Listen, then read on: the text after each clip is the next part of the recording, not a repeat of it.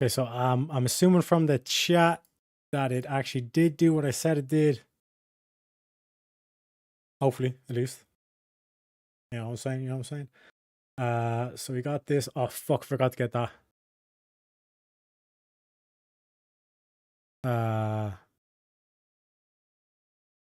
Oh, it didn't work. Fuck it, boys. I just need to mute you as well. Bing.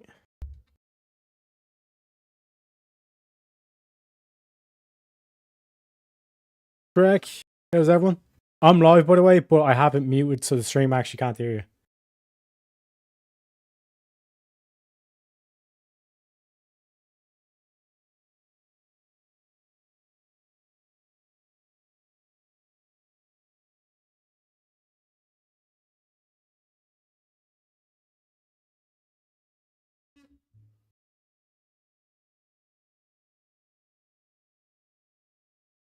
Yeah, sure.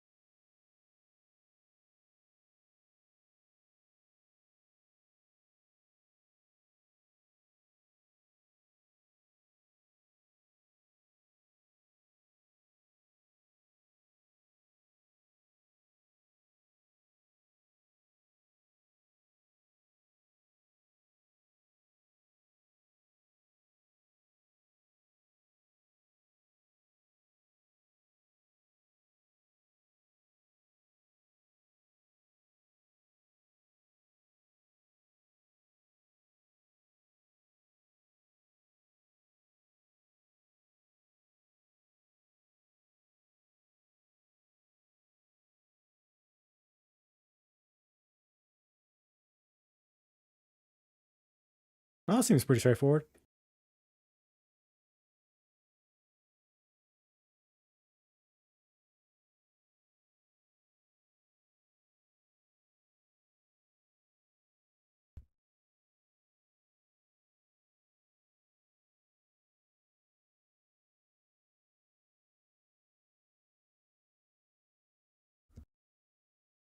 Sounds good.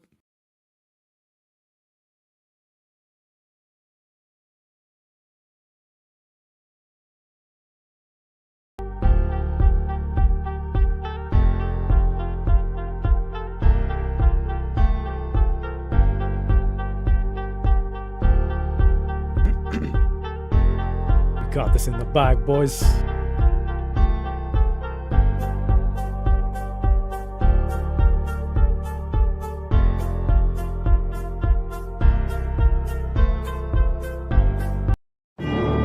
A long time ago, in a YouTube world full of keyboard warriors, many monsters and trolls lurked in the chat rooms.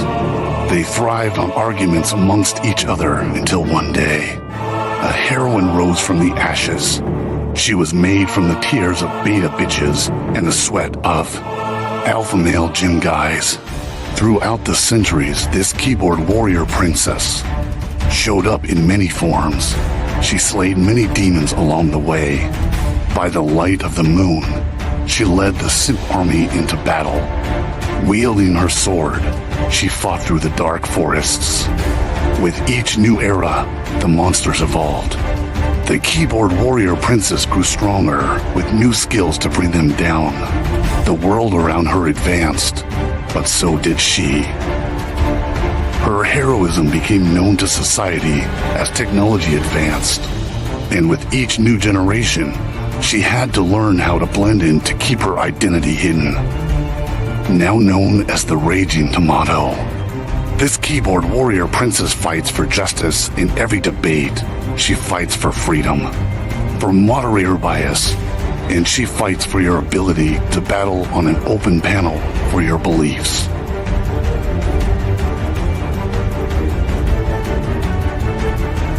She protects the Simp troopers from destruction. She fights to create peace among troll wars. She storms the battle zones without hesitation and leaves the battleground with her pockets full of souls. Are you ready to battle your fellow trolls? Are you ready for a moderator to give you time to talk?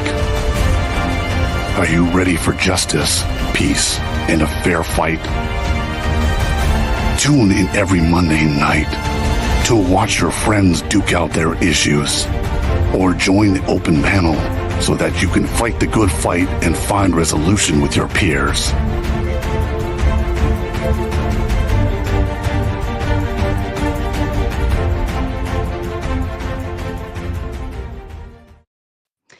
And good evening, ladies and gentlemen, and welcome back. I am Sarah the Raging Tomato here, bringing to you live yet another debate. No sip and stream. These two wanted Saturday, so we went with Saturday. So no drinking for me tonight, but that's okay. I made up for it Thursday with Neve. So tonight, we go by Ghosty, right?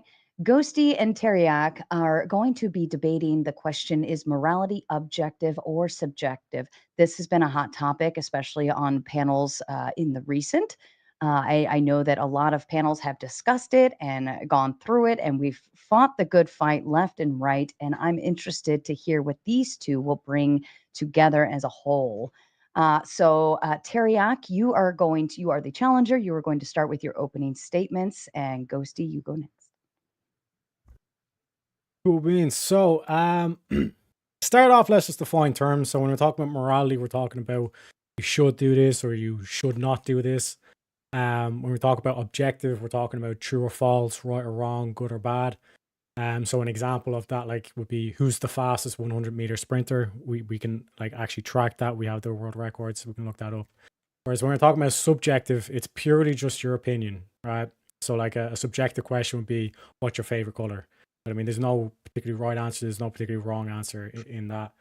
To give a visual representation of our positions, essentially, is I have the picture. Some people might be able to recognize this because it was basically kind of like a meme, kind of went around the internet. Whereas this dress, it appeared in the picture that it was white and gold, but it was a black and blue dress. Now there was disagreement over what the actual color of the dress is. In my position, despite whether there's disagreement or not, there is an objective color to this dress. Whereas Ghosty would argue, no, there's no objective color. It's all subjective. So if you think this dress is green, then that's just as right as someone saying it's black and blue, which it actually is. So that's just kind of a visual representation of what we're doing, or the positions there. But in simplifying it down in terms of moral relativism or thinking that morals are subjective, it makes the claim that there can be no absolute moral truths, or there should be no absolute moral truths, which is a self-defeating position because you're making a objective claim there that it's either a true or false statement, that it can be seen as a moral truth in itself. It contradicts the very foundation of what Ghosty's going to try and prove. Because if moral relativism holds that no moral judgment can be universally true, then the assertion of moral relativism itself should be universally true, making the position inherently contradictory. Basically, like Ghosty saying that that this should be the way, that we shouldn't judge other people's morals, but by saying that, you're essentially defeating your own position. So in terms of the whole kind of repercussions that we could go through in terms of stuff that we have in terms of modern day society, so basically universal moral sentiments. So across cultures we find common moral sentiments like the prohibition against murder. So Ghosty's going to say, oh, but there's differences on the stuff, but there's certain particular morals that are universal across these societies. So you shouldn't murder, you shouldn't grape, you shouldn't steal, etc., etc. And when you look at when you fundamentally break down a lot of these moral relatives, they'll say, oh well, all morals are equal. We shouldn't shouldn't judge any from this, but they'll also be a feminist. So they're also saying, well, women should have rights, or women they basically don't practice what they preach. So basically, if you are a moral relativist, or if you think morals are subjective, then you basically can't argue for feminism, you can't argue for human rights, you can't argue for any of this. And then when you look at another implication is in terms of our judicial systems. This is essentially we hold people accountable because we think they should act in a certain way. So basically, you're talking about like removing all of this like lefty kind of like stuff, or kind of basically kind of like say like human rights, international law, and just like even civil law and all that kind of stuff as well. So with that, I think I've done about 3 minutes, so I'll leave it there. But there's more, just in case, depending on what way Ghosty goes with her opening statement. Thank you, Teriak, and Ghosty to you. Okay, and you can hear me okay, right? Perfect. Okay. Let me take headphones. Okay, so in the common ways this debate is discussed, I will argue that morality is subjective. But asking whether morality is objective or subjective is not an accurate representation of the nature of morality. I believe morality has components of objectivity as well as subjectivity, which I understand sounds like a contradiction, but let me explain. Okay. We are not debating over what is moral, but rather why something is moral or immoral. So I can ask, is human well-being better than human suffering? And I would answer yes. Human well-being is better than human suffering. But can I prove it? No, I can't. But that doesn't really matter. Morality is not an objective, verifiable fact in the same way it is an objective, verifiable fact that humans need oxygen to breathe. There is an overwhelming convention that humans do value survival and flourishment. Morality does not meet the same arbitrary standard as simple human preference, such as a preferred ice cream flavor, but it also does not meet the same standard as, sorry. That's okay. I hate reading. Oh my god, I lost it.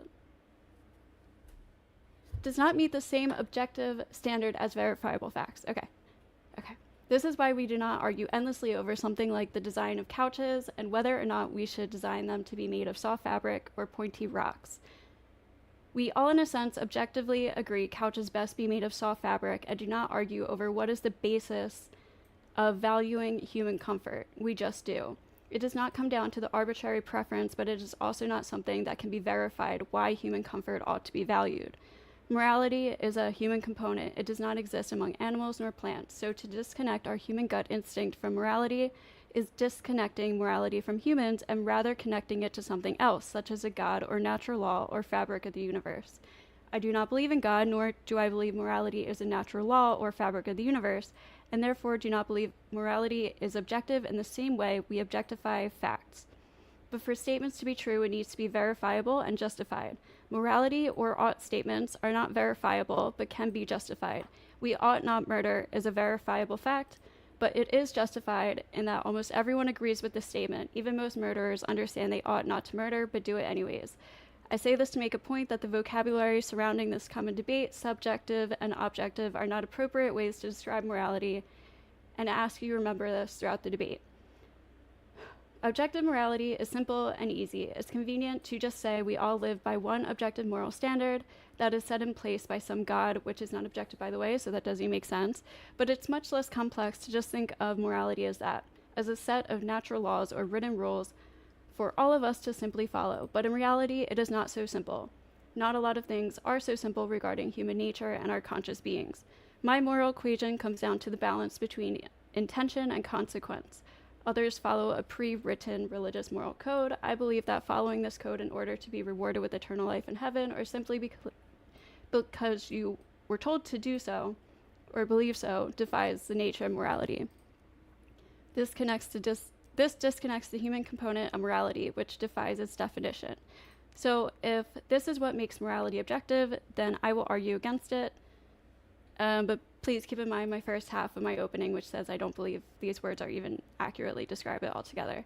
So where does morality come from if not from God? As I've already said, it's a human component, and I believe it can be traced back to evolution and survival. We need to rely on morals in order to survive for the success of our species. Since we are communal and social in nature, we need morals to strive. Pretty much. Perfect. Thank you so much. And just as a reminder, as we always do, we will go into open panel after the debate is over.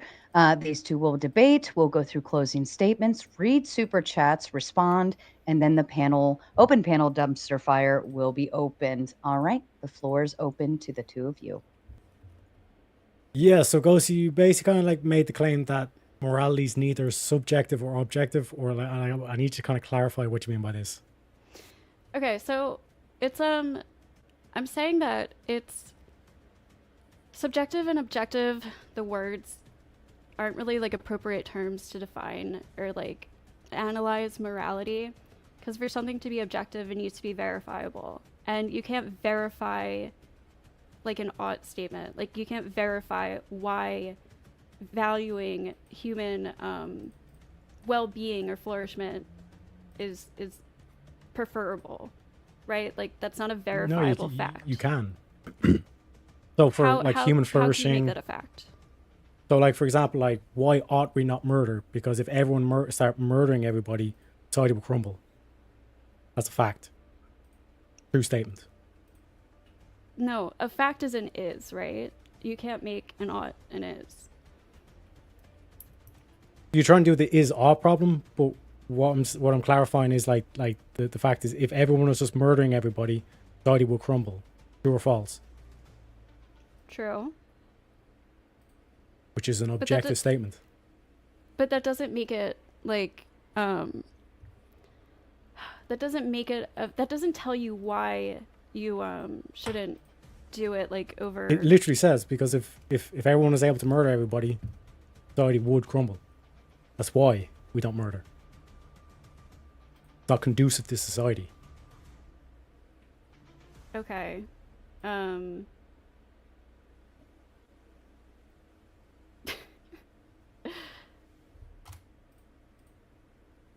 Yeah. Wow, this is embarrassing. Okay, wait. So you're saying that it's a fact that because humans humans shouldn't murder because everybody will die. And Yeah, so society will that's crumble. just an objective fact. Okay, but like what about other. Okay, so this is why I say that they're also objective in the way that everybody believes that like if you it's not arbitrary in the way that like as I said, like ice cream preference, it's not arbitrary. Like if you go around and ask everybody why is murder, like should you murder people, mostly everybody's going to say no. So it's not subjective in the same, like it's not subjective or objective. Like not all morals are completely objective, right? I would say like that morality in a sense, like you could say murder maybe, even though people still do it. So some people even think murdering is good. Like do you get what I'm saying? No, I literally don't have a clue because you're saying like it's objective and subjective, but you're not actually explaining how it is. Yeah, I don't think these terms accurately like describe morality. Okay, so then what would be your definition of morality? It's a code of how people should treat each other. I guess. What we should do and what we should not do, correct? Yeah, but there's not one objective moral standard. That's why everybody disagrees on morals. And this is why I gave the example of the dress. Just because there's disagreement, that doesn't prove that it's subjective. Wait, can you say that again? That's why I gave the example of the dress. There was disagreement on what color the dress is, but despite the fact there was disagreement, the dress was still an objective color. Okay. Yeah, but that dress is something that we can like point to and observe and study and prove as a verifiable fact. Mm-hmm. Saying that it's immoral to be gay or something, you can't verify that as a fact. Well, the case there would be is if every single one and everybody on the planet became gay tomorrow, then civilization again will crumble. And what's wrong with that? Because humans would die off. And what's wrong with that? So we just want to. You don't want to live? Is that the argument you're making? Well, I'm saying it's just like there's no way you could just like endlessly go on like what's right or wrong about that. You can't actually prove it to be right or wrong besides your own personal preference. Maybe some people think it's an objective claim. If men and women are all gay, there would be no reproduction, and within a generation or two, there'd be no more humans on the planet. Okay. And is that immorally wrong? But yeah, Or is that because- immoral, or is that just bad for our species? because if you're saying like what we should and what we shouldn't do, we shouldn't just go off into oblivion and just So die off. morals to you is based on what's best for the survival of humans, What we should do and what we shouldn't do. based on the survival of humans. To a degree, like I think you could point towards that as a factor for it. But in terms of like when we look at like things like, for example, like truth or consistency, again, that would be another thing that it'd be conducive to society growing and flourishing.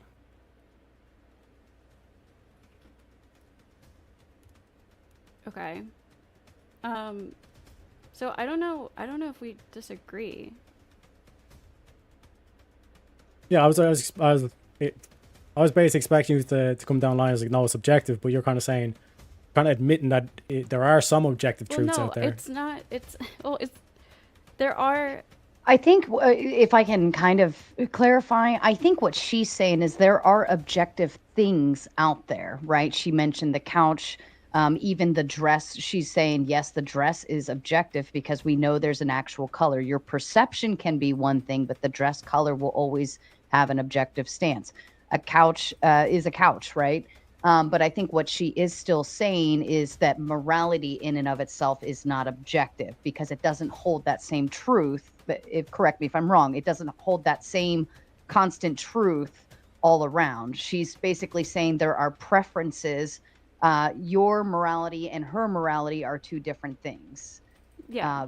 I think Like- that's what she's saying because it's based on your perspective, your experience, your subjectivity to morality. Like, for instance, if certainly you can say killing people is bad, but you could still hold some different preferential or opinion to why killing somebody or the degree of the instance and how you killed somebody and so on and so forth. So it still becomes subjective based on what she's saying. Like there's an objective, you can kill somebody, but the morality that comes behind it can vary. And it Yeah. would be therefore subjective. I believe so that's what she's saying. Yeah, so fundamentally it's a flawed position because the underlying thing is like we could say, okay, killing people is wrong, but there's nuance to it and there's like some sort of like objectivity that you can refine the statement and say, okay, right, maybe not killing people, but murdering people is wrong. And you can kind of progress that down as and kind of So keep isn't that adding in kind kind of- of like qualifiers to it. Isn't that kind of subjective though to the context?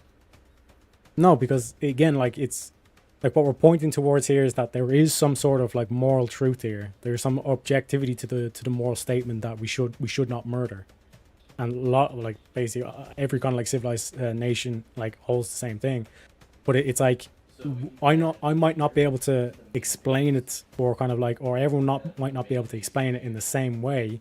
But there is some sort of truth there, or some moral objectivity to it. Because why would all these nations have like the same law that you should not murder? But then some nations have laws that they murder people for things that other people would consider immoral. I need an example of that. Okay, like some people or some nations will kill you for being gay, or they'll stone you to death for cheating, or they have capital punishment for nonviolent crimes. Yeah, but what's your definition of murder then? Taking someone's life? Now that'd be kill. Murder is different than kill. So you believe murder is what, like killing? So killing is in self-defense, and murder is unjustified killing? Yeah, Is that so what you're killing saying? would include self-defense, correct? But murder would be the unjustified killing, or taking of a life.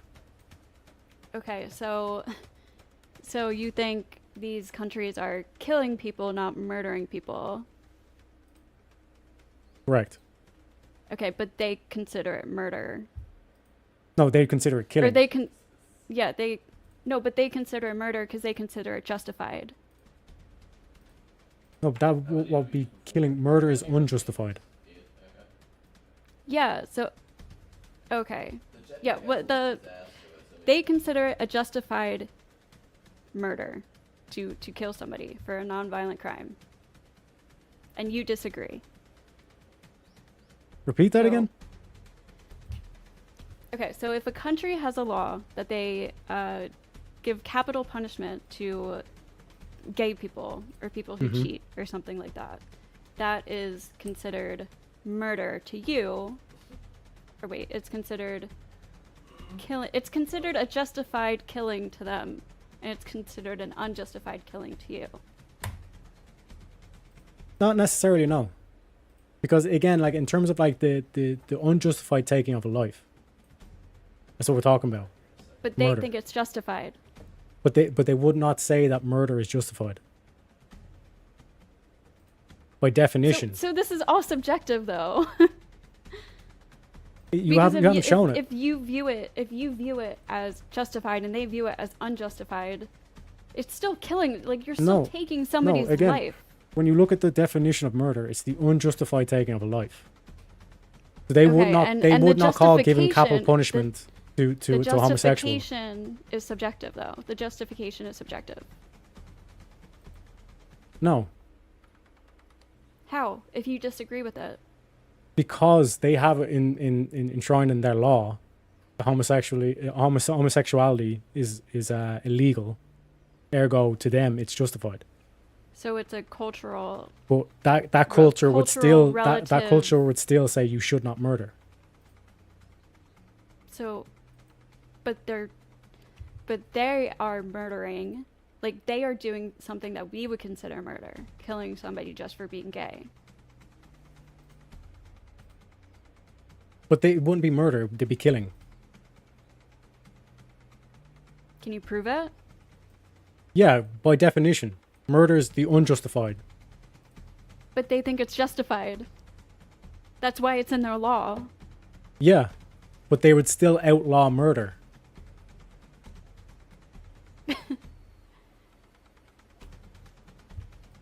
But they're still murdering, in your opinion. No, I've never said that they're murdering. So you think if a country kills somebody for being gay, that's a killing, Yes, and that's justified. in terms of my worldview, in terms of the whole kind of like breaking it down in terms of like the definitions, then technically no. We're saying that it's like murder is the unjustified killing, and it has in their law, that's what qualifies as justice. You So understand? you believe, so it kind of sounds like you believe in a cultural, relative, No, moral type of moral. no. Because if it's justified for them to do it, that's based on their culture. Yeah, but I'm saying that there's an objective morality here. What you would say is if you're saying that it's subjective, then you'd say, yeah, no, they're completely whatever. We can't say that they're wrong.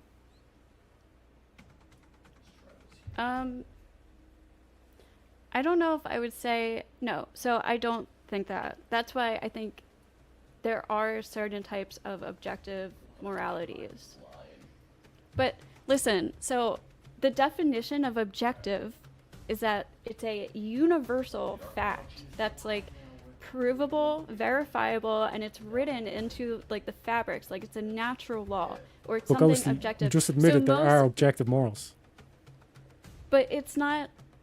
Okay, so it's hard to explain. This is why I don't think the words objective and subjective are appropriate when discussing morality. But I understand that this is like the common debate.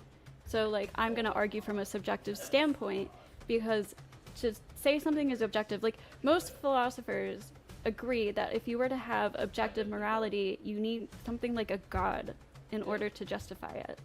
So it's kind of weird for. It's like rare for people to argue for objective morality from outside of like a God standpoint, because you don't really have anything to verify the truth, like where it actually comes from, other than just a like what. Yeah, so like if you want to go down that one, I can just give the shout out to Jimbo for this as well. In terms of, do you believe that that object truth exists?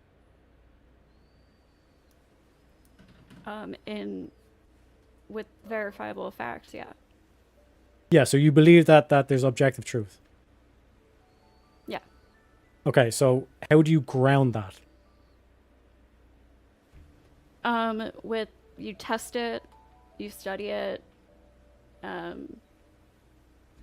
Okay, so Scientific can you hold things. the truth? Can you kind of like, are you able to like measure the truth? Are you able to like, is the truth physical or is it metaphysical?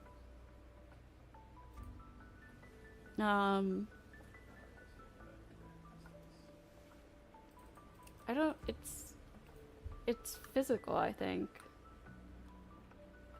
The truth is physical. Yeah, you have to be able to physically measure it and study it to prove that it exists. Like, Okay, so I assume that you believe in science then. yes. Okay, so in string theory, they say that there exists 10 or 11, and I'm not saying that like I don't remember whether or not the string theorists like say 10 or 11. It's like there's still debate on whether there's 10 or 11 dimensions, but you can't empirically measure these dimensions, correct? You can't empirically measure them, so it's a theory, right? Yeah, correct. Right, that's why it's a theory and not a fact. So evolution's not a fact. That's another theory. It is technically a theory, yeah. Yeah. So you're saying that evolution's not a fact. It's technically not. I mean, I think there is a lot of evidence for it, but it's technically still a theory. Yeah, so in terms of the whole kind of like there's plenty of like theories in science that you can't actually objectively measure empirically. Yeah, so like we don't know if they're truths. Well, We yeah. can't call evolution an objective truth, right? Yeah, that's what we'd argue. Yeah, it's just a theory. Right.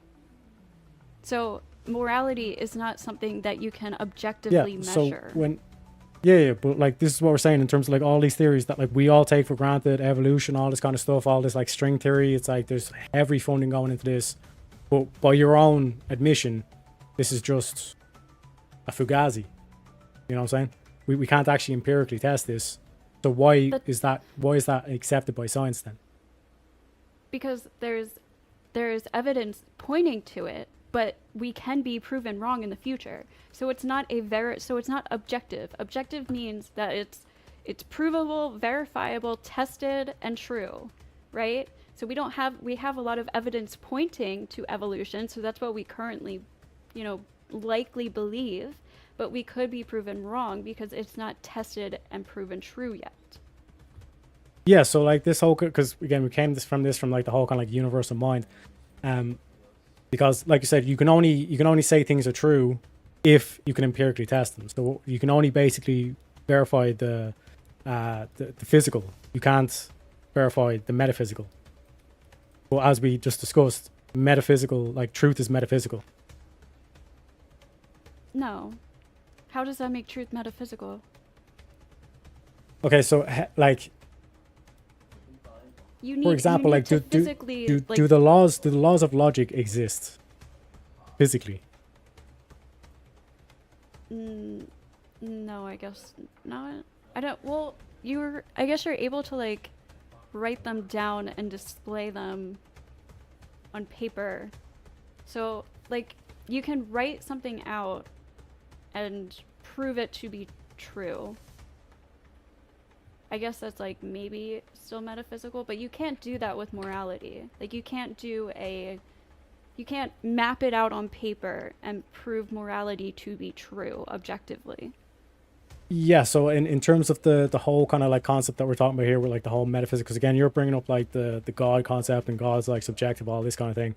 But when you look at like metaphysical, like we can't like empirically measure or anything like that in terms of metaphysical, because it's not actually physical. You can't actually take out a ruler and start measuring metaphysical. I mean, you can't measure a thought, for example. So when we look at like the claim in terms of the grounding for the likes of morality and truth, in terms of God, like we're talking about a universal mind, because if we're talking about the metaphysical, if we're talking about the mind, you understand? So if we're saying that there's objective truth, there's objective morality, we're grounding that in a universal mind, a higher level, which doesn't exist. but you don't know that. I do know that simply by you. So Literally you know for a nobody fact that shares. God doesn't exist. No, I don't know that. Exactly. But you just made the claim that God doesn't exist. That's what I believe. It's a belief. It's not a truth. Yeah, but It's in terms of subjective. well, if we're pointing to the mind and we're pointing to the metaphysical, we have to ground that in something. Yeah, and morality isn't grounded. You have nothing to ground morality in other than basically a instinct that most of us share, which is why I say it's objective in the sense that it's not arbitrary. So in morality terms, I guess you could say there are objective morals, but it's not truly objective. You have nothing to actually ground it in other than instinct, pretty much. Yeah, so in terms of, like we said, in terms of the string theory, there's nothing grounding these 10 or 11 dimensions in truth. So Yes. by your own belief, you would have to say, well, string theory is bullshit. Or I'd just say it's a theory and it's not an objective truth. Like, you Well, understand the difference between, what's your definition of theory then? Because then, like I said, it's always just a theory. Then evolution is a theory. a theory is something that, I guess it's like a hypothesis that has evidence pointing to it that can't be verified. Yeah, so we Factually can't verify verified. evolution. We can't verify. No, we can't. So you don't believe in evolution then? I do personally believe in evolution, but I know But if you it can't prove it's be a truth, then how can you factually- believe in it? It's a belief because of the evidence that points to it, but I understand So there is it evidence. Can't be, yes, but it can't be objectively proven. Yeah, but Objectively proven. on the one hand, you're throwing out like the likes of God, or a universal mind at least. But on the You're other going hand, between something equally. you're going between like two extremes of like there either is something that's objectively true or there just isn't something. There's no in between, like such as a theory. Like a theory is in between. There's evidence that points to something, but we can't prove it to be objectively fact. Like gravity is a theory. So gravity's not true. I'm pretty sure gravity is still a theory. Yeah, so do you see how kind of like I just want to kind of point out, see how crazy this kind of gets, where it's like all of a sudden it's like even like the scientist is throwing out a lot of these science theories because it's just all subjective. There's no grounding in this. This is why we need something like God to ground all this truth in. That there's a higher mind, that we were created by a higher mind. And with that we have objectivity. Because otherwise it's basically, well, I believe in string theory, but then I don't believe in evolution, and we all have our own beliefs, but then how are we science- supposed to get together as a society? Science evolves, science changes. So this is why we have theories, and then like there's like Newton's like laws. Like there are common laws that people have believed for decades or centuries that have been proven to be untrue. So we consider them theories because until we learn more, like science evolves. Science isn't just solid. So that's why a lot of these things are considered theories until we learn more, which makes them non-objective. So science is not objective. There are certain things of science that are objective. For example, humans need oxygen to breathe. That's an objective fact. That's proven. Okay. Tested. So basically what I'm trying to break down is this whole thing of like, oh, we can prove this, we can prove the physical, but when it comes to anything metaphysical, you're saying there's no proof. We can't empirically test this. I don't know. You would have to give me an example. I can't think of one. So a thought or the inner voice in your head. Is that objective truth? That's what I'm A asking. thought? Like to you, you would say, no, this is just like, this doesn't exist. This is all this bullshit. This is just objective hogwash. Consciousness exists. I think that's Okay, like, so then how do you prove or how do you measure consciousness? I don't know. I'm not a scientist, but scientists you do would it. believe there's it, though. there's some kind of like they study the brain and then they can prove that that exists. But is your But I'm- brain your I c- mind? Like where is your mind? Where is my mind?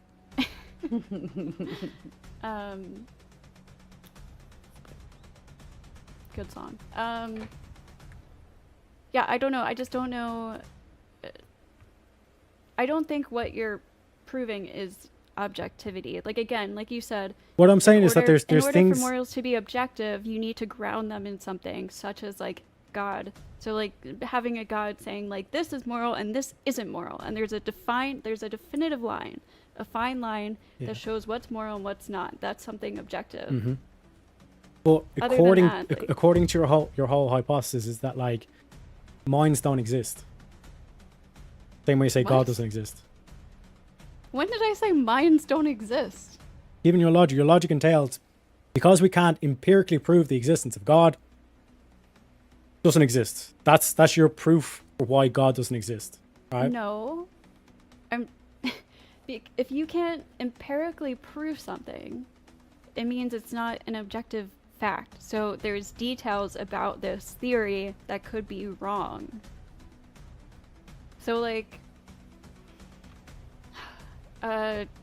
we'll say like gravity. Like we have, or let's go with the evolution. We have a bunch of evidence that shows that we humans came from evolution, right?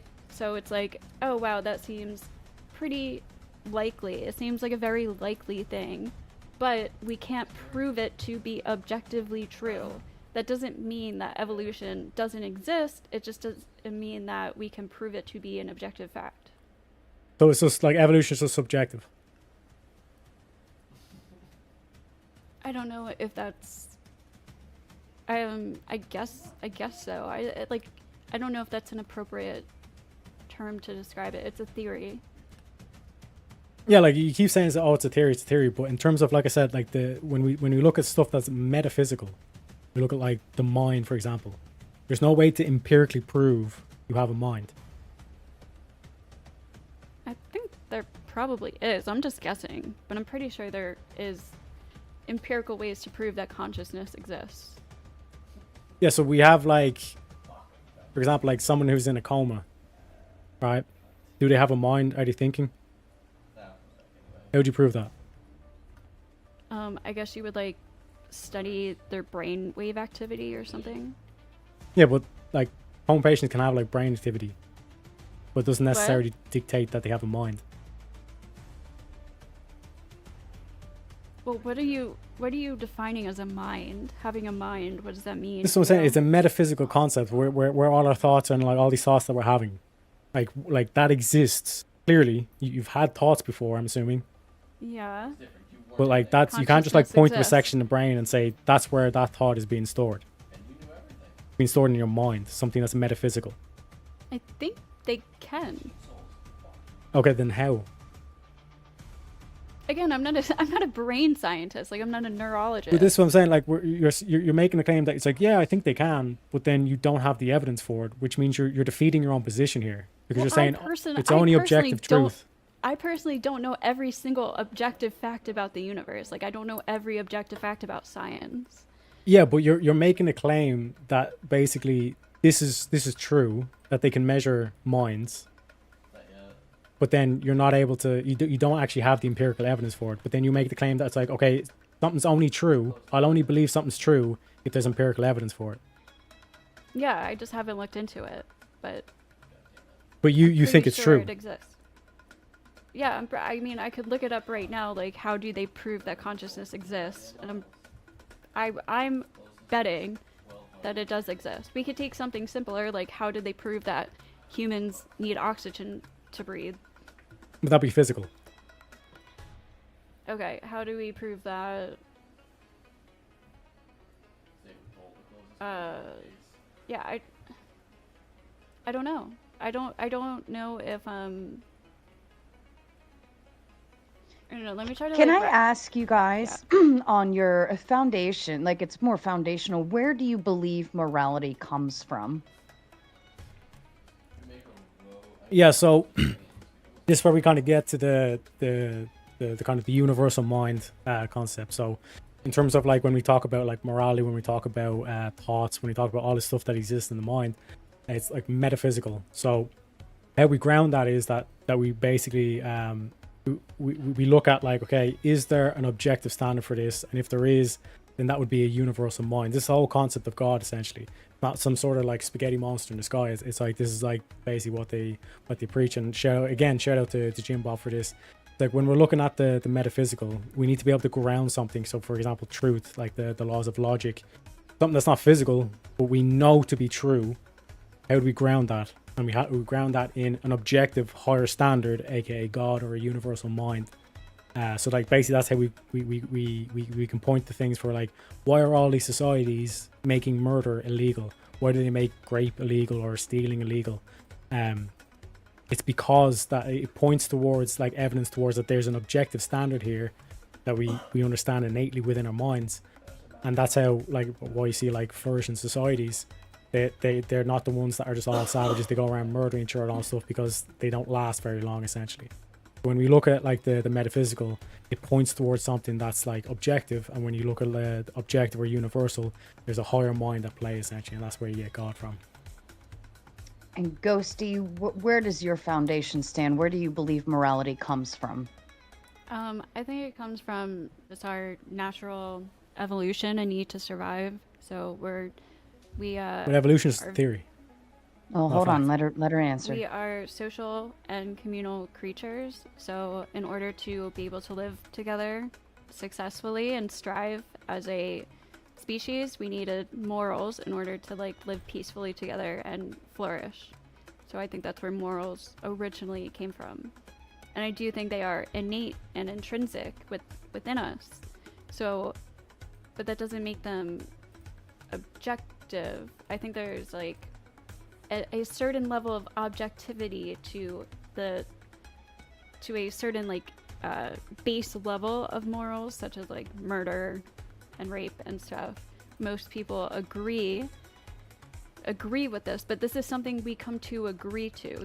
There's nothing you can prove to show why murder is wrong. It's just intrinsic. So just to make sure I get this point, like you think that because society thinks that murder is wrong, that's why we think it's wrong. Because it's necessary for our survival. Yes, it's what society agrees.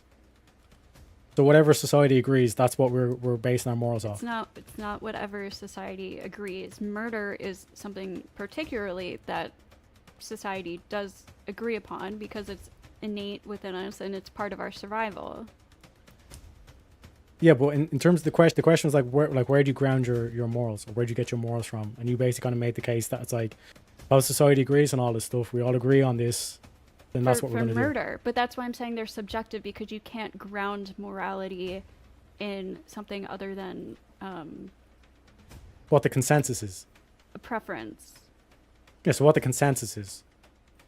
No. But you're saying that what we all agree on, and then I think consensus is difficult, because you could have like a society that has the consensus that God exists, and then that's what their morality is based off of, but most other people would disagree with that morality. So it's not just like you could have a society that believes slavery is good, but that doesn't make slavery good. Yeah, so why? Why? That's why it's subjective. Yeah, but if you say that like slavery is bad, but that's subjective, then you have no grounds to criticize someone who has slaves. Okay, I understand your question. So my grounds is like I said, it's a balance between intention and consequences. So, but this is like a personal grounding, but I think like most people probably agree that it's kind of like do unto others what you would want done unto you. I understand this from my basic human experience and expectations. What we agree on. What we agree on. It's not because I think this sounds misunderstanding that it's not because most people agree on it, but most people do agree on it. But that's not what makes it right. It's not because people agree on it. It's just that most people intrinsically do agree on it. So then what makes it right? So it's like a human intrinsic experience, the value of human life. But this is why it's subjective. There's no objective grounding to morality. But if there's no objective grounding to it, like we can keep kind of going around this. It's like if you're saying this is all subjective. If society tomorrow wakes up and it's like, listen, we think David Duke's an awesome guy. We're bringing back the clan. Do you know what I mean? We're gonna like make this make America white again or whatever the fuck. Like you would have no grounds to say that's wrong. It's a very This is subjective. unrealistic. That's a not realistic example though. People don't just wake up and their beliefs totally change. Okay, so then David Duke goes on a campaign and he convinces everyone this is a good idea. Mm-hmm. To me, it sounds like, and again, correct me if I'm wrong, Ghosty, but I want it because I feel like you guys are trying to understand each other, but it's not coming through. It sounds like Ghosty is speaking from a survivalist style. Like, I need to survive, therefore we need to kind of implement rules and laws in order to survive, right? As a community, as a whole, our tribe, in order to survive, we have to be able to do this together. If we all go around killing each other, it's not going to work, and then we all die and perish. Whereas Teriak, I'm not quite sure, but it sounds like your belief is just, you just have it. It's just there, and that's where it stems from. There is no if, and, or buts about it. There's no need. It's not coming from a need or like something that's resourceful. It is, we just have it and we apply it accordingly. What I'm saying is that there's plenty of evidence and like logical propositions you can put forward that points to some sort of objective, higher universal mind that grounds Like the morality. What are the grounds? So, universal mind, so aka God, actually, what or is- what Christians say God, right? So you are grounding your morality in God. Yeah, universal mind, essentially. God is synonymous with universal mind. So you are grounding your morality in God. Yeah. Okay. So that just changed. Okay, that is why everything was so confusing, because you were pretending like it wasn't grounded in God, but without grounding it in God, you have no other thing to ground objective morality in. Yeah, but this is why I brought up the picture of the dress, where it's like, is it black and blue, is it white and gold? Like, despite the fact there's going to be there was disagreement on that, there's still an objective color to the dress. If I was to say, well, it's subjective, test. but the color of that dress is subjective. No, Make it's that objective. claim. No, Exactly. the color of the dress is Exactly. objective because we can test and prove it. Yeah, but I gave you the examples of, for example, in science, string theory, there's stuff that you just quite simply cannot empirically prove. But we Yeah, take and that it's as just truth. a theory. It's a theory. It's not truth. It's not objective. Yeah, but what is science based off? Studying. It's based off of testing, empirical, verifiable facts. But Well, string theory. lots of So you're saying string theory is not scientific? it is scientific, but it's a theory. There's different types of science. Like, you're trying to like box everything into into one tiny little box. Like, this is very complex. There's different levels to science. So there's some parts of science that we can verifiably prove. We can test in a lab and show them to be true again and again and again. We will have the same result. Other things we can't verifiably prove, and they change with more knowledge. Yeah, but if we can't empirically verify that there's 10 or 11 dimensions out there, but people still believe it's true, see the contradiction? They can theorize that it's true, but they can't prove it's true, Mm-hmm. right? Yeah, so if it's not, but your worldview would dictate if you can't empirically verify it, then it's not true. Yeah, it's not provably true, but you can still like believe in something. Well, I You can can believe that believe in unicorns something exist, with- doesn't make it you can- right. You can, right? It doesn't make it right. You can believe in something with the knowledge that you have, but you can't prove it all the time. But if you have enough evidence leading you to believe something, you can say, this is what I believe in, but I can't say it's a proven fact because I can't prove it to be true. But I believe in this based on the evidence and knowledge that I currently have. That Yeah, doesn't mean but that this it's is- true. Yeah, go ahead. That doesn't mean that it's true. That's it. Yeah, so like again, like the reason why I bring up the science thing is because like we'll point to the science, say, well, and again, the reason why I ask like what the science come from, basically logic and mathematics, what it's all based on. Like we can make a logical case without actually having to point to empirical evidence. You understand? You're saying math has no empirical evidence? No, what I'm saying is that it all stems from logic, but you can make logical cases that prove something is true. For example, right? Humans are mortal. Times 2. Socrates is a human. Ergo, we can imply Socrates is mortal. Correct? Is that true? Yeah, and how do we prove that humans are mortal? Well, we can't prove because Socrates is dead. Well, Like- yeah, that proves that humans are mortal. They are mortal beings. They die. Yeah, but we We can't can actually prove test this. that. We can't test What that. do you mean we can't test that? We test it every day. Humans die every day. Yeah, so like again, like this is where we get like logical deductions. You know what I mean? We don't actually have But- to. We don't have to actually like dig up Socrates' body and say, well, here's motherfucker's dead, okay? Like here's his bones No, or but whatever. in order to make that syllogy in the first place, we would have to base it off of like empirical, verifiable evidence. No. Okay, so then how do you verify the laws of logic? Empirically. I don't know much about the laws of logic, to be honest. Yeah. So But that doesn't disprove anything that you just So said. what Saying I'm- that what I'm showing is that you can prove something is true just by logic, just by like following the logic essentially. So I'm in not order contradicting to- myself. I've identified everything correctly, and I don't have anything in this middle. I've excluded the middle.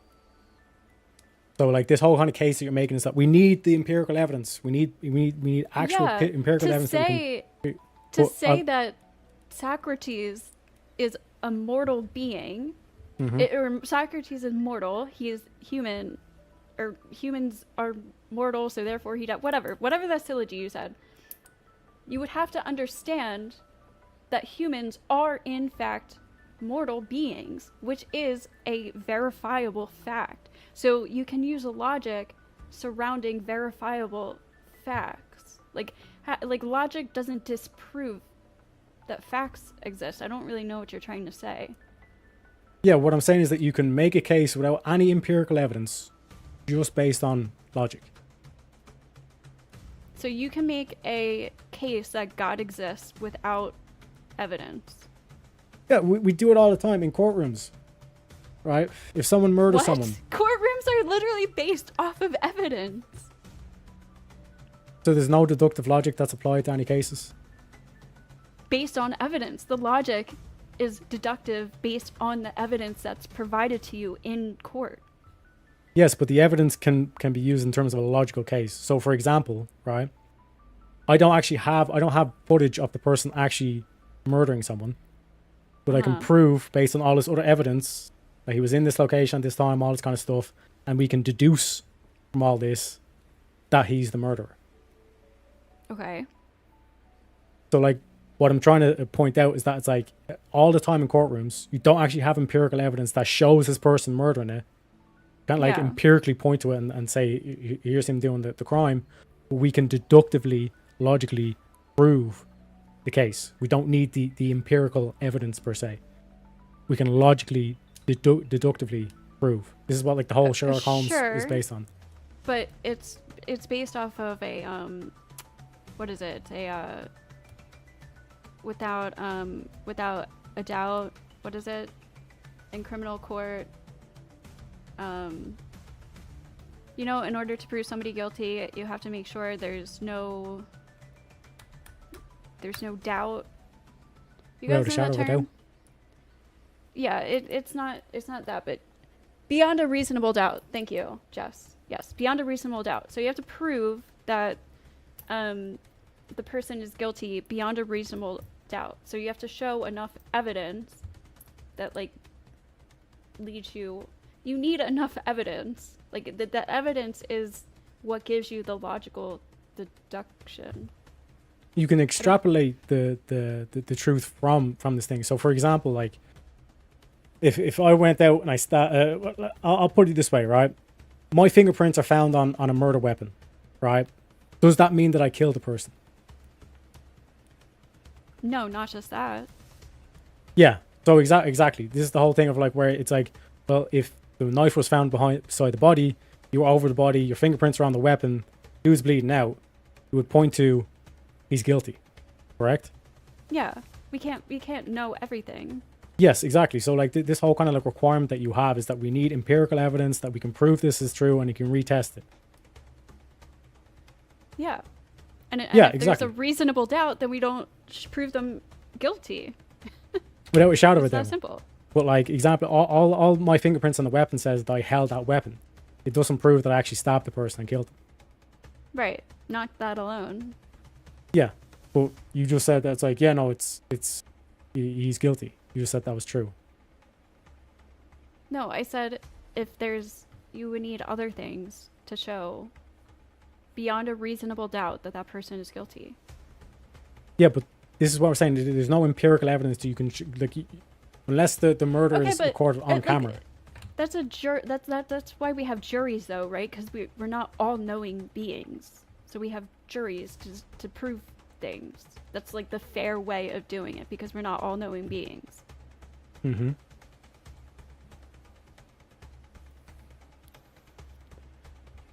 We're not all knowing. No, But, yeah. Sorry, I was reading the comment.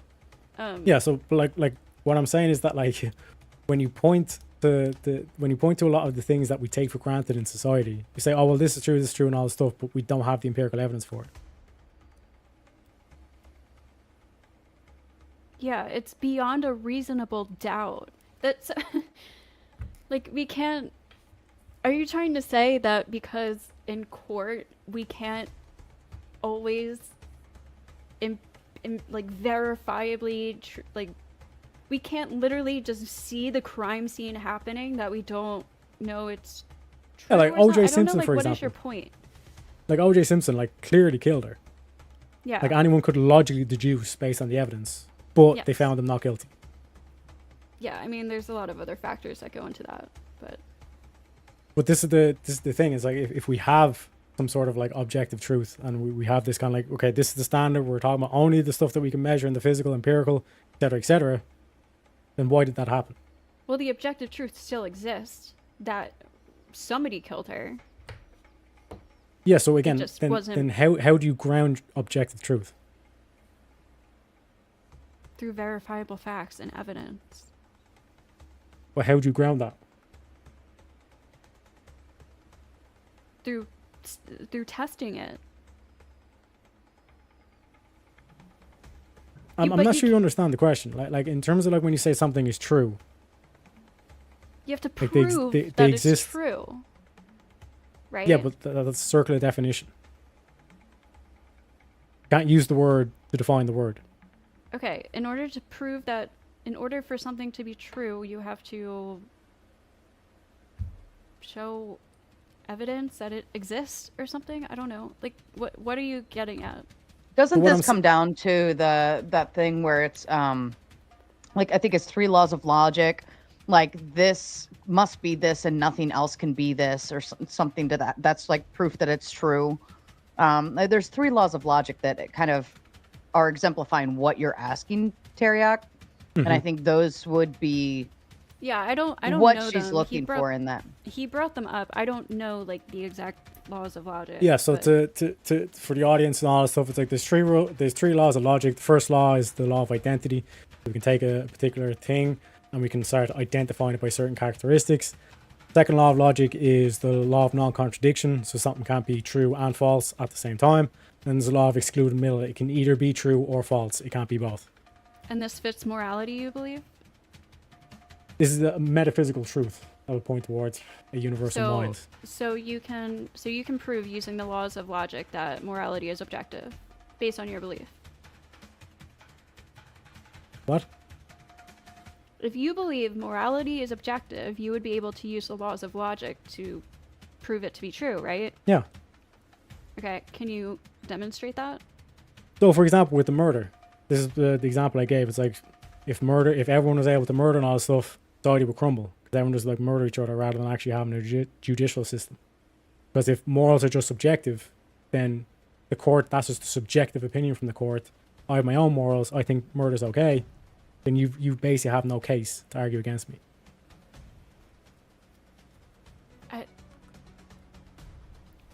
This like confuses me when you say this, because I feel like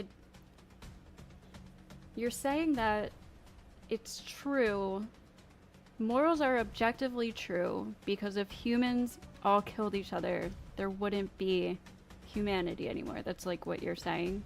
Yeah. Okay. And I agree that murder is intrinsically innate within us to be seen as more immoral. Yeah, so what's intrinsically innate? What does that mean? It's something that we're born with. It's an instinct that we just have inside us, almost universally. But it's kind of objective, but we don't want to say objective because that's the debate topic. Well, no, that's why I said in the beginning that objective and subjective are just not appropriate terms to talk about morality. So what term would be appropriate then? Because it's objectively true in the fact that like most people universally would agree that murder is wrong, and it is not an arbitrary thing. But given that statement, you said it's objectively that most people would agree that murder is wrong. So that's why we should not murder. There's other Correct? Morals though. But let's just take that one thing so we can kind of like work this out, because I think hopefully I can get you over to the objective morality side and then everyone will be Gucci, right? You're not going to.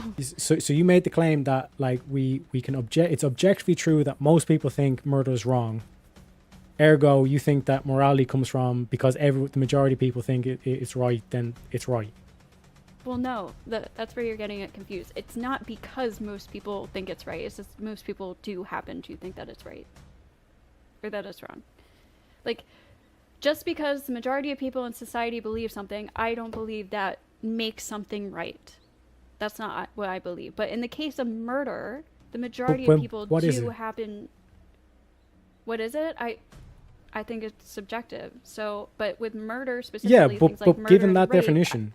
I think it's an inherent intrinsic thing that comes from like survival and evolution. Yeah, but evolution again, you know. But like what you're saying is that like morality is subjective, but then you're pointing towards, well, the majority of people think that murder is wrong. It's subjective. But you can't make that. You can't make the distinction. You can't actually like make the case that murder actually is wrong because you think it's subjective. But then you're also saying, well, there's some intrinsic. See the contradiction that you're having here.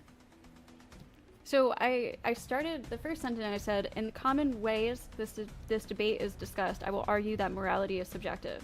That's how I started. Because in the most common ways that this debate is discussed, most people argue that the only way morality can be objective is if you have a God to ground morality to, which I don't believe in. So therefore, I will argue in this debate that morality is subjective. Yeah. So and what does subjective mean? But it is it's objective. It's not true. It's not truly objective in like the sense of the true meaning of the word objective, but it's objective in morality terms. When we're discussing morality, this is why objective and subjective don't actually like appropriately apply to the discussion around morality. Yeah, so what does subjective mean? Subjective is it's like non-objective. No, it's something that is based on, it's ever-changing based on context or to the subject. It's a non-stable, like it's a non-fact. It's a non-stable thing. It's an opinion, correct? Well, this is why I would say that morality is not just an opinion, though, because there is an innate sense within us If it's So- not an opinion, if it's not subjective, then it's It's literally both. Like this is why I was trying to explain from the beginning. it's both like, it's both an objective fact, but it's also your opinion. well, it's not an objective fact, but it's not arbitrary either. But it's not your opinion. So which No. is it? This is where we talk about laws of logic and how we can prove this. This is why I was saying in the beginning that it's really neither. And lots of philosophers have discussed this. Why these debates are kind of silly because this whole terminology and the whole vocabulary around this debate doesn't make sense. Yeah, words have definitions. So again, you're the one who makes the claim that it's both or it's neither at the same time. Like we're breaking a fundamental law of logic here. Ghosty, are you saying that morality is objective by means as it exists? However, how you see morality is subjective to you. Is that is that a better clarification of where your stance is? Morality is objective in the way that most people are born with a sense and agree and have like a universal sense of morality, but it's non-objective in that it's not a verifiable fact. It's still subjective to like culture, to the person, to the individual. So but it's not arbitrary either. So it's not just something as simple as preference or an opinion. So when we're talking about morality, there are objective morals, I think, but not all morality is objective. So what do we base those objective morals on? Pretty much like our instinct and our human experience and expectations. Yeah, so in terms of like this whole thing where it's like where people agree on this and this is why it's objective, because all these people agree with this. It's not because all people agree with it. It's just that most people do. It's for our survival. Yeah, so again, like this whole kind of thing of survival, like we could just make the case then that there's like some tribes, for example, that will slave another tribe because that's how they survive. Yeah, but that's like... But you wouldn't call that moral. No, I wouldn't. That's why I think that actually when you have these like objective moral beliefs that are based off of when you're disconnecting morality from humans and you're connecting it to something like a god, you're then living by this moral code of something that's not human, and that's what leads to things like human sacrifice and terrorism and capital punishment for non-violent crimes, because people believe in some moral code that's disconnected from their humanity. They believe in like a god, so I have to do a human sacrifice to appease the gods. I want to kill other people because they're committing crimes against my religion. Like this is where these things come from. No, because again, when we look Yes. at like there's plenty of atheists that have went out and murdered, but just because I break the law doesn't mean the law doesn't exist, correct? I'm sorry, can you say that again? Just because I break the law doesn't mean the law doesn't exist. Yeah. So just because I go against objective morality doesn't mean it doesn't exist. Okay. Yeah, so again, bringing this home as well, it's like you're making the case that it's like there is objective morality, but then it's kind of subjective. But when we look at the actual definitions of the words, like objective being like, you know, true or false, right or wrong, versus subjective where it's just your opinion. So that's why I said like Well, like, no, it's not we just can your point to who opinion. the fastest 100-meter sprinter is as an objective truth. Whereas like when we ask the question like your favorite color, that's like a subjective. There's no right or wrong answer. But when you No, claim it's that morality is it's subjective, Your opinion, your morals are your opinion because you have Yeah, an it's just opinion opinion. on God. yeah. So you basically said it's okay. It's your opinion. So morals are just opinion, correct?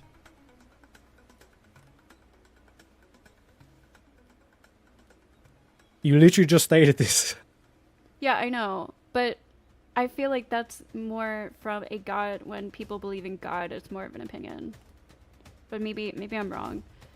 I don't know. I don't think wholly that most people see morals as an opinion. I don't think most people have like, oh, I just have the opinion that murder's wrong. I don't see it that way. But when you believe in God, that's like believing in God is an opinion, and that's where you get your morals from.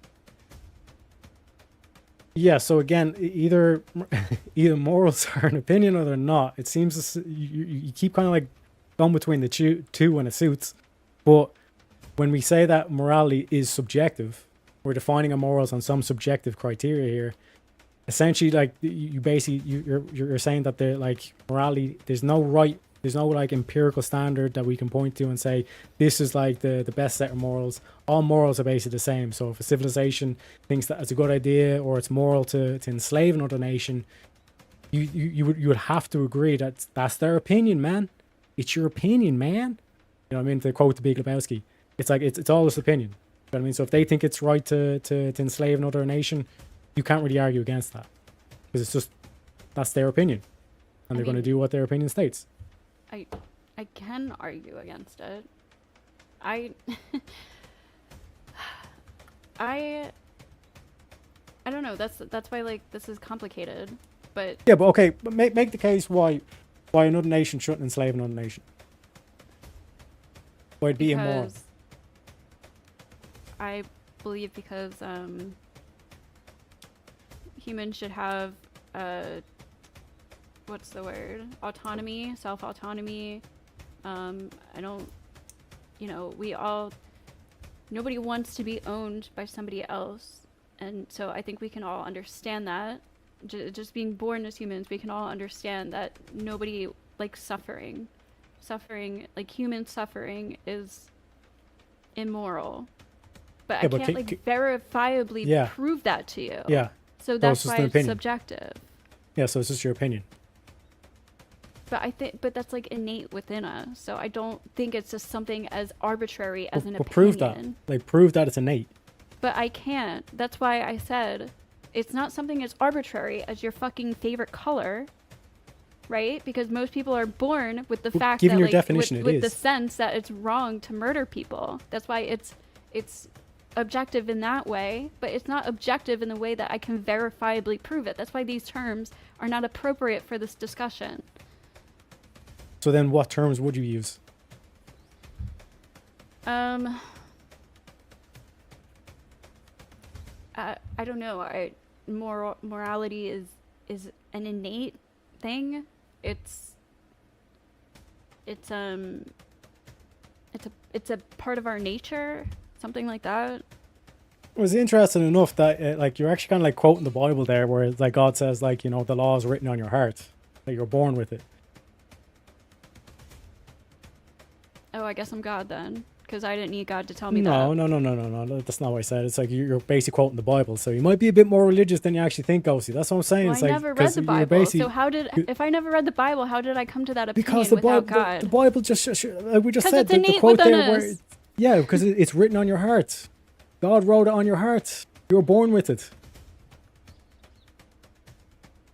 Okay, that doesn't prove that God exists. That just proves that immorality is innate. I never said that was the thing. I said that you quoted the Bible. You're basically because this is what happens with a lot of atheists. More religious they pull a lot of their arguments from the Bible, like where we got our moral codes from, all stuff comes from the Bible. I'm not pulling that from the Bible. The Bible pulled that from us. Yeah, but you're okay. That doesn't make any sense. But like this whole kind of like concept of that, like we're just born with it innately. It's just natural there. Like that's still something that you point to that like that's objective.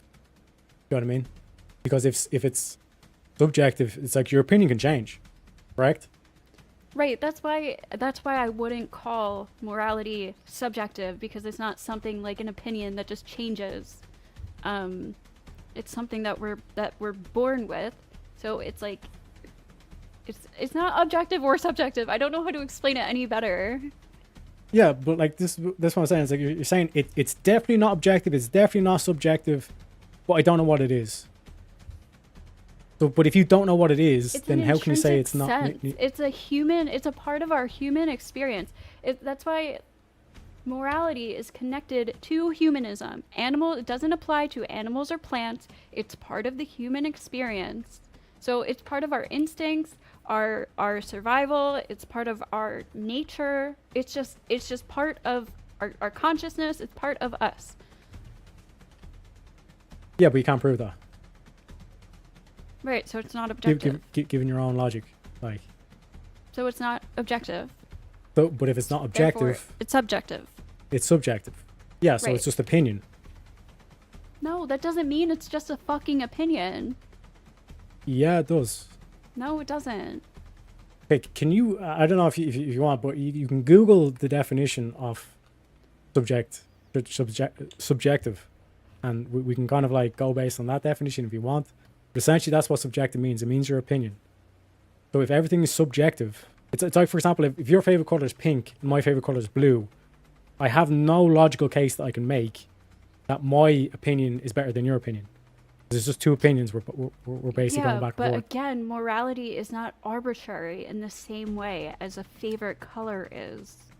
If you go around and you ask people, should you murder somebody? Yeah, but if it's there's not going arbitrary, to be an overwhelming if majority it's of not people that say no.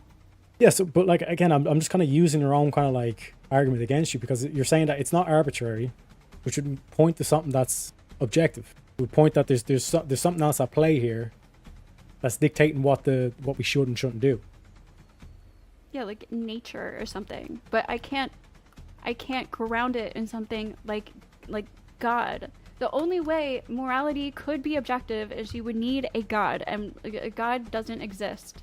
So therefore, But can you prove that? No, so therefore it's not objective. Then how would you know? Well, can you prove that? Well, again, we have minds. We take all this in terms of the universal mind. This is what we point towards when we say that there is a higher truth here. That the reason why we naturally get repulsed by like murderers and all these criminals and all stuff is because we have our morals written on our heart. It says in the Bible, from a universal mind, aka God. And so there's no other way to prove why consciousness exists except for God. You're welcome to make the case.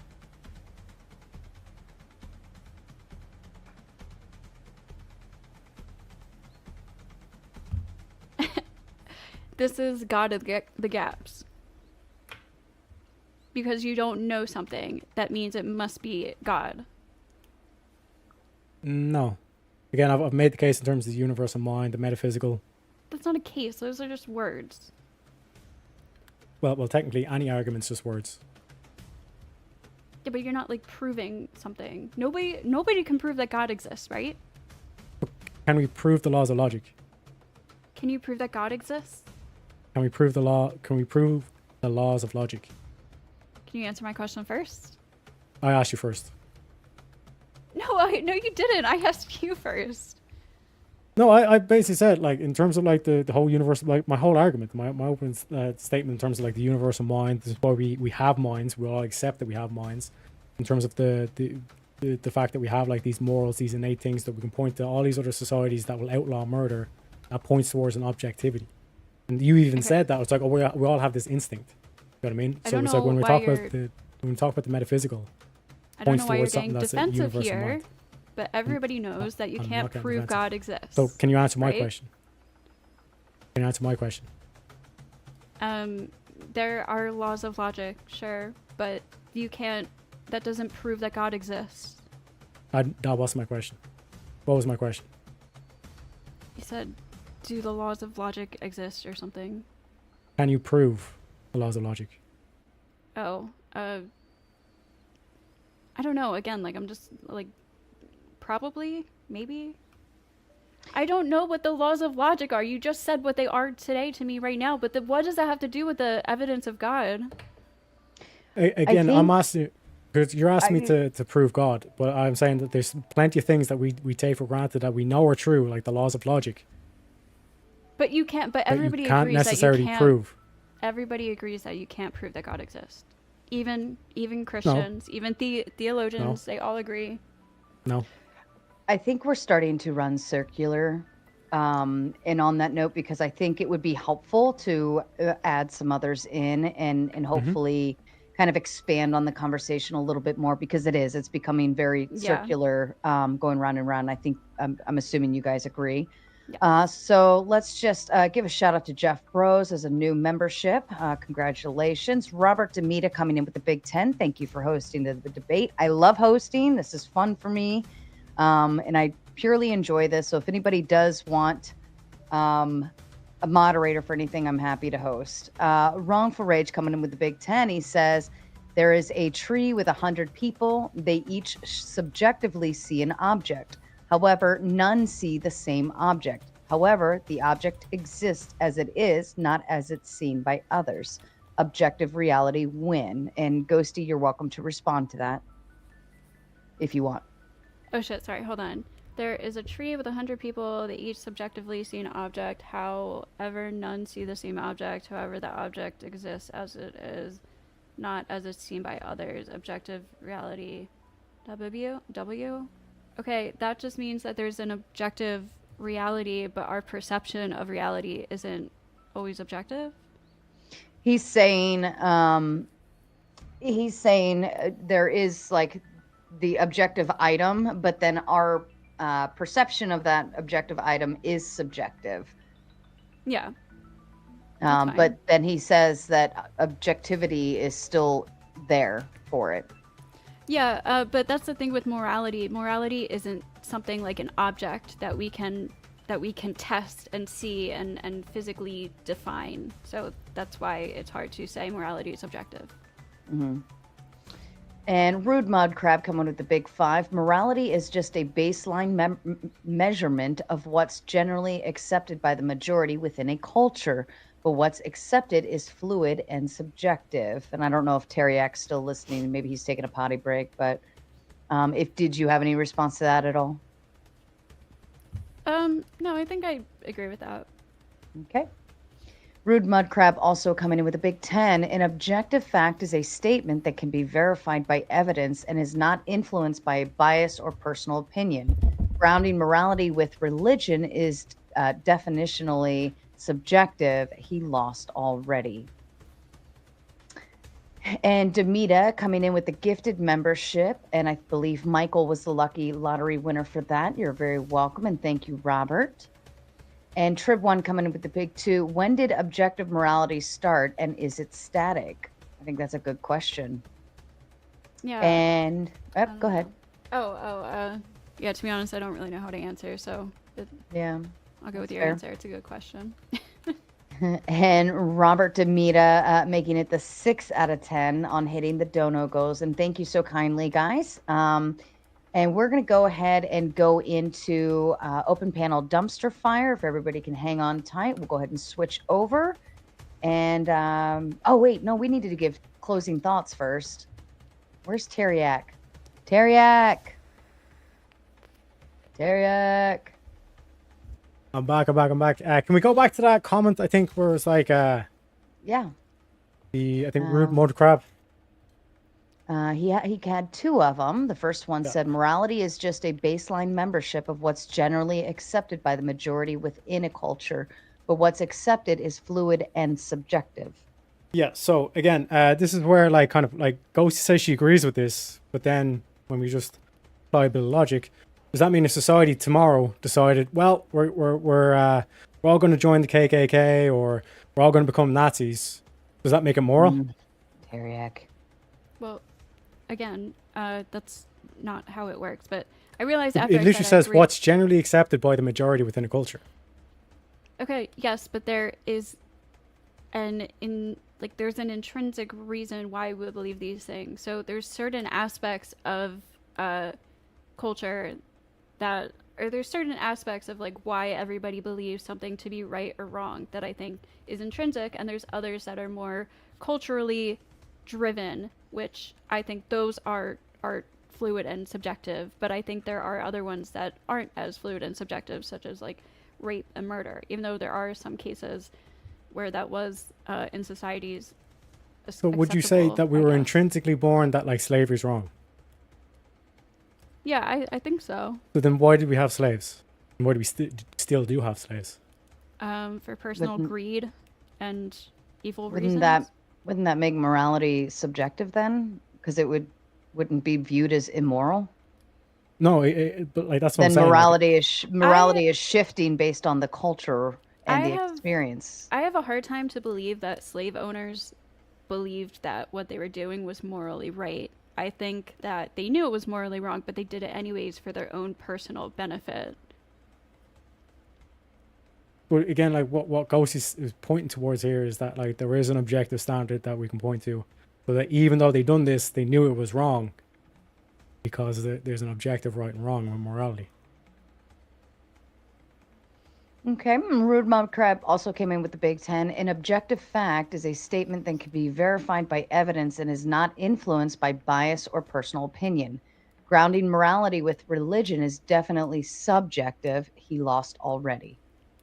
Yeah. So again, this whole thing of like the objective fact, it's a statement that can be verified or whatever. But by process of elimination, this is how we're arriving at the conclusion that it is objective, because when we look at the subjective argument and we take it as it is, even moral relatives that will swear blind, moral skeptics, all the stuff that swear blind that this is all subjective, it's just your opinion, man. Society just basically crumbles on its face, because it's all just opinion. There's no right and wrong. There's no objective fact to it. Just whatever we feel in that particular day. Which, as Ghosty even just mentioned, with the slave traders back in the day, she thinks that they knew that they were doing wrong. So it's contrary to that position. And then Trib One came in with the big two, and I believe this question was for you, Teriak. When did objective morality start, and is it static? Yeah, so it's basically the objective morality would be eternal. It didn't start or end. It's what we say, like God is eternal, universal mind. All right, and I've got two backstage waiting very patiently, so we're going to go ahead and kick off into open panel dumpster fire after you both give your closing statements. Ghosty, I believe you go first. Okay. So yeah, I don't think he proved that objective morality exists just by saying that, you know, we have a mind and stuff. That's not a grounding for objective morality. And I know it's hard for people to understand what I'm trying to put down here, but it's to say that something is objective means that it has to be like verifiably true. It's like something that we can study and show, something that's like, hey, there's a vape pen right here in my hand. Like, I can show this to you. I can like prove it to you. Something like morality is not that way. But when we're talking about morality, we could say something like, most people think murder is objectively wrong. But that outside of like morality terms, that's not an actual objective truth. So it in some senses, morality is objective. In some senses, it is subjective. And I just think the fact that we're having this conversation, it is subjective. And the only way to make morality truly objective would mean you would have to ground it in God, which is a subjective thing, which just makes it subjective overall. So yeah, it's subjective, but it's really neither. But yeah.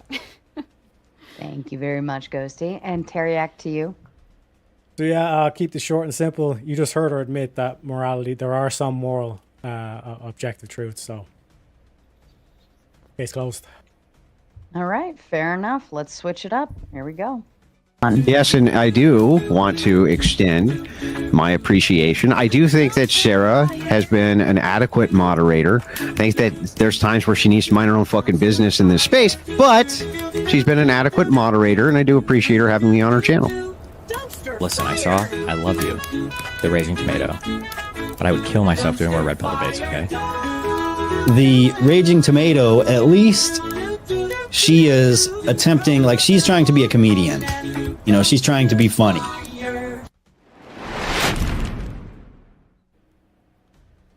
All right, and the floor is open. Hey, do you mind if I start? Sure. Okay. I sent a link just so we can identify terms. I think this would be easier for me, at least. I'm sorry I came a little late, but did we have a way of identifying the difference between ethics, morals, values, and principles? Because I think No. Okay. No, we haven't tapped into that yet. Okay. Generally, and you guys can interrupt me at any point. I'm just going to use the Value Institute's definitions of what the difference between ethics and morals are, because I think this is the biggest crutch in the difference. Because ethics is more of a systematic approach, while morals are individualized. So, saying their terms are close, but if we interchange them, that's causing differences between what is subjective and objective. Because if my morals are one way, your morals are different, that's subjective, 100% subjective. However, ethics, if a group of people agree to a like-minded goals of what is right and wrong, that's getting more into the objective realm. So I'm just going to use these terms if this is okay. So I'm going to say that, according to this, I'm sorry, I lost my... Ethics being the act of systematically defending and recommending concepts of right and wrong behavior, which is just that is done at a communal level, often with the endorsement of authority within the said community. We'll just say the government. Okay? And then morals, on the other hand, is the personal adoption and application of those recommended that were systemized and defended by the larger group. So ethics would be the rules, morals would be the reason behind the rules. So like if we take murder, for example, we can all agree on a societal level, if we're able to kill someone, it would devolve really quickly. The moral behind why it's unethical is because you're taking someone's life, and that's morally, objectively wrong. So I know it sounds like the same, but there's a subtle difference, and I think that's why we're having this discussion between subjective and objective. Yeah, but I'm not usually one to say that if you something take is that objectively if you take that awful, on but its that fa- really if- was. If we take that on its face value, like your whole kind of premise relies on, well, this culture, or this society, or this group of people are all agreeing on this, but then if you take that on the face value and then say, well, slavery, all these bad societies in the past, they would all say it's like, yeah, like they were immoral, like to them they were moral, and then if you say, well, their morals are just as exactly objective as your though. morals. And, That's why I was we trying were to having a clarify big first. argument over it, and we had on a societal level had to fight it over and figure it out and Yes. decide what was going to become our the moral point that there's some norm. sort of higher truth. Well, that's No, what I was which trying to shows get that at, we have moral subjectivity and that we're constantly trying to better it and make Yeah, it. so if David Duke close took to what over we America, want. if David Duke took over America in 2028, he's saying, right, we're bringing back the Klan. Like you would not be able to argue against that, correct? Well, This is that's subjective, the it's thing. all We're opinions. No, that's to the have thing that- about subjectivity. You always argue your side. That's why it's subjective. There's more than one side. like the Why slavery does this idea discussion- exist? Like you're saying that, like But you have no counter because it's just your opinion. versus subjective his. means more arguments, not so less. might is right. What I was saying before, like you were saying about slavery being wrong in 2025, yes, slavery is wrong. But if you're judging someone back in the 1800s, they thought slavery was moral because it was accepted Well, some by people their did. turn. Well, majority. We had a Right. civil war about it. Right, but So- I you can't still- say that But based on there's the definition, it was 100% belief in anything at any point. There were abolitionists during most of slavery. At least at any point that I can think of, there's always been people who have been against slavery. I know Well- that because I'm pretty sure the slaves were against being made slaves. Yes, I feel like but- the based easiest on way this to answer definition, this what is that you if say you're is whatever David the Duke, majority you probably think feel. that What you're is- acting what is- morally. Furby, what was that? I feel like the easiest way to answer this is that if you're David Duke, you probably think you're acting morally. correct. But I think also, like, as for Yeah. the slave, as If for two the people are sla- saying I'm both moral, wait, can you hear how me? would you decide which one's more moral? I Yeah, can we hear hear you. you. I want to Okay. hear what Ghosty's going to say. Sorry. Just as for the slavery thing, I think it's a little different because, well, in certain cases, people didn't even view slaves as the same species of humans. So, it kind of applies differently. And then in other cases, I think some slave owners did understand that slavery was wrong, even though they might have tried to justify it to themselves and like think that try to tell themselves that it wasn't wrong. But I think they probably did understand that they were doing something wrong, but did it anyways for personal benefactor or because they were told that these people were not even humans and stuff. So I think it's just a little different. That was the second thing I was going to discuss. Like, what the other objective difference would be principles versus values, because this all applies, because you're having a principles and value discussion on morals. So that's why I'm trying to get to terms, and then we can discuss the terms, and then I think it'd be easier for everybody to understand what we're talking about. Is that fair? Nah, we'd rather just yell at each other. I mean, it is Saturday. We could do that. I'm down for whatever you guys are up to. But Corey, like I said. Also, I disagree, Ghosty, with you saying that all slave owners thought they were doing something wrong. Hell no. There were a lot of them were quoting the Bible while they were doing it. Right? They definitely, if at the very least, were reinforcing their own belief that this was right. Maybe some did. Maybe some were just like a different kind of piece of shit. But definitely a lot of people do things like that and have to believe. I would say mentally you have to believe what you're doing is right if you're going to do something horrible. I guess I just have a hard time. I think culturally you come around to like what your villains culture do not believes. believe they're villains. This is why gay marriage is okay in one country and not in another. This is why even like so much as being gay is and is not. Slavery, like I think what is like United Nations has like ensured that that's banned completely. But I think overall, like we've seen a lot of shifts in the belief system, the moral belief system, and where we want it to go. And that has shown through in our laws, ever so changing and regulating over and over and over again. Yes. Because we as a society change our stance on whether we believe something is okay or not. And by the way, that's laws in a called sense are cultural just- relativism, by the way, just in case anyone wanted to look that up. So I mean, in terms laws of are basically, in a nutshell, the bare minimum of morality. What can I get away with and what I cannot get away with? That is basically what a law is telling you. There's consequences for doing something. yeah, so but That's again, what- like I would say it's like an changes or institutional disagreements does not prove subjectivity.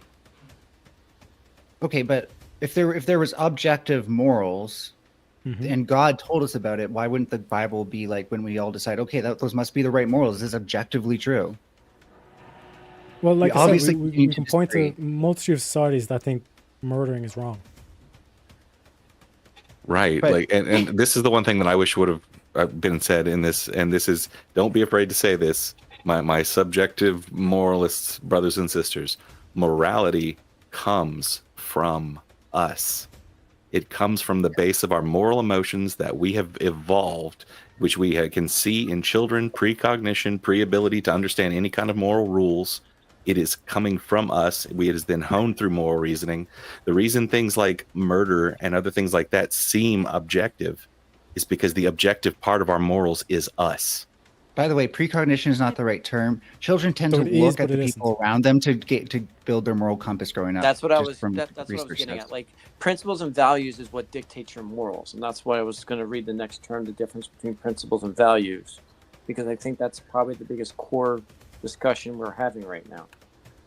Because, okay, according to this, principles and values are commonly used as expressions of one's moral position. However, they contradictory in nature, although areas of overlap were present. Now, to sum it up, he explains that principles are the objective reality that is not bound by culture and individuals, and thus they are universal. Principles include fairness, honesty, integrity.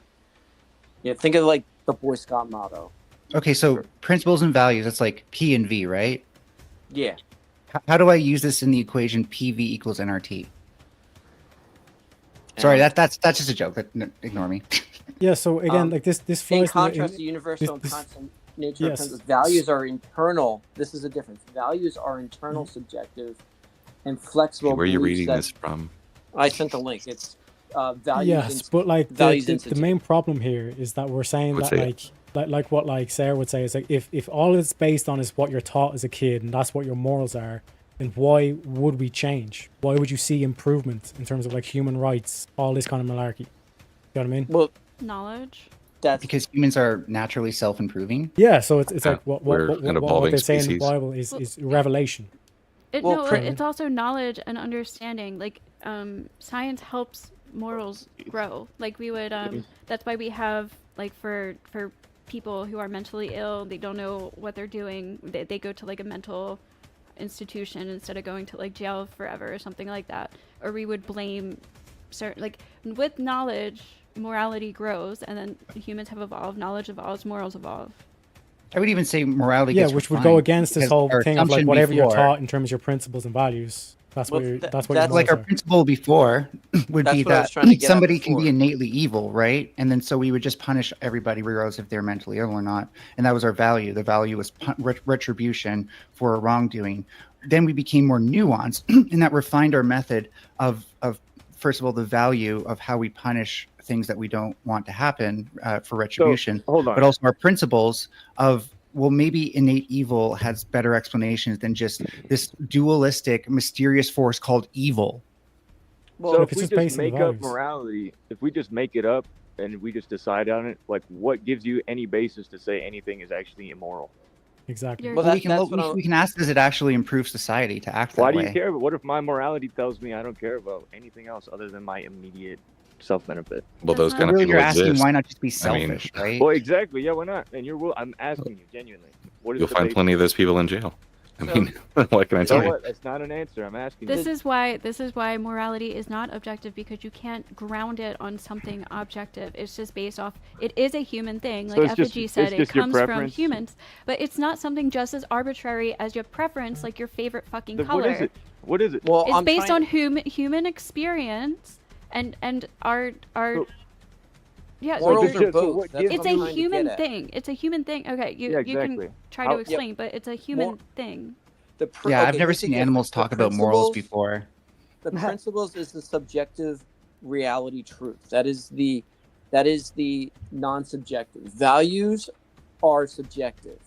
So morals is they're a little bit of A and a little bit of B, and that's why it gets confusing, because principles are subjective truths, which is like honesty, integrity. If we're right that is about them. objective truth. If we're right. Values, on the other hand, are subjective. I feel this trendy. What does this even have to do with the question? I think you're just trying to stay subjective they're just dodging. axioms, by the That- way. that's I'm for saying- principles. You're- you're I'm literally saying not There's only a addressing the subjective morals truth are- when the axiom is proven correct. I'm saying that morals are a little bit of subjective and a little bit of objective. It Yes. depends if you're having a principled discussion or a Yeah, value that doesn't discussion. tell me where you get the basis to actually claim something as immoral. From being a human, from your Well, human that's a principle experience. stance. A principle exactly. stance is a What? subject- If the exact So- opposite position Wait. to you could just appeal to human experience. No, I'm I saying if can't you're see having this a person's name principled because of the super discussion- chat, but Yeah, so Ghosty, my to my life would be William. better if I had a slave, because then I wouldn't have to do so much work. Exactly. Why is Oh, So, okay. William, But the There's moral William. thing isn't about you. The moral thing is about how you treat people. why But why it should I care improves about society. So, like If it's America, just- for example, I would be a care lot about better that off if because they I'm just a went into fucking Canada and just human. took Why do everyone you as a slave care and let about them it? do the work. Thank you. Society would Do be you better, care about it function because you better. were told to care about it? Is that the only reason you care What about would be it? wrong about that? If that were true, what's wrong? Why is that immoral? Because William, I you can value agree. human life. I value human life That's and just your human opinion. flourishment. Okay, I understand what And you most believe. people do. Most Why- people do. William, people are hi. I ignorant want to of ask this that. guy a question because I've been trying so hard. William, Go do you like being stolen from? No. So you probably have some sort of value against stealing, right? It's because God told him it was wrong. That's the only reason he doesn't like it. Nice straw man. Now, what's your point? No, my point is what Effigy pointed out is that most of our morals comes from some sort of emotive reaction to the world around us and what we think ought to happen.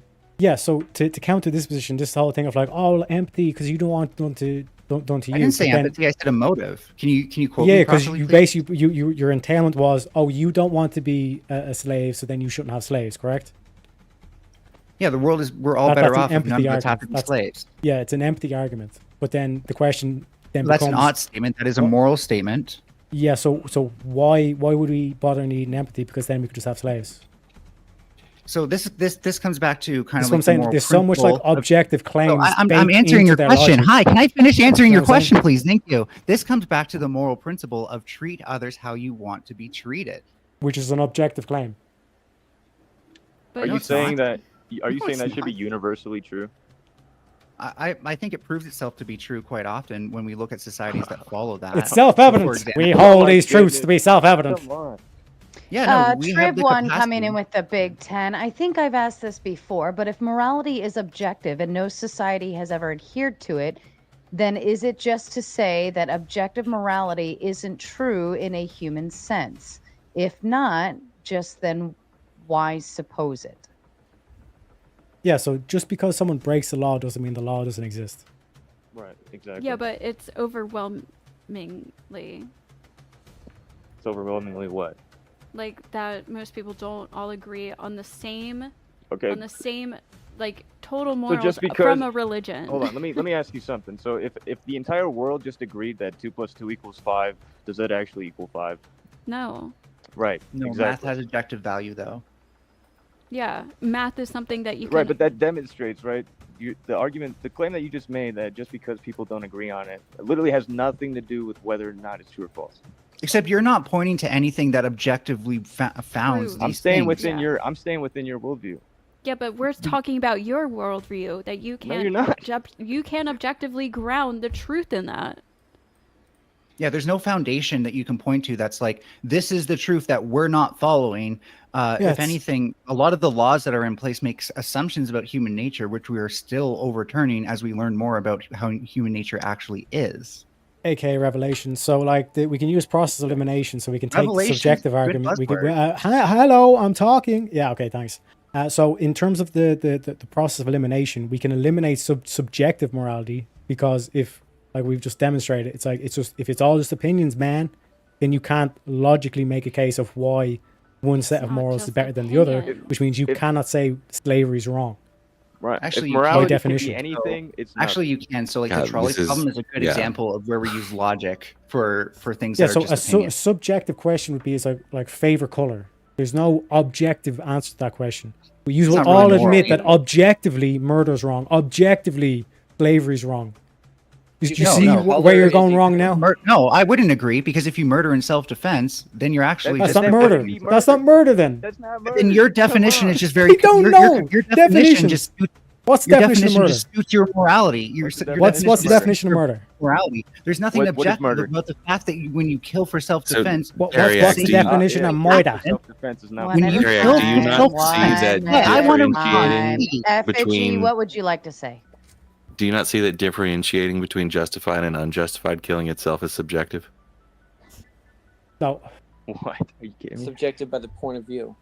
Yeah, Yeah, so literally. like you can't that's what murder in self-defense, for subjective. example. But I'm that's just saying, what I'm I trying. mean, That's what I was killing, you trying to know, talk you're about you're with the- making a justified, unjustified killing. It itself will be subjective. Who's justifying it? Why is it being justified? It has That's to have why a we- subject to justify, right? That's why I was Someone trying to is tell the justifying. difference between values and It's principles, self-defense. because principles are objective. It's fairness. You can't. It's a nebulous term. Fairness, equality. Those are objective truths.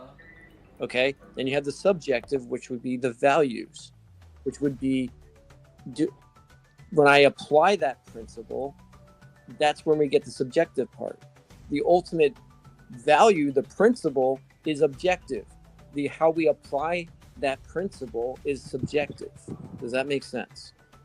So then if you're Yeah, I would- basically brought in these certain truths and principles, then why would morals ever change? Morals always change because laws always change. 'Cause Exactly. Laws are the basic of, So it, are the basis of feature morals. points. Objective. There's What? subjective Backwards. and Morals are the basis for laws. yes. And if your morals change, the laws change. Yes, but if you're saying that it's like we have these principles and values that we're brought up with, so if that's all that our morals are based on, why would the law ever change? Because And by the way, who at the end of the day interprets the law to decide who is guilty and not guilty? The society. Like Ghosty was pointing out, it's Well, like it's something there- we're born there- with. It's there written on our is- hearts. There Sounds is pretty an s- interpretation of law, though, and that's kind of I mean- handed to you during, like, from the lawyers. They No, will. Sorry, they- I they mean, will- yeah, I mean that a jury takes their subjective opinion about a case to decide guilt.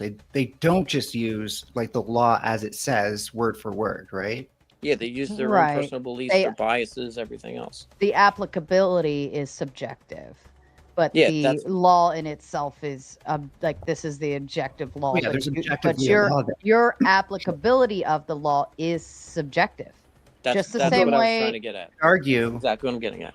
not all laws apply specifically, right? Sometimes they're very vague, and it's hard to argue that those laws could even be theoretically applied objectively. And I Yeah, think they're not like we're supposed to be. talking about the concept of a law versus the law being written down to have objective meaning, or at least attempt to have it, is what I should say. And this is why you have dissents and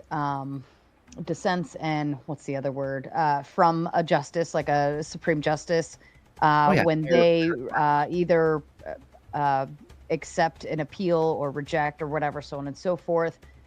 They'll provide their reasoning, and this is what we call precedents. They'll provide their reasoning of why they chose the way they chose and their interpretation of the law and how they applied it to the situation. This way, any what's called the trickle down.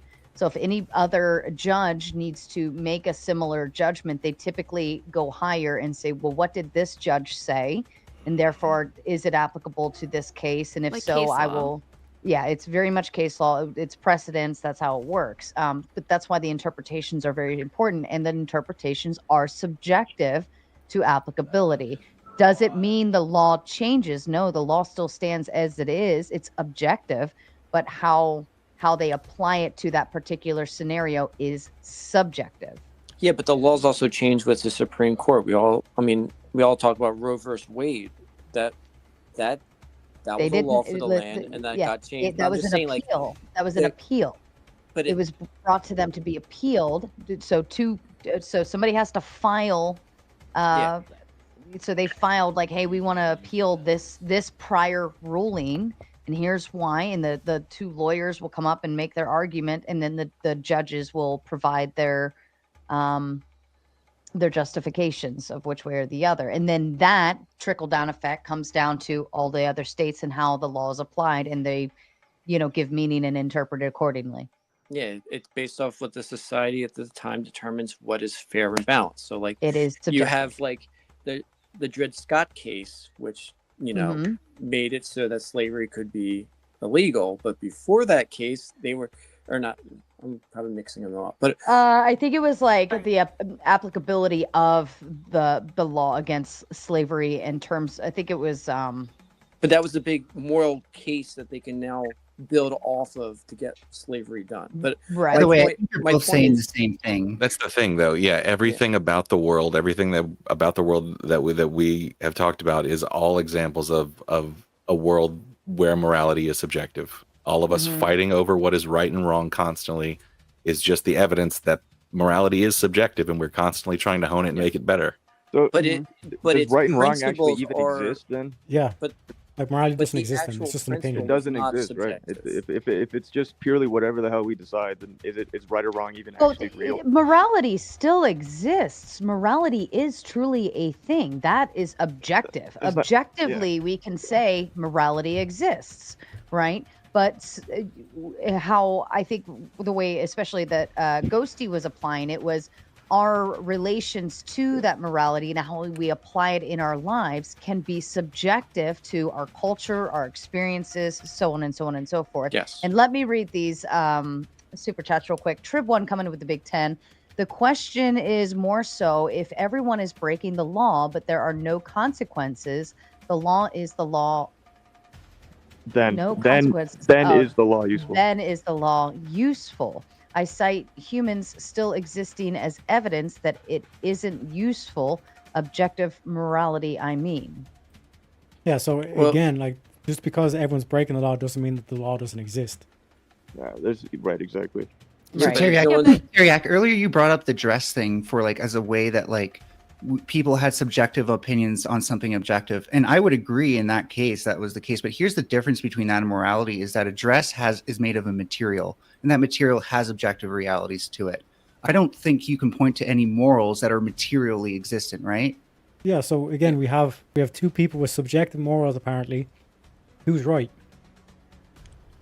You can't That's- ground it. And Furby, anything I'm material. putting you Exactly. backstage Aw. for 10 minutes. Drop the Furby like it a turby. Get back in the crystal. You can here. I have a crystal. You're gonna hop in this one, Furby. You can watch from the bleachers with the freeloaders. You silly fox. What the fuck? Wrong for me. Jeez. 10-minute timeout. Pray I don't objectively extend it. All right, fair Nope. enough. I hope they wrong don't now. either. That would make me so mad if you paid Sarah more money. A whole $100 to boot you. All right, 10 minutes. You go into the crystal. All Yeah, right, so- and if I could so the also, question if I is, we could have also two make people with an argument subjective moral that hasn't been claims. made yet.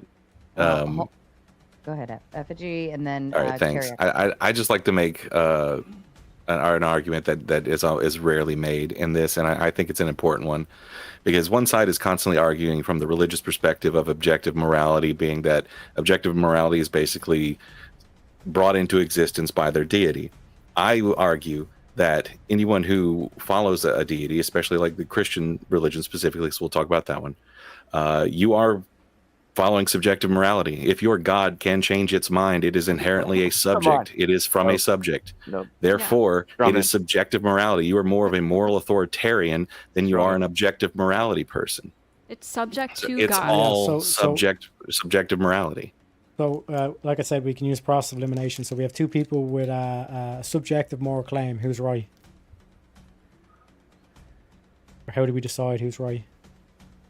You start with legal, then you start with who it offends, then you start with outcomes. Then I mean, you can go down the list. Right. purely It's practical. not like it's just like one second, we do we can tic-tac-toe start and then with we legal. So decide. if It's a very slavery is complex legal, thing, then right? it's moral. No, moral and legal so are there's two something else then. different. That Yeah, is what actually makes that's a something moral? giant leap. What actually is the positive claim of something being moral? Morality is the treatment of other. Depends human what kind of beings, doctrine you're the using. well-being. I'm yeah. asking you, Who's you? whoever the fuck wants to answer. Oh, I was going to say it depends were on answering. what doctrine are you using. Are you using the doctrine of offending the least amount of people? Are you societal good? Are That's you exactly using the what I'm trying doctrine to figure out. Is what do we use? What is the Isn't actual that hard to delineation? figure out though? Isn't that hard to figure out? Like if That's not an is argument. murder I'm wrong? asking you. Yeah, it's hard to figure out, Gozy, because you're saying it's like, well, there are some objective moral truths, but It's then hard there's to figure out it's also murder's wrong for subjective. most people. Like you're Well, saying I'm both using positions. Yeah, actually, there are doctrines people. as a test. I mean, do you need like a one-word answer? Like if I just want- said if I just I've said given- consequences, I've like, would you be just fine given with you- I've that? just given you a question. Was like we have two people with subjective moral claims, as you would put it. They're subjective. How do we decide who's right? Well, that's why we have a court system. So the if it's court- legal, so then the it's moral. court- Right, the It's court is based what off decides. of. There's a lot of things this is based off of. It's firstly based off of our nature and our survival, and also just our value of human life and human flourishment. That's an objective So it's claim. based off of that. But no, it's not an objective claim because you can't. Yeah, you're making the objective objectively claim that it's ground it. moral. It's moral to It's grounded to in the lower human suffering. subject. You think it's moral to lower human suffering? To it's That's a moral, principle. That's a actually that's a value. It's a value. That's not a principle. It's moral to lower human Yeah, suffering. you think Yes, it's right it's- to lower I human mean, it's suffering. belief. It's That just was- something you believe to be true. Yeah, but so then it's just subjective. So I can just say no, it's not. That's why I was That is a- trying to identify terms But because most people have this within them. But But like, you say can't- most you can't people. call When you that- say most can't- people, Ghosty, you're appealing to the majority. So if the majority Yeah. thinks slavery's okay, then No, you can't it's say on not shit. It's not because the majority thinks it's okay. what is It's it? just fact that most people have it's it a true innately because within them that they believe murder is wrong. So it's true. That It's just doesn't mean fact. that murder is wrong because the majority of people believe it's wrong. It's No, because it's innate within us. It's these weird reductionist questions. It's almost like you want us to explain to you how life works. And it's like, well, you Yeah. see, Dude, when if I you was don't just a have- little tyke, Literally. my You mommy can't and my answer simple daddy questions. told me what was good and what was Simple bad. And then as I got older, I Stop with the experienced more non-sequitur. things and I had more Come on. complex situations that I had to encounter. And I had to ask, older people who had more experience, what was good and what was You bad. get It's like frustrated you you want can't to answer explain simple life questions. to you. It's Well, a very I'm just simple highlighting question. the not. fact that when you Failed it. claim that morality is subjective, No, We a base our black and laws on white, this a shit. black and white worldview makes you think it's a simple but you question. already have all Come these on. like objective. The fact things that we're having built this into debate it. at all demonstrates it's subjective. Yep. well, How? there's two things. How There's does it- the Because if morality was subjective, Paragon- then it'd be pointless to have this debate. Right. Because exactly. if it were objective, we would all think the same thing and have the same. No, opinion no, it would about not. Is No, it would gravity subjective? Like what Sarah's saying, the law is objective, right? We can point to a particular law and say this is what it says. But it's interpretable. people It's still also break the law. to the subject. But The that doesn't value is mean that subjective. morality would still be objective too, because morality is not Yeah, but just a because- one. It is morality is we can sit here like you can tell me, well, morality is the same all around, but it really can't be. The reason why is because we interpret morality like morality is a thing, it exists, but it is still subjective to how we It's utilize it and apply it. Situational. Yeah. Yes, well, that's what I'm getting at. I So- was saying principles are objective. Honesty, integrity, courageousness, those are all paragons. Those are all going to be objective truth. Subjective is how we apply those See, morals. I just don't agree with what you keep saying. Like, because honesty in all everybody knows cases. what honesty is. Well, no, that's what I'm saying. Like, what if Ideal. deceiving someone is the moral answer? What if a Nazi knocks on your door and you have a Jew hiding in the basement? Should you be honest with him? You're answering my Come on, question. You know Sheila. better. Deception is a That's survival fine. skill. It's not something that's inherently negative. It's how it's used. That's what I'm Deception saying. is a survival skill taken from evolution. Like That's it's exactly what I said. I said how we apply those objective morals is what we're talking about. It's subjective how you apply morals, but the moral itself is objective. Okay. What? Not lying? So lying is not. I mean, not a objective moral. in the sense that we all Honesty- agree. Because, like, honesty- someone brought up in the chat earlier, That's like majority. a tree exists, but that tree exists whether or not there's a human race. Where's the moral statement that is true whether or not the human race exists? Oh yeah. If you don't have humans, then there is no morality. It doesn't matter. You actually have to have Isn't it two. inherently If I'm- subjective? If it depends on us existing, which is exactly what you would think if it came from us. It's metaphysical. That's Trib what I'm saying. one The coming in paragon, with the a big- actual Pardon me for ideal just is a moment. Trib one coming up with the big two. How do people choose Miss America? Is it objective? subjective. Well, you see, there's a system of measurements that are taken, Well, But you can still identify- There is the study of beauty in philosophy, like what defines Oh, sure. beautiful. So, for example, like Grok's the Destroyer and something is we clearly still not talk winning Miss about. America. And Wrongful Rage has Furby trapped back in the back for a total of 40 minutes now. I believe the timer with the added 10 on is now sitting at 32 minutes. But yes, totally Furby will be back for a total of 40 minutes. Furby, please feel free to order pizza, take a shit, do some laundry. Cut vertically. Whatever the case, we've got you covered for at least the next half hour for sure. So, I mean, I'll hop down so that everybody can talk. But I was just saying, if you're going to use beauty as an example, the ideal of beauty is objective. How we apply what is beautiful is subjective. Okay, so the ideal of what something is beautiful or not beautiful is objective. How we apply what we see as beautiful, not You mean the beauty actual as a what beauty concept is is, but what objective? the paragon. Or Yeah, the, like what is Okay, then beautiful. that's saying nothing. Saying that, like the concept of beauty, right, Yes, that's is what- objective, but how you Okay. apply what is beauty beautiful is subjective. subjective. But once It's again- beauty So is in the eye of the beholder. Functionally, it's all Yes. subjective. Then just the fact that we have a shared word doesn't. I mean, the Right. Once concept. again, we're Right. mixing terms again. Like objective can either mean we all agree, because which is what keeps seeming to be like people use it as, or it can mean With it the is majority. intrinsic to the universe, right? If you're on a desert island alone, can you sin or act Yes. immorally? Yes. Absolutely. If you murder someone but no one sees it, are you moral? But you're on the island alone. No, that's not the question. On a desert island, there's nobody to Yeah, murder. it's the there's same. nobody It's the to, same there's nobody to principle. steal from. Just because no one's No, around to it's see not. it doesn't mean that you're not moral. He's the no, well, crime no, of you're not murder getting what involves another he's saying. person. He's saying, does morality exist if there's less than two people? If there's only one person, does morality even exist? Yes. Yeah, you can Act act immorally. immoral against yourself. That's possible. But how? What do you mean how? It depends what you're judging How? against. Are you judging Yeah, against exactly. yourself or another god or another deity? Like if some dude jerks off on an island and he's alone, right? Is that immorally? What makes that immorally wrong other than your personal? I'd be jerking off on the beach. Like, Yeah, so It could be. It's not a Before you Absolutely answer this, immoral. I just want to show off. She has put herself into the crystal. Oh wow. Furby, I love it. All right, your timer currently sitting at 39 minutes. Wrongful Rage has placed you. It was a total, I believe, of 50 minutes. You're doing your time backstage. We love you. That's so perfect. All right, I'll let people Sorry. talk. Thanks for having me on.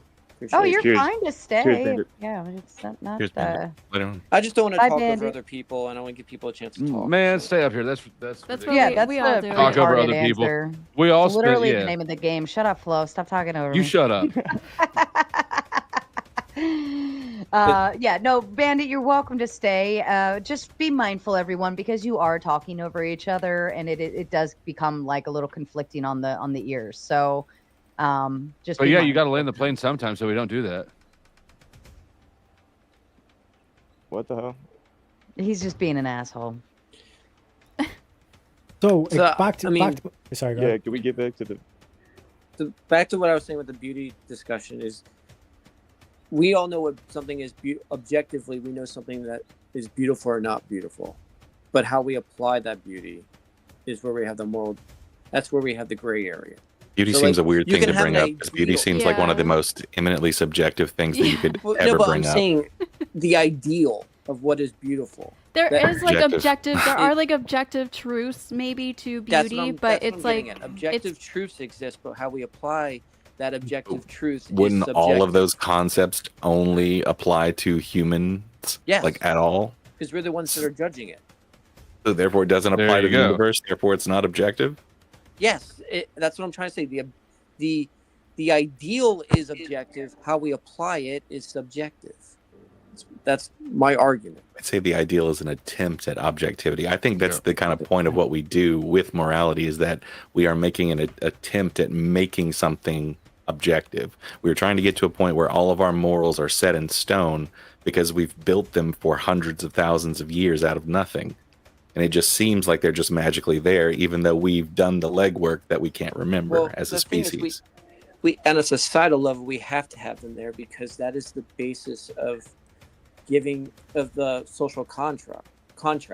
Like, I'm giving up my rights to do certain things in order to live in a society. That is the social contract. If we don't have objective truths, Mm. it's going to be hard to get that moral argument of giving up certain things to live in a society goes away. So we have and on a conceptual level, we have to have moral truths. But how we apply those moral truths gets us wars, gets us all this other crap because Sure, but it can be never objective agree. in the sense that we all agree. Yeah, that's the point. We'll never and I agree agree, by fighting an ideal. So if we all Well, it's agree always that we're going going to to be enslave a the majority. nation, then it'd be moral, correct? It's immoral. Well, they would believe so, sure, and that's happened multiple times throughout our history, right? Yeah, so you believe that do the slavery people who could commit potentially be moral. genocide think that they're moral when they're So doing after them? you believe that slavery could Probably. potentially be moral. Slavery was To me and moral the people who think that- like me, No, and the people who I it was will teach immoral. morality to, no. Slavery was It moral wouldn't. to the people Yes. that thought it was moral back when it was common. Yeah, exactly. It Do you was think still everyone who immoral. does evil in the world like twiddles their mustache and is like, "I am evil, This doing is- evil acts"? This is why, like, at the Nuremberg trials, where there's like, "I'll just do my job, just do my job," like that's where you let like all these evil people go. These immoral people are like sent over, Operation Paperclip, all this kind of jazz. They were just following Yeah. orders. They They're wanted to still kill moral. some and They were just save following others. order. But no, they were immoral. I They mean- acted immorally. If we get our morals from the There's Bible, this it's funny not fucked up necessarily thing immoral. about humans is that when you convince someone that someone else is immoral, it makes it okay for them to do immoral things to them. It's one of the really fucked up things about people. What is Yeah. what even is something? What is immoral? What even is that? Can you define immoral? Yeah, I have that website up. Sarah, do you mind pull that website up that I put in the chat? Because that's a I thing. would say that morality is I mean, Because you I want to wanted talk about to identify well-being or terms and then I'll talk consequences about the or same norms or It's societies morality or is pattern of behaviors that allows a society to function cohesively. What would be something the opposite of that? What is immoral to you? Anything that causes division or distrust within the group, right? So if I steal from you, if I talk behind your back, if I murk you, all these things are gonna weaken the group. If my moral preference and my moral worldview was purely just to cause destruction and harm everybody around me, what would actually be wrong with that? Those kind of people exist, because we could just use them as an example. Yeah. Do those kind of people exist? It's not an answer. And here's the answer. So Do you think to the it's moral, extent but the that group to thinks the it's extent that immoral? it is, it's just harmonious to society. So I wouldn't say that there's anything universally. God's not mad about it. I wouldn't claim that. None of us can claim that. That's the thing that universal morality does, or the religious, reference is, well, God's on my side, so I'm right. It's bullshit. We can all only speak from our own position. We're all finite beings. We don't get to make the claim on universal. Yeah, I'm not saying that rules. everybody has to behave the exact same way in every single context. That's not what I'm arguing. But the question was, say the question again. Sorry. I'm just asking you, like, so if I viewed the world and everything that I did, like, by your standard, it's harmful. What if I defined it as beneficial because I actually really don't think these people should exist? I mean, I'm not putting I don't think that there needs to be an embedded good or bad value on it. It is, if you behave this way, which is immorally, which is like what you just described, you will not be a part of a society.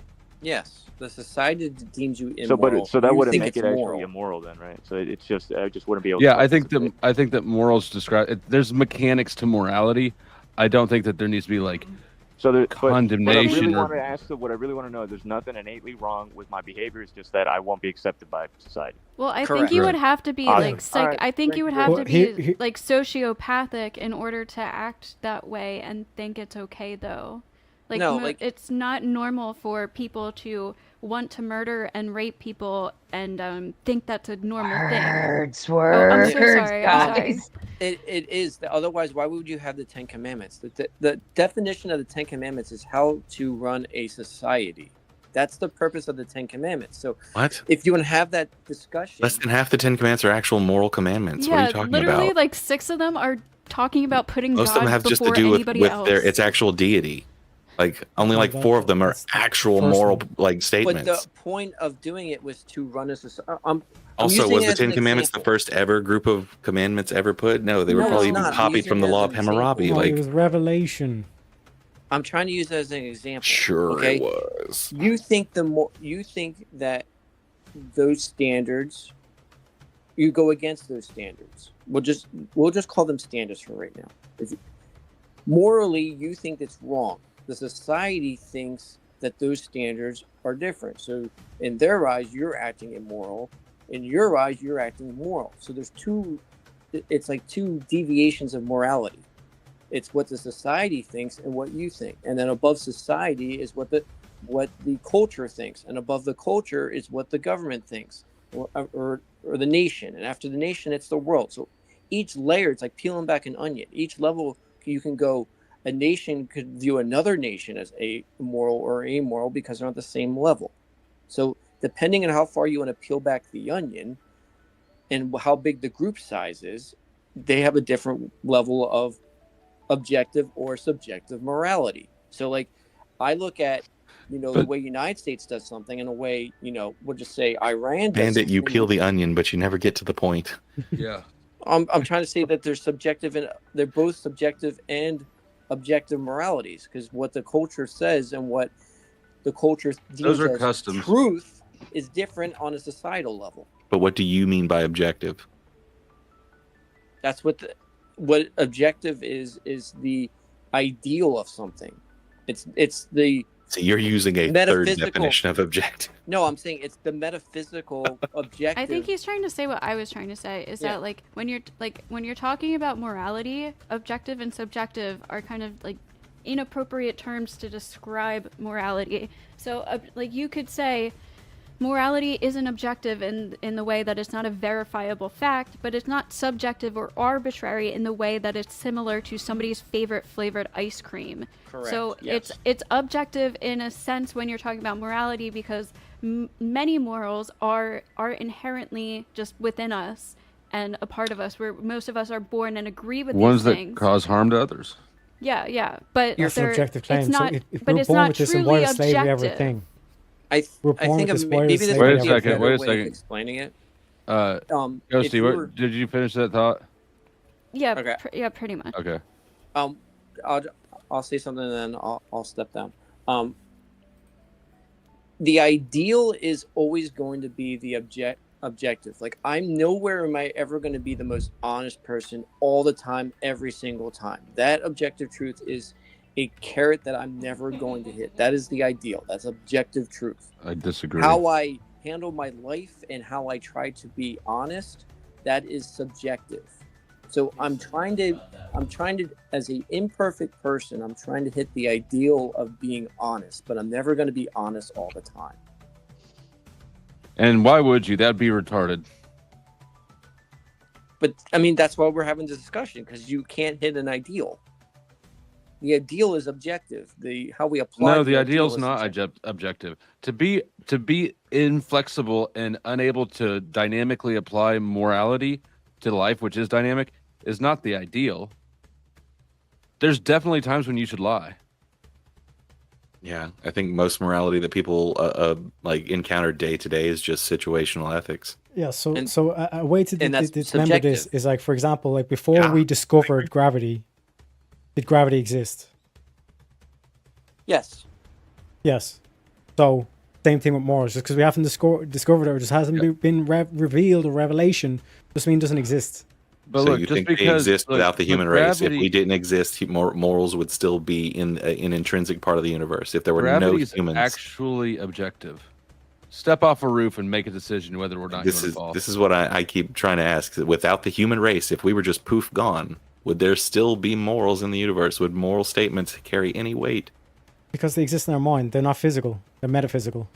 No, so they're dependent on us. Therefore, they are No. subjective. So, We but are the again, subject. we get back to this whole thing of, okay, if it's all subjective, it's all opinion, and you have two people with subjective You moral got to claims, turn around to the attack. who's right? You're taking it to too far of extremes. We have on multiple purpose. processes of determining it. Okay, so Harm explain reduction, how we take it to the consequences. extreme. Because you're saying it's all objective, there's no flex, or it's all subjective, there is flex. In reality, there's it's some of both, right? Murdering somebody within your community is always going to divide that community. Never will that not be the case if it's murder. But But wait a sometimes killing sec. somebody- Banning slavery divided America. It was a civil war fought over. okay. So was banning slavery immoral? You could make the argument that the North invading the South over it was. You can make the Yeah, you can argument make that slavery is No. what divided. But the, You could by make your the definition, argument- Flo, you would say that banning slavery because it divided the nation is immoral. I would say that Or- there are times when, well, yeah, I mean, it functionally was literally as a mechanical thing, not as a value judgment. Okay. I mean, You understand? I'm approaching this from a sterile point. These are mechanics. If you do something within society with like lie, cheat, steal, you're going to weaken that society. I'm not saying that's a good thing or a bad thing. Maybe it's a good thing to weaken the society. You decide yourself. But yes, I if think we that's take actually it- wrong. I think the slavery point is a great example of how society lasted for an extremely long time doing horribly immoral things. Like when Tariag points out They're slavery considered getting the banned, like to me this is like the perfect place to point out, yes, this is a time when society's moral opinion on something was actually turning Well- over to where the majority was on one side and they were having to change the laws. But this flies in the Like- face of what Ghost is saying, where it's like we're intrinsically born with these values, but then we clearly weren't. Just Yes, because this we is know where something's moral wrong doesn't mean that emotions we they were adhere to born it. with. One at a time. well, there's Doesn't- other factors. Like, you keep really Yeah. minimizing everything. Like, there's other factors besides just being born. There's cultural factors. There's a whatever time period factors. People break their conscience all the time. Just because you know something's wrong doesn't mean you give a fuck or you follow it. Yeah, So- but just because you act immorally doesn't mean that morality doesn't exist, or objective morality doesn't exist. How about this? Well, if you're a Christian, objective morality doesn't exist. Christianity in and of itself is a change from the old, right? That proves. How? Yes, absolutely. Jesus fulfilled the How? law. How? Do you eat shellfish? Again, we're talking about moral claims. I know. God, when Jesus died within Christianity, behaviors, humans' obligation to God changed as well. The law was fulfilled, and now all you had to do is believe, depending on your denomination. That is definitely a change in moral responsibility. No. Yes, Because it again, is. again, like the Orthodox Church wouldn't say, "Oh, blind faith by faith alone." Like there's multiple scripture passages where it talks against blind faith. But even in this whole thing of like I said, like the morality changing is pointing towards that we're ordering ourselves to a common moral goal. We're not going towards entropy and chaos. Right. I wish more people would realize that this idea of objective morality, they're just bootstrapping it to their religion. It's not actually there. I know Like, this is why I harp on the passages about like the Amalekites and stuff like that. It's like, oh well, what if God ordered the killing of this innocent child? Yeah. And then you have to like spin yourself in knots to justify it in that moment. And you're like, oh well, it's different in that instance, and it's just Also, the Bible's clearly it's whatever you want it to be. is fine with slavery. Do we really need to make it about religion though? Because like I'm a religious person, I'm a Christian. Okay. Well, that's his But- entire basis for objective Yeah, that's morality. it. Yeah. Well, it isn't. It It's isn't. not my Objective entire just basis. means a societal standard. Subjective means an individualistic approach to whether or That's not something is moral. That's Well, not that's- how they've been arguing it at all. I've been pointing this Well, out this is how for I'm quite a arguing while it. too. Yeah, some people objective is just So we this all is- agree. this is a Some people semantic it is issue. intrinsic Really- to the universe. Yeah, Yeah. really, Could the I issue here is introduce- that Christians try to take. Well, I guess all religions try to speak on behalf of God, and none of them are. That's not their lane. But there are Yeah. common morals. Could you in say them. that religious morals are objective according to that religion? No. Now, To religious people, maybe.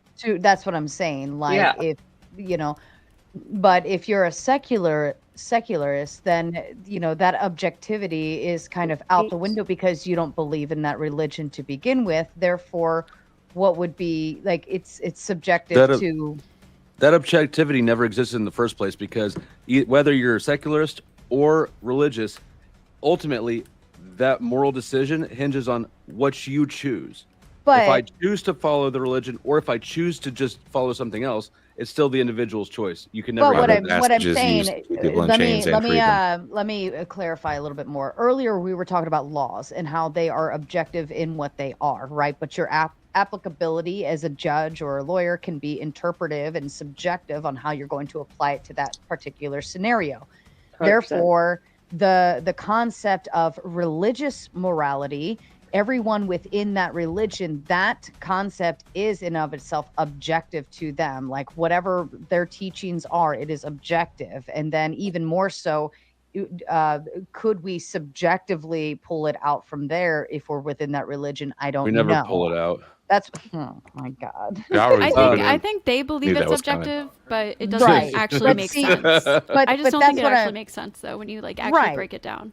So if a religious morality is objective, then they all have the same standard rule. There is no different interpretations or subjectivity to it. They accept it as it is and on its face value, and they apply it accordingly the way they are told from their religion. So then in that instance, it would be objective because there is no subjective. If you're within you're not even religious, Flo. If I you're within that understand religion. No, but yeah, it would have to be I like understand it super better than ideal. anybody on this Yeah, panel. it's an I bet. objective standard. That's what. Look, I'd like to So subject religiously you guys objective, standard. that I am a That's god basically what it because is. I created this character and he now has arm life, and I can move my arms What around. is the? And he will What move is- too. I So I'm a indulge god. the panel about a a god, I hypothetical win. that's actually very realistic and There's might approach no us in the next coming years.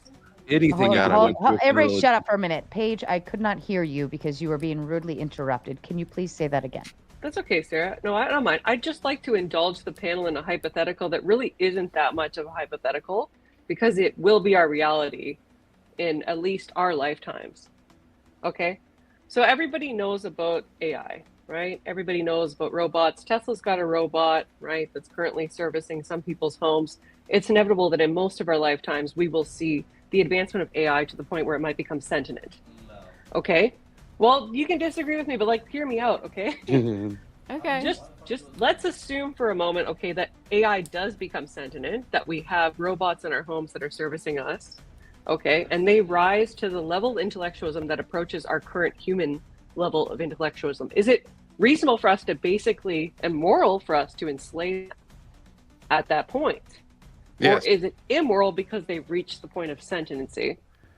And I know Terry Depends actually if wanted you're to a put his thinking in humanist or a non-humanist. I think it would depend on how they feel, I guess. How do we know how they feel? Like if they started having feelings and thoughts and emotions, and then they started, I don't know, we would be living in Fallout 4.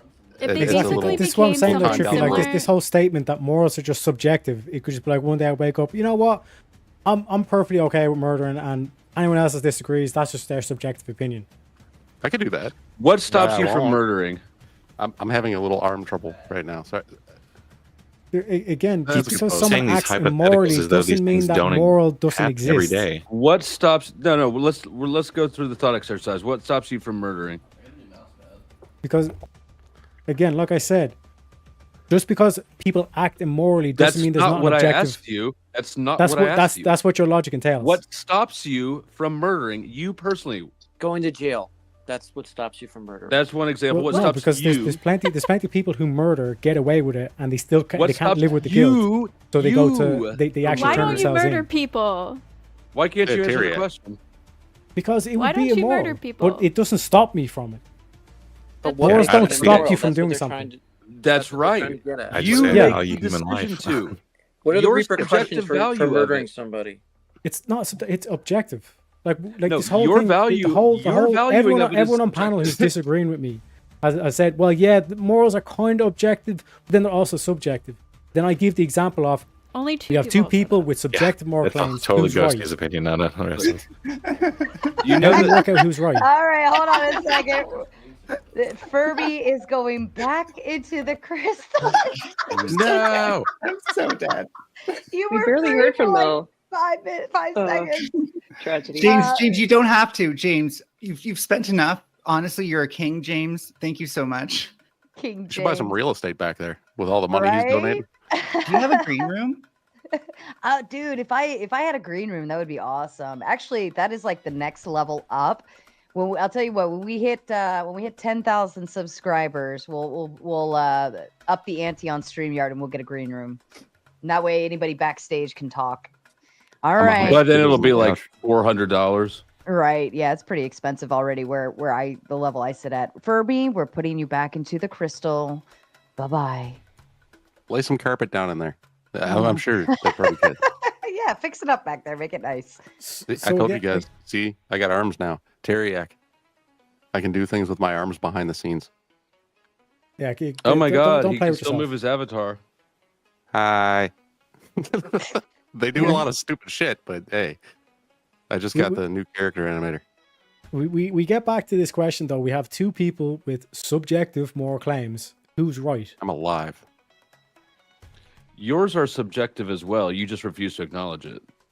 I mean, that's I think not- in the that's not an case answer. You're asking where, us to describe the process that happen every single day, like for every single moment. Like people, we determine this now. This is not a hypothetical. These things happen now. We have disagreements now about morals. We constantly talk about it. We constantly have harm reduction conversations, consequences conversations, societal norms. Amendment. But is that an objective claim? Reduction of harm. You're the one trying to make objective Yeah, claims. this is Yeah, posturing. but you're what's posturing. built into your logic here is that like, we This is an have exercise in mental gymnastics reduction of harm principle, which is an objective claim that it's immoral to cause Just harm. honed in on one of the like four things I said. All right, so Teriak, if somebody broke into your house and your only option was to kill him, you'd do it. Right? It was self-defense. But would you kill Right. somebody for fun? No. Would you kill somebody? But there Who? are, It but depends there on who. are, I asked the question. There are people who do kill people Mm-hmm. for fun, because they're crazy. They hear sounds, or they just Military. believe. So where does the morality stand there? I mean, we still punish them based on what we believe, but that person believes that they are doing what's right. They don't Right. always. Yeah, They don't but- always. Sometimes, first of all, sometimes murderers know it's wrong and they do it anyways. Second of all, it's like a super rare exception. And third of all, it usually comes down to like mental disabilities and mental health, something But different. then, how do you explain a righteous killing? Because that is the thing. There is such thing as a righteous killing. I mean, there's military; they go and kill people, and there's no repercussion for that. I explain it with subjective morality. Yeah, righteous killing is whatever the institutional authority deems to be righteous in that moment, thus demonstrating Yeah. its subjectivity. Yeah, there's a limited degree of autonomy in that circumstance. Yeah, like I've got a cousin who's like really heavily into Christianity, and he was talking about going into the military. And I was on the phone with him. I'm like, well, doesn't the book that you follow say that it's wrong to kill? So how are you going to hold the ideal that it's okay to kill in this instance? Well, you can be And, the guy from World War II, objective, Yeah.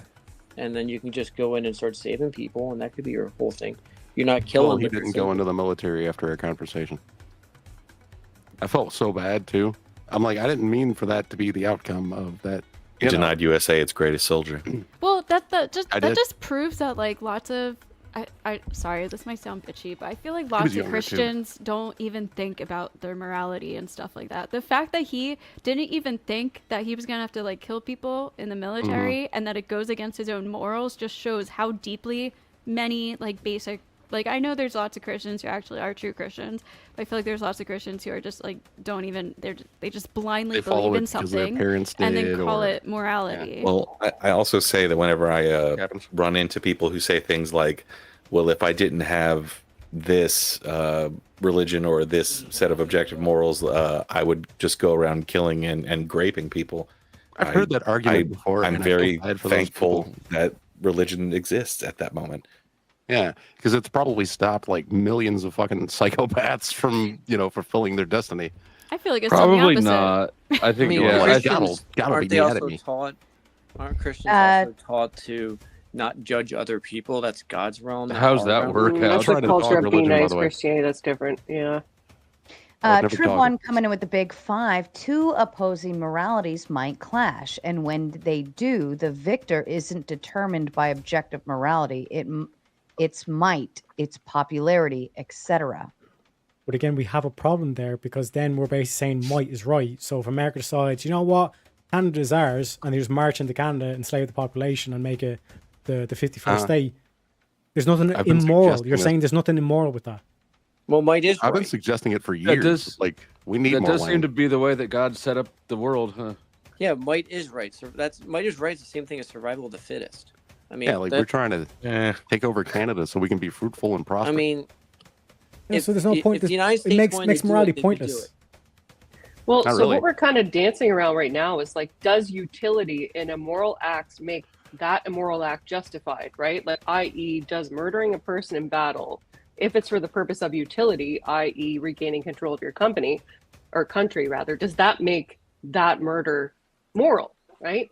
And in a Jesus, very you are a sense, litigator, aren't you? I am. I think No, she really is. That's why I was. I can tell by she the was- language. She was even like, I don't know. I was like, I kind of had a bad day. Blah, Depends blah, blah. if I'm like, you're nah, get up here. Love it. to answer your question, it depends if you use utility as the only standard for your test. If you do the no harm principle, if you're it depends what test are we using to grade that principle. Would be what I would say. If you're using if you're using that as your only test, then you objectively can say, then do what's right. Might is right. But if you're saying do no harm principle, now we have a conflict. Well, can I can I introduce an idea that many of us are probably like familiar with, even though we're against murder? I think most of us are against murder. I do it all the time for food. I was gonna say, I was like, I Well, know so somebody's this got is- something smart. This is where I'm getting at. Okay, so there's a lot of people that hunt, right? People hunt animals. The animal is then skinned. Perhaps it's used for its flesh in the terms of like leathers or fur. And then a lot of people also will utilize that animal for food, right? Now there's a utility in the murder of that animal. You might be against the murder of a human, but perhaps you might be okay with it in that instance. How many people on this panel are okay with the murder of an animal for that utility? I'm a Native American, so as long as everything's used and there's no garbage left over, I won't cry. I'm the same. Yeah, no garbage. Yeah, I But think it's yeah, I mean, for if it's for good. purpose of food, survival, so on and so forth. Yeah, I'm all down for it. I don't think I'm definitely not a PETA type of situation here. Now, if you're just killing the animal for fun, Doesn't say you did. Well, Like- it depends what you consider fun. Are you paying a license for that animal that's using to conserve?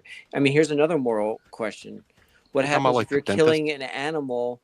You're getting paid for trophies, but that conservation money is using to keep the rest of the herd fed, alive, paying the taxes on the land that was used to keep them alive.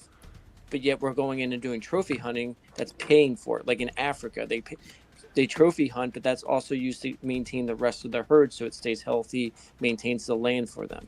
Right, we have that in Pennsylvania Yeah, where our deer exactly. population is like super high, and it ends up eating all the vegetation, which How did kills the off deer all get the high? woods. Yeah, there's a lot of deer. Yeah, like Valley in- Forge is a here nightmare. here We have in Maryland, mushrooms that grow here. Hey. deer are they're overpopulated here, so they want you to kill them. Like, please, they hand out the tags like candy Yeah. because it's just too much. So Tribborn it's just coming. a Go ahead. Oh, just real quick. It's just like a balance between, like you said, utilitarianism or whatever, like utility and there's just like a certain equation that we kind of all agree to that weighs out what's better and what's. It's a balancing But act, again- right? Yeah, it's appeal to majority.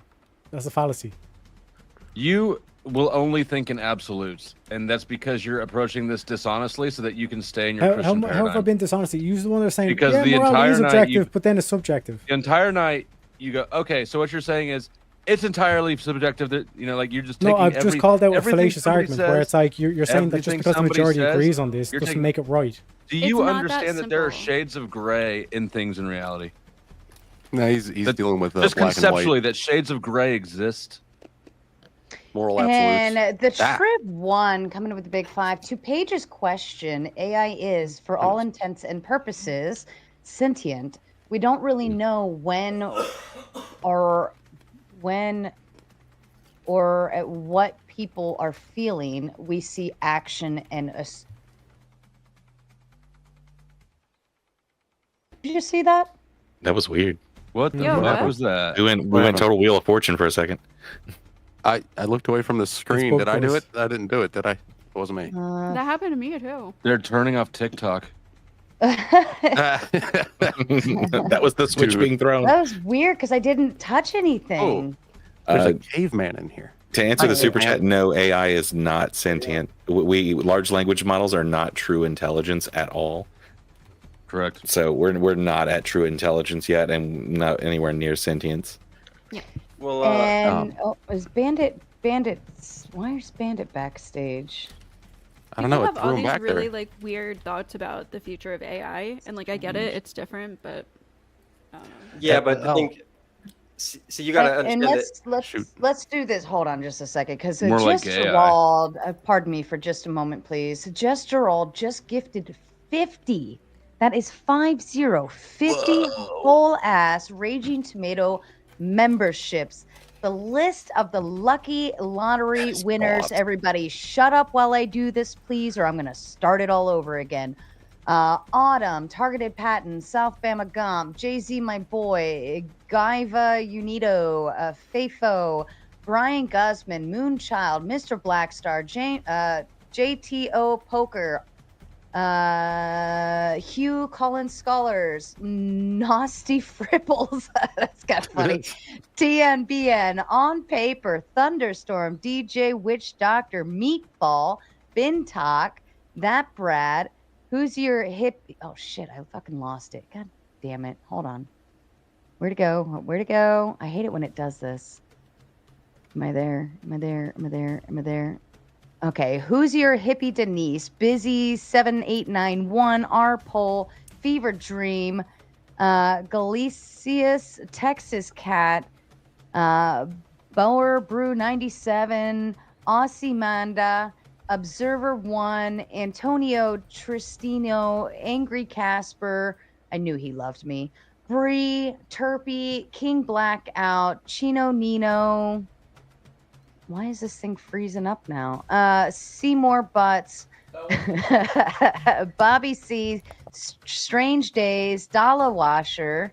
Wow, you might want to change that name, and the FBI is going to be looking for you. Matt, Bricky on a Rant, Design, John Ruck, Candyman Petrick, Smokey Guru, Harmon Walker.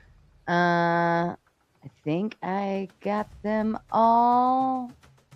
I believe so. Okay, and then Wrongful Rage sliding in with another Big 10. Killing, not murder, or is it self-defense not an option? Is self-preservation an objective fact of the living from the worm or the man? And I got one from Wrongful Rage for $50. Says that skirmish to crystallize the Furby was worth it, and I agree. Probably wouldn't have been here otherwise. We're gonna pretend the bombs are dropping. Damn, I used to have a bomb. I did, but it was a clown bomb.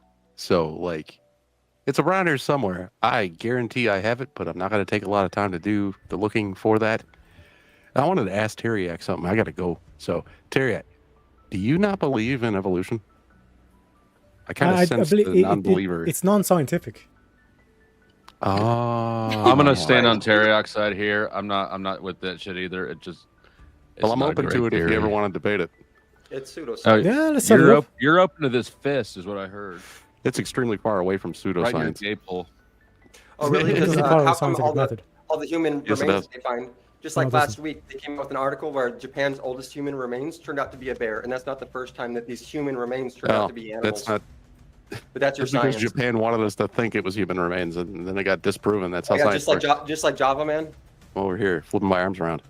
Well, I mean, if I dug you up, I might think that you were a million years old. That's my point exactly. That's a compliment, though. That's my point exactly, and that's what these so-called scientists do. It's Well, pseudoscience. But I'm not providing an examples of archaeologist. science working is not disproving science in Yeah, that usually, area. usually the reason why people don't believe in evolution is because they don't actually have any kind of education in it, or maybe because were there's taught it actually no wrong. evidence for it, and there's zero links to it. How Okay, about so, that? Oh, I so mean, what's I the, guess what's God the just first went, step, Trippy? What's the everything's first step alive. in the scientific method? The first step in which scientific method? Like, what are we saying over here? There's one. scientific Which method. scientific method? Observe. There's Okay, a scientist observe. for you. So okay, How many you know the first methods step. are there? Hold on. So step 4 is experimentation, correct? I imagine. I'm not really sure why you would go there with it. Yeah. How many- and part we should of wait until the we're part of the genetic. Teriak likes experimentation to phase. craft weird arguments. Yeah, part He of does, it's called doesn't he? logic. Part of the, Yeah, but the Teriak, if you experimentation walked phase outside is right now- controlling for variables, correct? And if you dug a hole and you found a fucking sharp ass tooth, but that hole happened to be like 70, 80 feet down, what are you going to jump to? You're going to jump to saying, oh, God put it there. Yeah. So again, We answer might my use question, one of the is scientific methods. controlling for variables part of the experimentation? Is controlling for variables part of the scientific experimentation? Yes, in usual. Okay. science. Okay. One sec. We're almost there. We're almost there, Trippy. We're almost there. You already know that you're going to find is specific genetic- bones at certain is- levels of dirt. Is genetic mutation part of the evolution theory? Genetic mutation. Yeah, over time, things Okay. actually And- mutated and turned into Genetic what they are mutation is today. random, correct? Yeah, No, it doesn't it have can to be be, random. but So yeah. hold So, on, I'm so not how, done answering. how do you control I'm for a not even random done variable? answering. I'm not even done answering. It can be random, but it can also happen in circumstances where that mutation turns out to be beneficial to the life form, and then that life form goes on and makes more life forms, and that mutation continues on through the gene pool until that mutation turns into what you see today. You can Yeah, also so- turn so if turn it's a in- random turn off variable, how would you genes, control don't for make it? variable. I didn't say it was 100% random. It's not all totally It random. is random. It's like No, it's not all random. You wanna totally say random. that It's it based is on random. circumstances. Genetic What do you mutation is mean? random. What experiment are you talking It's about? based on circumstances of Hey, survival. you But want part the of- part of evidence the- experiment? Yeah. Here, So I'll give you part the of the experiment right now, experimentation, Teriak. you can look this up in scientific method. Part of it is you have to control for the variables, so you can replicate the You results. already have control- Yeah, control. so- of How would you the control for a random variable? If there's Hold on, a Rob. fish, Juice with this. Hold on. If there's The a fish- control for the variable is literally the planet. Which That is is the Okay, that's control not for the control. variable So when it comes again, to you If just there's proved a that actual it fish- to follow the reality. scientific method. if there's No. a fish that Oh, it ends doesn't up follow the living, scientific method. I bet you believe Earth's flat too, huh? No, Are we gonna go that we've far? observed this. We find Can animals we, that have can very we go short back to like a lifespans model like that most flies. people might understand? Maybe would that be Oh, helpful? see what I'm saying? If you Would don't that- understand it, you can't argue it, Teriak. Would it be helpful can't go though? on Like, understand it, I've but just you wanna walked you through pretend the that you scientific do. method and how it. Can we doesn't hear the follow litigator scientific speak, method. please? Yeah, I want to hear her speak, Paige. Thanks, Flo. I'd like to introduce an interesting hypothetical that most of us, if you're a sci-fi nerd, might be familiar with. So most people would know the Alien franchise, correct? Yeah. Okay. The xenomorphs are arguably more advanced. They're more resilient. In fact, in Romulus, if you've seen it, which was a total trash fire, by the way, they introduced a vaccine of sorts, which would allow humans to benefit from the qualities of the xenomorph without actually altering their physical shape. Would that be a defensible alteration, morally wise? No, because it's not real. Okay, but like, Jesus. Do you know what a hypothetical is? Why do you have to defend an alteration? Oh, I don't. I actually think the xenomorph morphology is awful. I think it manipulates what humans are. Right, but if somebody wanted to do that, I don't think that they have to justify it morally to anyone. You want to fuck yourself up. Yeah, but in that instance, they're an xenomorph apex in that predator. movie- the xenomorph in that movie takes your DNA, alters your DNA, and makes a hybrid of itself and you, because that was the end boss in that movie. Yeah, like when it was given to a dog. No, when they gave birth and it was a hybrid of both genes. Human and Is it justifiable alien. to kill that person because it's not human? It's half. There's and too half. many of those movies. Who are you justifying it to? I mean, Well, it depends humans would why- almost certainly deem it like of a different moral worth. I mean, humans are very quick to like try to find ways to like purity themselves into declaring other people as others and therefore of less moral worth. We do that immediately to things that we don't declare as human. Immediately. Well, that's why we didn't declare Indians or people that weren't. Oh my God, let me fix that. Sorry. That's why we declared Indians at one point, Native Americans, to not be human. Okay, that's why I got up to talk about real quick, is when you guys touched on the animals and stuff like that in your moral argument, because that's what people were saying. Society and all this stuff is the pinnacle of morality. That's totally off base. Humanity is not the pinnacle of morality. If you look at humans as the pinnacle of morality, you're missing the whole thing. It's life is equal, and doing something wrong to life is immoral, no matter who or where you are. That's the pinnacle of morality. Well, no, it's not. I don't know if anybody was saying that humans. That's are not how the pinnacle of ecosystem morality, works but at all. That's not how the world works. If we reached pinnacle of were. morality, we'd Hey. all die from overpopulation immediately and starvation. Well, Sorry, how but the it world works for works for how the world works for me is Gesterald gifted 20 more Raging Tomato memberships. Marky better got one of these. Paulapris, TR Finley, 90. Do you have the gift turned on? I do on Powder Dusty. Oh. 90 Zebras was gifted. Mud, Loyalist, K2 Keep on Trucking, Jade Star. Oh, I'm surprised Jade Star, because she said she unsubscribed and didn't want to come back anymore. Speaker for the Dead. She made a big stink about it too in my chat one night. Yeah, welcome back. Jeff Klein, B Love. Oh shit, it just skipped again. Oh well, there's a whole bunch more names. How do I turn on the gifting thing? So if you go down to, I believe, the money button, then it says membership gifting, and then there should be like a turn your membership Oh, I gifting found on. it. Thank you. Okay. Yep, absolutely. And everybody make sure you have that button turned on, because that's the only way you get hit by the crazy Gesterald, who also bought everyone else a membership and forgot to get his own, so he declared his as well. And Wrongful Rage coming in with the Big 10. Wait, drugs aren't a scientific method? However, it could be if you have a government funding and propaganda. Believe the science, bro. Fuck that one. Love you, Trippy. Huh? Oh, I had to reread that. And Trib one following up with 5 gifted Raging Tomato memberships. Wow, we are on a membership streak this evening. Thank you so kindly. It is the gift that keeps on giving. So I'm a happy camper, but so are all of these other people. Microphonics, He-Man, Drew the Dogman, Eric Nava, and it always skips on me. And Christopher Lacken. Congratulations, you lucky lottery winner. And Carney's Ride utilizing his membership to say, always enjoying your show. I know you're driving right now, Carney, so I'm specifically saying this out loud just for you. All right. Back So- to you guys. When people were talking about if they use the animals, if they use it, if it has some sort of utility, they can kill the animal as long as they use it, even if they don't need it. If it's for pleasure, It's okay if you use the animal, then it's not immoral. And that's just obviously downright ridiculous. Unless it's a necessity, it's immoral. You can't kill an animal for utility out of pleasure and say that's moral. Does anyone disagree? Yes, I disagree absolutely. Utility out of pleasure. 1000% disagree.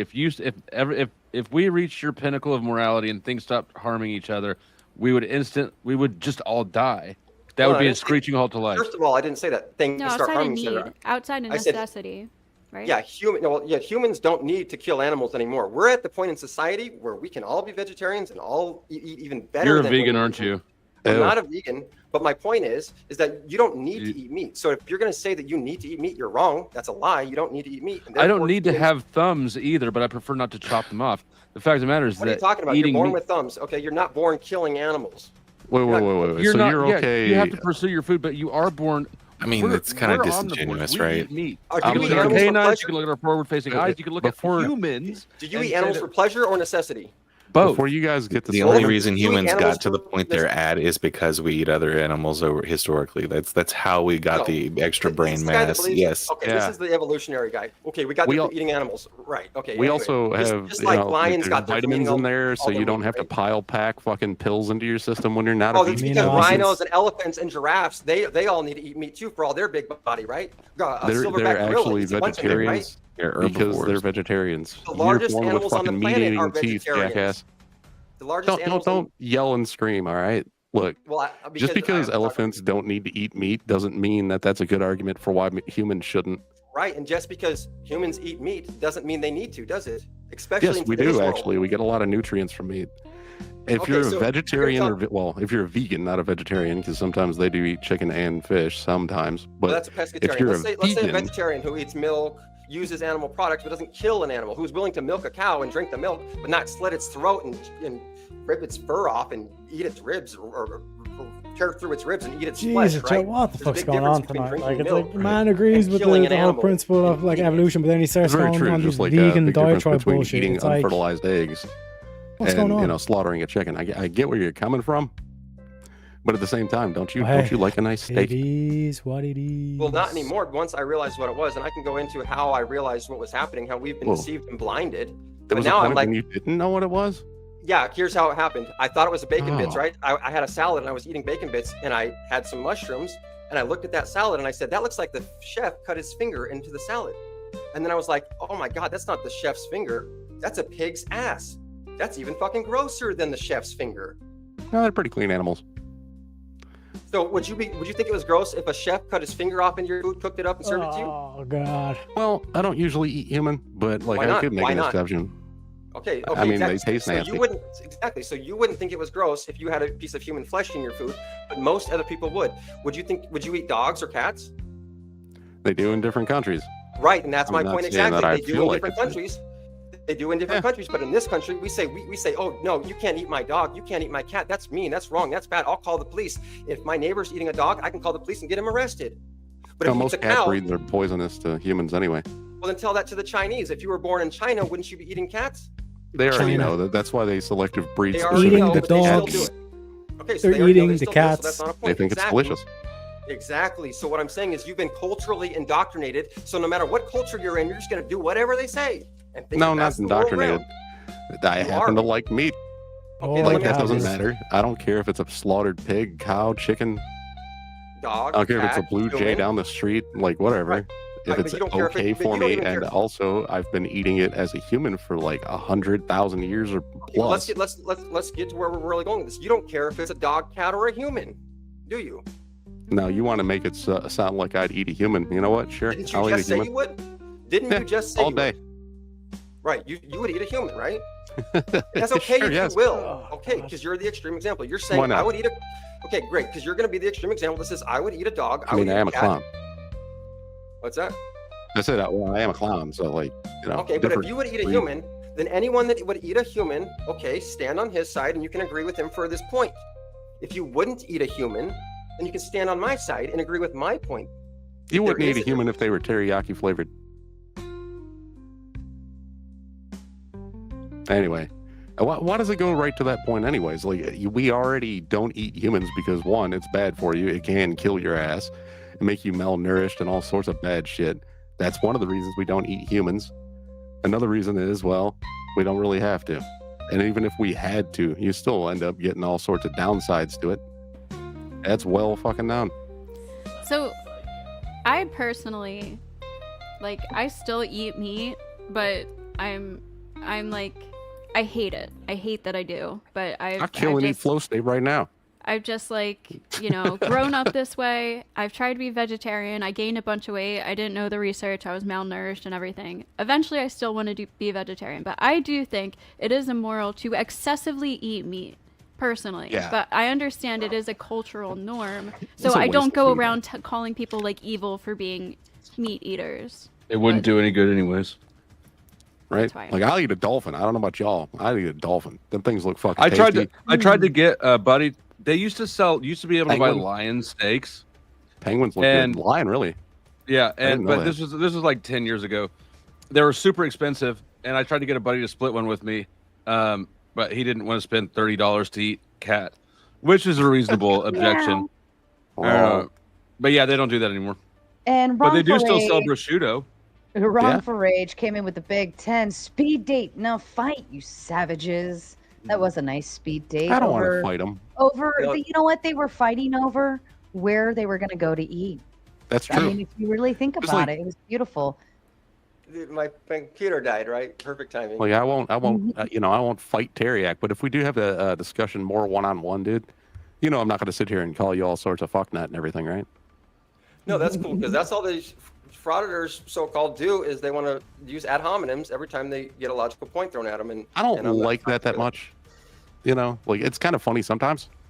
You know, I called you a caveman, but I meant that as a compliment more than anything. Like, I wasn't going, hey, this dude looks like he's stupid. So Cavemen were speaking smart. of morality, see, I've dove into the depths of morality, as you can see by my hair. Okay, I've done a lot of trips and done a lot of soul searching, and I've come to the deep levels of morality. We're talking about where you guys are talking about animals and survival and stuff. I've come to the terms of numbers. If there's a I've pack of never lions, tripped. oh, okay, sure, I feel you. But I had this experience where I was like, if there's a pack of lions, this is the level of morality that I'm talking about. Literally the only juggalo who's never tripped. Yeah, I think you might be right. But it's a I life never for a hit a life. glass pipe either. Sorry, go ahead. And Wrongful Rage coming in with the Big 10. Long pork for the win. Wait, gross. Remind me when the chicken nugget lady comes to ask if she held the fingers, chicken fingers, that is. And then Wrongful Rage coming with another 10 just to hit the goal. Goal, which means now I have to start a new one. Thank you so much, Wrongful Rage. Toilet green is people. You guys crack me up. I haven't seen that Right. movie, but I know And, that quote. and Lawyer Dog, I don't know if your internet cut out, but your optics are gone. Like your visual is gone. I think we can still hear you, but I don't know if you want to readjust or you're fine. It's not bothering me any. It's like the lens cap's on his camera or something. No, I think sometimes when your internet like shits out, and it's like too Or not much, it'll like give you a blank screen. Yeah. All right, so I'm gonna go and play with my arm some more. It's I'm as fully animated as I'm gonna get for right now. Yay! I got hands. Want to throw these hands? I need balled up fists. Next time I see you, I expect you to come in and show me that you can do something with your hands again. I will do Oh. things with my hands under your table. Oh my! Show Oh me. my! I really want to see what that mouth do. Oh, I gotta figure my that out. God. I'm like covering my mouth here. Yeah, I know. I don't want to tell you. What it You can got a do. big, purty smile there, though. And it may not be very long, but it sure is skinny. I could get in those edges. You shouldn't really be talking like this, like gay, when you have your meat in your hands. Oh. He's got a mouth Now it's full in of his meat right mouth. now. Oh yeah, yeah. He's just showing me what he's got for tricks. I don't have a point, so I'm just gonna go. Y'all have a good one. No, I appreciate you, man. What? Yeah, no, dude, it's good. You're good argumentation. It's fun. It's all fun, good games. Yep. But my feet are bigger than yours. So back to, because like something was brought up there in terms of like utilitarianism or whatever. Surely we could find that having slaves is very useful. There's utility for having slaves, so is having slaves moral then? Yeah, according to God. No, according to the Jewish God, who is also Satan. According to anybody who buys shit off Temu or Wish. Yeah, but if you're going to go by Jewish law, well, then fucking everything evil is right. Well, I assume that I'm talking to predominantly Christians, which is the correct assumption, so I just go that Didn't way. Jesus come and literally tell the Jews they're a synagogue of Satan? It's unclear who he was talking to, but yeah, basically. Well, the Sadducees and the Pharisees, the leaders of the Jewish churches, but fair enough. The big one is he literally broke all the laws. He was the anarchist of the Jewish nation and said, The "Fuck the Jewish degen, you government." might say. Yeah, Jesus was the, yeah. So all I'm saying is he obviously didn't like the Jews any more than we did. And they obviously didn't like him. That's for damn sure. Jewish people don't eat meat. Oh no, Jewish people sit there and sacrifice animals to their God, and their God loves the smell of the animals burning in entrails. They literally splash the blood on their altar, burn their organs as incense in the. That's what kosher is. That's what kosher No, food is. no, kosher means that the animal can't see the blade before it slices them in the throat. That's all it is. They can't see the blade so that they don't get the fear endorphins into their blood, so that the meat doesn't Okay. become toxic. No adrenochrome? Yeah, adrenochrome into their blood, not endorphins. You know it. Yeah, exactly. And shout out to True Prodigy 27 with the big $5 super sticker, just to let me say whatever the fuck I want to say. Thank you. What are you going to say? Fuck off. That's it. I don't know. Make steak great again. Well, so this is where common law comes in. If there's an injured party, if you're violating somebody's rights, it's wrong. And I go a step farther in saying that humans aren't the end all of everything that matters. If you're violating anything's rights, it's wrong. You don't believe that there's a hierarchy? You don't have any speciation?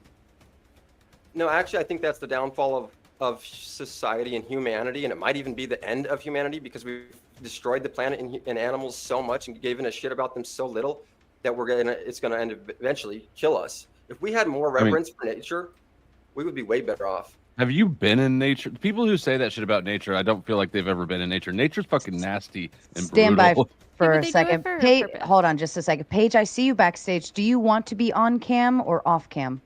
I just want to make sure because you're usually off. Either thumbs up or thumbs down.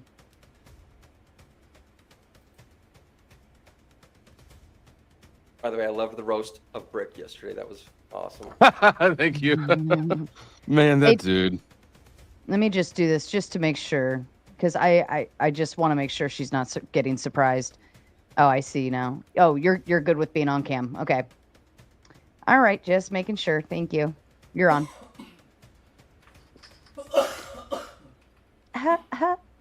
Welcome. Everybody stare at her awkwardly. Oh, Paige, cool. You're a woman. I didn't know that. You're a lawyer, right? Yeah. Can you hear me okay? I'm on my iPhone. Do you do so- criminal defense in Kansas? No, I do mooting competitions, though, where we argue criminal cases, but my primary practice is civil litigation focusing on product liability matters. Okay. But yes, I am a woman. Well, congratulations. Born a woman, happy to be An a original woman. one. I mean, Factory you original. can tell by her voice.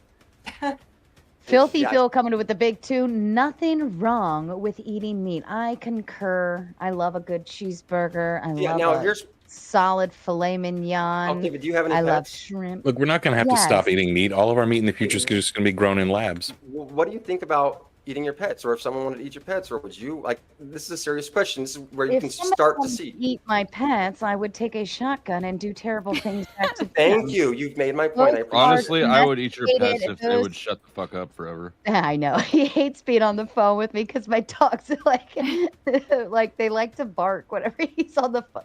Maybe that's a Right. sign. We love our animals. No, but yes, we love our domesticated animals because we've turned them into companions and family members. Would you eat your family member? No. I was But wondering mine. Which cows one? are like the cows have like similar intelligence and pigs and all this. Like they are very similar to domesticated animals. You and could almost it say is- they've subjectively upgraded them morally. It is Well- cruel Well, how, no, how we because do it. like I will animals say don't that, have but- morals because you're not going to be able to like reason with a bear if it's running after you. Like yo Yogi, peace. Or I'm- you You can I'm- say can't, animal. you can't reason with all humans either. Animals are inherently moral. No, When I hear does moral. An animal can't be animals immoral. torture the shit out of each other. Raccoons are savage. Like, this is what I'm saying. Nature's ruthless. It is. And when I hear somebody say that they want to elevate animals to the moral status of humans, what I actually hear is them saying they want to downgrade humans. Yeah. Well, I'm saying because we have upgraded humans to a position that they're not supposed to be at. No, we Saying are they're supposed better to be than there. everything. You can We drop down if are. you want to, but I mean, we are better Sarah, than everything. Sarah, are you saying that we should be able to destroy all nature so that one human can survive? No, there's a level. Humans Why have would to make choices. why would we destroy everything? That's a We good don't. question. We Maybe that for that fun, would be apparently. foolish, right? that would do it for destroy pleasure. the And we do it for humans, pleasure, right? We do it for pleasure. These people have already agreed. As long as you get some pleasure out of it, it's okay to destroy other life. No. There's also like Well, some but there's- You keep sticking that in there. That's not what they said earlier. Yeah. people who utility. eat meat report lower levels of depression and anxiety. Yeah, utility Why is it that implies you can tell a necessity. vegan or a vegetarian when you meet them. You can tell that by their attitude, by their Lawyer dog, you got 5 minutes in timeout. Because they can't buddy. handle I they will can't handle set the truth. the James timer can't handle the now. truth. James can't handle the That's- truth. By their 5 meatless minutes. face. That's not Thank it. They you. all have the same look, the same energy. It's like malnutrition is starving the brain. But yeah, anyways, I was just about to ahead. an analysis of 20 studies on meat consumption and mental health found an association between vegetarianism or veganism and poorer mental health. Which I think is consistent with everyone's experience with people who don't eat meat, right? There is like meat. I mean, like heart disease is like the #1 killer in America too, and like that comes from our overconsumption of red meats too. Also, Of So, vegetable or of vegetable and seed oils. Exactly. I mean, there's multiple factors. Lawyer but- dog, Process. don't take it personal back there, buddy. It like literally Mel's been timed out for like the last 2 hours. You don't hear her complaining. You'll be fine. Sit tight, lawyer dog. Sit tight. Sit tight. Mel will be up in 1 minute. Just all coming in with the Big Ten. I've heard dogs and cats taste like chicken. I've never tried dogs or cats, but you know. And just also following up with another 10, humans are greater than animals. That's why once a year everyone should go out and end an endangered species. Oh my God. Fair enough to you, Jest. Yeah, I Good. think that they're, you know, I don't think we're running around and just destroying creatures with no concept of what kind of damage we're doing, right? I mean, obviously we have. In some places we do, but I don't think like we have an endangered species list for a reason. We have regulations. Bring my dog because back up. These are things that we've recognized, and we. I mean, Mel, China's enabled the killing of rhinos in Africa just because they think the powder from the horn is some kind of super medicine. And shark there's fins and there's all kinds of weird, And- stupid reasons we kill animals other than for food. I believe Flo. Let me know if I'm wrong. I believe you're Yep, paying to lawyer dog's back. Yeah, so Flo has Cash Apped in order to retrieve Lawyer Dog from the back. Congratulations, you cried enough that Flow State wanted to bring you back. Yeah, Flow State was like, "Oh, he cries like me. I should save him." That's cool. I was really legitimately torn. Like I was starting to bring back lawyer dog, and then I heard Mel's coming back in 1 minute, and for a second I was like, "Fuck." What do I do? But then I brought back lawyer dog because I figured Mel hasn't been too annoying, but I guess Mel hasn't been here. Yeah, that was confirmation bias speaking, not reality. You're not annoying in reality. No, I am annoying. I'm just only when I'm not here. And it's because like you get what you pay for a Flow State, so it's really because you're annoying, and I'm just matching your energies. You're receptive then. You follow the leader. Flo just wanted You do what you're someone to told. fight. That's Well, all. somebody has to be the receiver in the relationship. Tommy Wusa. And Can I time Lawyer out Tommy in the chat? Dog, We're you gonna have to start pay splitting to this. time people out. Lawyer Dog, you are sent back to the backside for I don't like you that much, lawyer dog. 20 minutes this time. Don't cry this time. You'll just embarrass yourself. Trust me, people get this I mean, all the time. You wouldn't be crying if he was not a vegetarian. I just want to point that out. He wouldn't be in a bad mood because he's malnourished. I mean, I and just want to say, hangry. by the way, the crystals are great. Like everything, it's like basically the perfect temperature. You don't feel hungry. You don't feel anything. It's like, well, they also call that purgatory, but I like it. Oh, good, because you're heading back for another 10, Furby. I love you. Oh my God, you guys. We So could just would a make a whole vegetarian- panel on sending people back into the crystals the whole time. Would a vegetarian be okay with eating lab-grown meat since it's not from an animal? I would. You know what? So I've had this conversation before. So if you could find the perfect cow and take like the best part of the meat from the cow to make the perfect steak every time and grow it in a lab, like how much better would that be? You would get the best tasting steak for Oh the my cheapest God. price. That's not how things then- work. And it kind of name is. one We thing- can name grow protein one mounds like we thing can make that muscle. we've tried Yeah. to make artificially, to replicate nature artificially, that we've done better at instead of fucking things up. Anything. I'm pretty sure you can clone meat today. I think they already do that. Yeah, but just because I you mean, can, we've doesn't mean you should. improved all kinds cattle of like crops, right? the- Like we've like the wheat is probably the number one. Like the increase of crop yield that we've gotten out of genetically modified wheat pretty much saved the world. The cattle farmers just don't want to do it because Yeah, but it caused glutenitis. What about stem cell therapy? Okay, that was actually a good response. Well, no, because like clearly, like it's going to be more expensive to grow the shit in a lab than it is to just No. have a cow out in the field. Yeah. No, it won't. I don't think it. I think it'll Imagine thinking that the best thing to do for nature or for morality or God or whatever is to ignore nature or God or whatever in favor of something that's completely artificial. I mean, it's Like, it just- already unnatural. What is eating meat? What about stem cell The therapy? way though? the way we do it. And Filthy what Phil about- coming with a big 5, and I will ask him this question again later when he returns to the panel. But he says, Lawyer Dog, what would you do if you were stranded on an island with nothing to eat but animals? And that's where I say there is some kind of function of survivability in there. I think that we do need like that protein, nutrition, and so on and so forth, and all of the other things that we get from eating animals. Specifically You'd say cows, it's okay to eat fish. fish. Yeah, I think he would answer that. Like he. I don't want to answer for him, but I'm kind of going to. He did say that today in current modern society, it's unnecessary, which you can argue against. Like I think it's good to have a healthy level of meat. I think you should have some protein in your diet. I do think we excessively overdo it. But I would guess he would say if you absolutely had to survive, it would be okay. I'm just guessing though. Yeah, I mean, plant-based diets is what they used to feed slaves so that they wouldn't get too smart. The slave diet. Is that what happened to you, Flo? Back up No, the track a bit though. Like to survive is the operative word. Like in that instance, a survival band of people that are stranded on a desert island could eat each other theoretically if the protein or other nutritious elements ran out.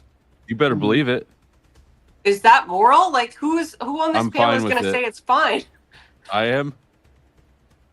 I wouldn't unless, Well, unless, cannibalism. So, unless so the what was person that? was dying. Cannibalism if is they moral in some were cases. already dying. Yes. Nah, fuck If you that. have the choice between eating somebody and Yeah, dying, if your choice is between eating a person who is already dead and just dying, you would choose just dying. Yeah, fuck that. and you'd feel like that's the moral decision, Yes. you'd say, "Fuck my family, fuck my friends. I'm not eating this dead dude." I'm stranded anyway. I don't know if I could stomach it. Yeah. I feel like it would bet almost you be could. worthless to me. I feel like if you I were don't think I hungry could- enough. I don't. Yeah, if I you're don't hungry know. enough, like I'll eat the shit out of some dude. I love shooting. I've Pause. shot game before, Pause. but I couldn't. Yeah, I don't think I could I'm not kill gonna take a- that statement literally. Take it however you want. Clip it. Do whatever you like. It's my gift to you. Yeah, I just don't think I could stomach it. Like the concept behind it, the idea, like I don't care how hungry I am. I feel like that would actually make me vomit more and then actually do more damage than good. So, yeah. I don't know. I think an extreme hunger. Yeah. I don't. People I think Yeah. people are do probably stuff like that, yeah. underestimating what That's extreme starvation hunger is like. mentality. I was so hungry one time, I ate plain jelly, just like from the. With a spoon. Yeah. But so that introduces a whole new ethical principle because you're operating under the guise of starvation mentality. Is there truly the mens rea present in order for you to commit that act of murder or like eliminating another human life for your own sustenance? What's mens rea? Well, I'm not It even is the convinced. intent. It is the legal intent to commit an act. Yeah. I think that if we're that hungry, we don't care My about legal hypothetical person's intent. already dead, so Yeah. we Well, you're crash operating mountains on under. an airplane, and their dead bodies are Well- frozen in the snow that we can eat. For us right now, it's a novelty that we're playing around with. But if you're actually in that situation, it doesn't matter. Morals are a luxury as well as being situational. I personally wouldn't kill a perfectly healthy person to. Maybe if they were a complete asshole. Let you not be gonna real lie- hungry. Not gonna Yeah. lie, if they were if a it was complete close date. asshole, and like I really didn't like this person, and I feel like they were disrupting the group, I like might opt to eat that person. So now But we're if we down were- to like Lord of the Flies. Okay, yeah. Yes, if we we're all are. friends. So what if like everybody Ghosty is just perfectly healthy? leapfrogged my position. Ghosty's ready for the purge. You see how quickly she went from "I wouldn't do it" to "I'm ready." Purge, yeah, no. Let there be blood. But I'm like, gonna go make some coffee, guys. I'll be right back. Behave. theoretically though, like everybody's perfectly healthy. You have like 2 old people, you have like 5 young kids, and the rest like 10 people are all adults. Who do you kill for sustenance? The kids. No, I'm just kidding. Sorry. Who would taste the best? Wow, full-blooded. Yeah, What like was who the- do we how- kill? What was the makeup? So there's 2 old people. They're like in their late 70s to 80s, right? You have 5 children who are under the age of 10, and the remaining 10 passengers are all what we would consider mature adults between the ages of 20 to 40. You eat Sorry, the so one of my biggest friends asshole. on Steam just joined a game, and the game is called Man Eater. The irony. That's some quantum synchronicity right there. Yeah. I've ever seen it. Obviously, I feel like most people are gonna go with the elderly people first, right? I would go with the biggest ass. Like if there's somebody that stands out as being particularly asshole-ish, I'm gonna eat the asshole first. Pause. I did not do that one on purpose. You're just making a string of those clips. Yeah, well, the last one I did on purpose, but that one, that was just I stepped in it. Yeah, so like not eating people is an option.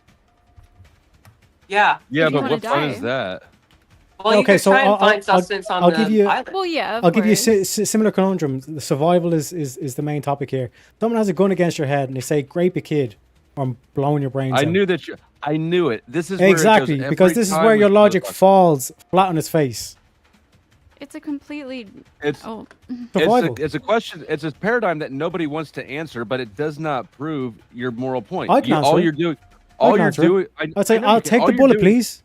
Right all here in the you're temple, doing- please. All you're doing is finding a paradigm uncomfortable enough that you force people out of answering. There is a you can make up a scenario where that is less harmful, right?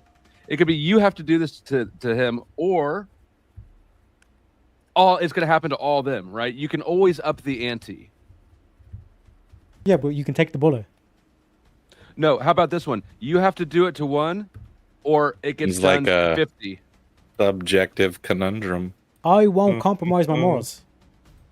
So no decision is a decision.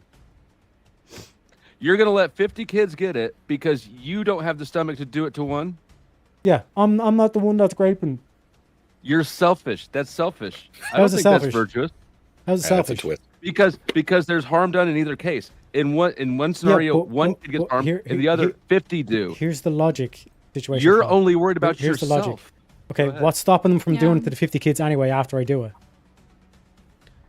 You know, for the sake Exactly. for the sake of the paradigm. Oh, that's why. Let's pretend that you have a perfect way of knowing. Okay. I assume that you knew that this was built in the question. You have a perfect way of knowing He that brings that up would a not happen. hypothetical, and then he's like, "Yeah, Oh. Right. but it's bad faith." I didn't call him bad faith.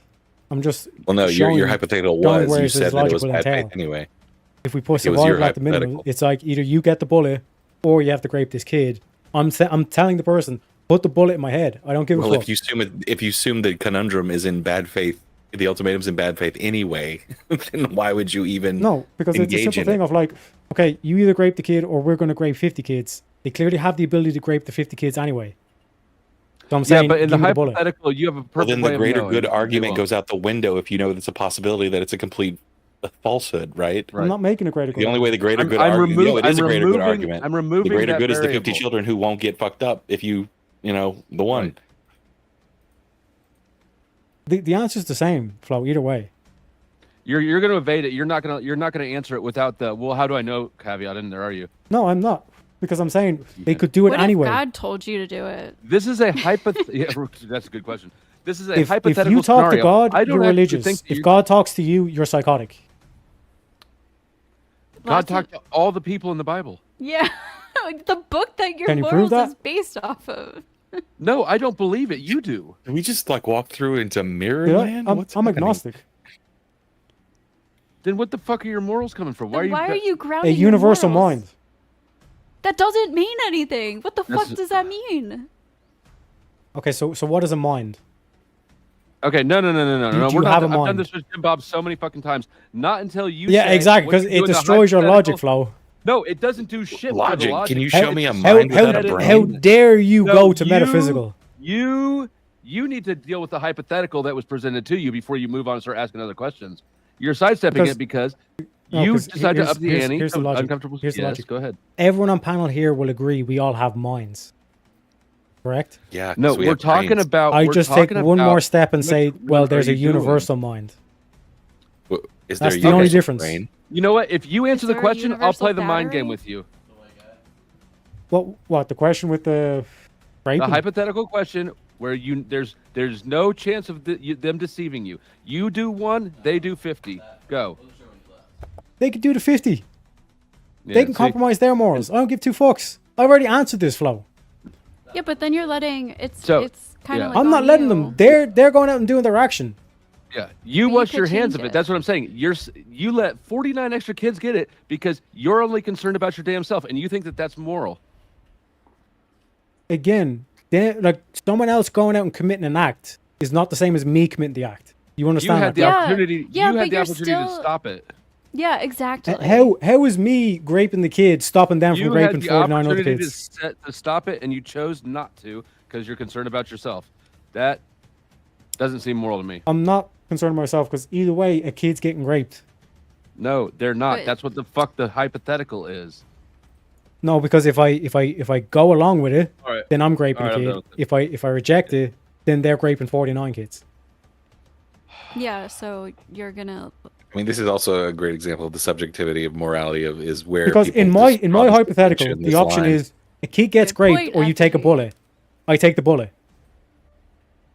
Yeah, that's an easier one to answer than the one I gave you, which is But why your you won't sit hypothetical there- is no matter what, a kid's getting raped. Or 50 Yes. ones. That is how Exactly. Yes, one So or it's 50. it's a redundant argument. You don't think that it's worse to do 50 than one? Because again, how did we get here, Flo? We came from the whole thing of, well, survival. If it's survival, I'll compromise morals and I'll eat a human being. So I gave you You a don't direct think it's worse to comparison. do 50 Would you than grape a one? kid or take a bullet to the head? Is harm reduction at all important to your moral stances, Teriak? No, and it's obviously not universal because he's sitting here like doing mental But gymnastics. that to lie itself to is us a and deceive universal us. claim. He's The being harm reduction dishonest is and a trying to universal maintain his- claim. in his lane. Yeah, if there was like a situation where it was like, you have to, do this fucked up thing to this kid or I'm gonna kill them. It's like, oh god, that's really It's fucked it's the up. same paradigm as the Okay, train. Do you change the train I can show you how this is thing. Would you rather give someone the death penalty or throw them in prison where they'll be graved every single day for the rest of their lives? Which is the worst punishment? I don't know. I think the death penalty is worse for many people. I'd rather die than go to prison for that, especially if that's happening every day. But Exactly. regardless, here, let's make it simpler. Trains coming down the tracks. You can throw the switch and it kills one, or you don't do a thing and it kills three. Again, either way, someone's getting murdered. Right. So you Sure. can either do nothing and three get it, or you can do something and one gets it. Do we have any specifics on what the 1 versus 3, like who they are, what's No. their age? No. No. It's completely random. Yeah, Yep. so it could be Yeah, three. the- It could be 3 grapists and 1 really good person. You don't But know. again, this You is don't this is flying in the But you face have of no my idea. example. My example is you can take a bullet or a Because kid your gets raped. example, we moved off of your example. Your examples are not the same People don't because you're usually giving me the come trolley up with problem. virtue You're, ethics you're position. giving me I know the it's trolley not the problem same. where has the either trolley? way No, someone's it's dying. not the same. You're right. It's not the same. I gave you a different example because I'm introducing a different paradigm.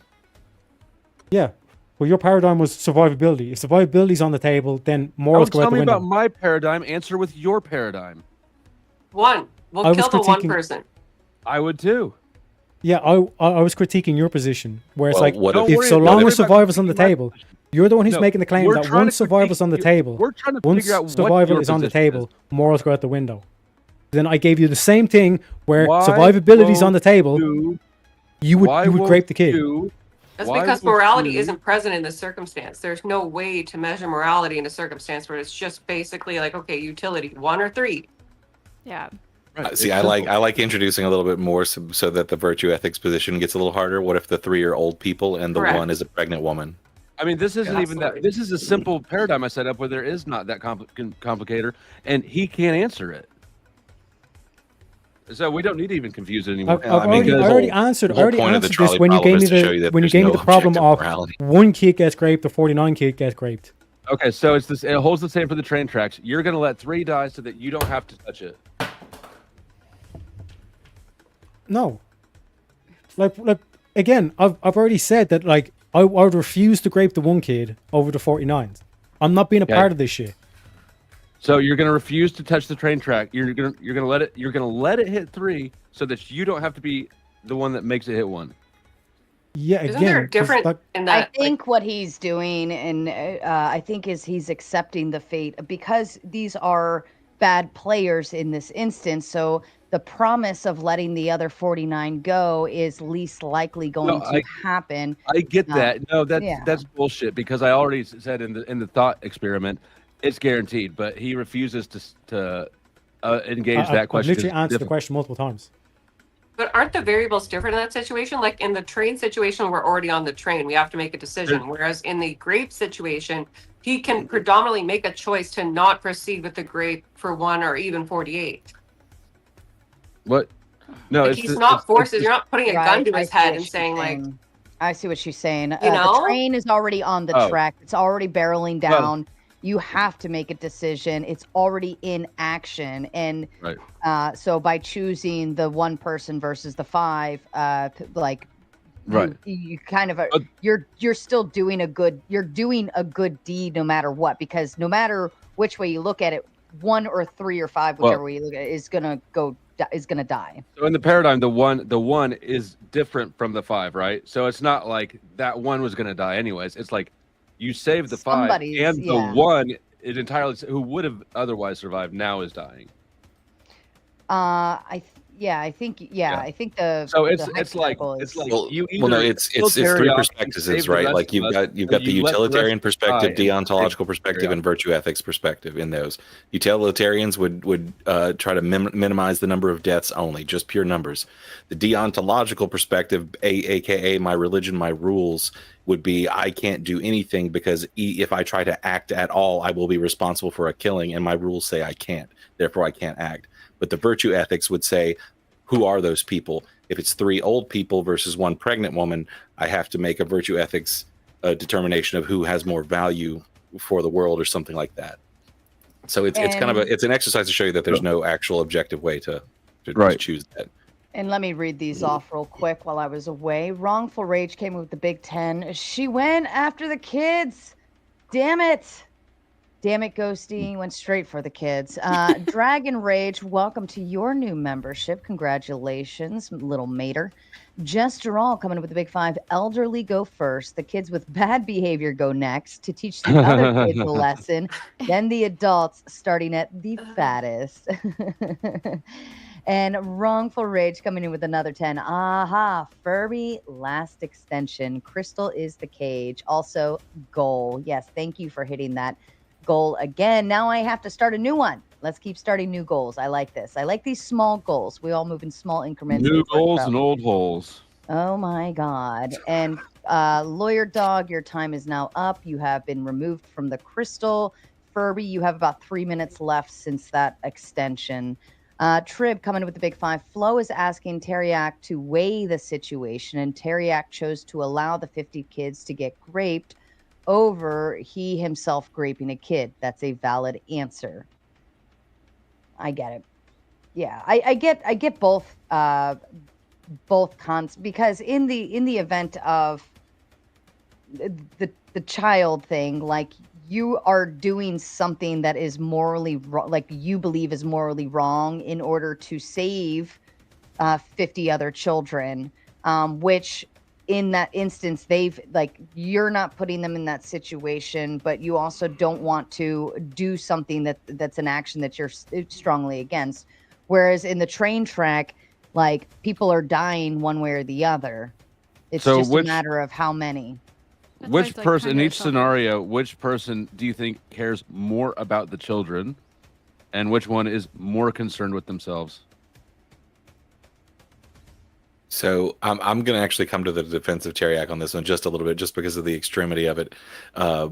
There might be there probably is a place for almost all people where the extremity of an action that you have to commit outweighs the potential good you could get, right? If someone believes they're doing something wrong, they can't just, like, automatically make their head okay with it, right, and follow through with it. So it may be the case that you'd presumably be their own not okay morals with it. cannot push I'm not past saying that to you'd do the be greater okay good. with it. I'm saying that Not- you'd self-sacrifice for it. Some people would have no other choice because they wouldn't have the will to do something they feel that is that wrong. In the event of the train, you are not the one killing the person, right? The train is killing the person. Well, I mean, in the event of the the bullet children, kills the person, you know. right? But yes, but what I'm saying is, in the event of the child, you are actually physically doing harm to that child. In the event of the train, the train was already going. Yeah, but at that But point, is you're doing inaction it. action? You're doing it Yeah. because you feel icky. You're doing it because you Right. feel horrible about having to do this to this one child, even though you're saving 50 other kids. So, like, it's like, obviously nobody wants to do that, right? Well, like, most people don't want to do that. But if you're saving 50 other kids, like, are you willing to have to put yourself and this one kid through this awful situation that's gonna, like, traumatize everybody in that situation, or just save 50 kids? Or are you like, no, this is too much for me, I'm gonna let the 50 kids get it? Like, I think that's the difference. So what if let's say this lady has like 1,000 crystals, and I want their crystals, and I go to steal this old lady's crystals, but it turns out there was a gas leak in her house, and we can't let her die. She's the queen of crystals. So I actually end up not calling 911. My intent was to steal her crystals, but I actually saved her life. Is the action immoral? What? No. Still get the crystals in this situation, like you stole from her, but Or, you saved her life. Is this Let's say a you ask version her of afterwards. the Yeah. robber who breaks the window and releases the Yeah. gas from the gas leak argument? They Did don't the robber cancel each other out, if that's what you're asking. Like, does one moral act counteract an immoral one? No.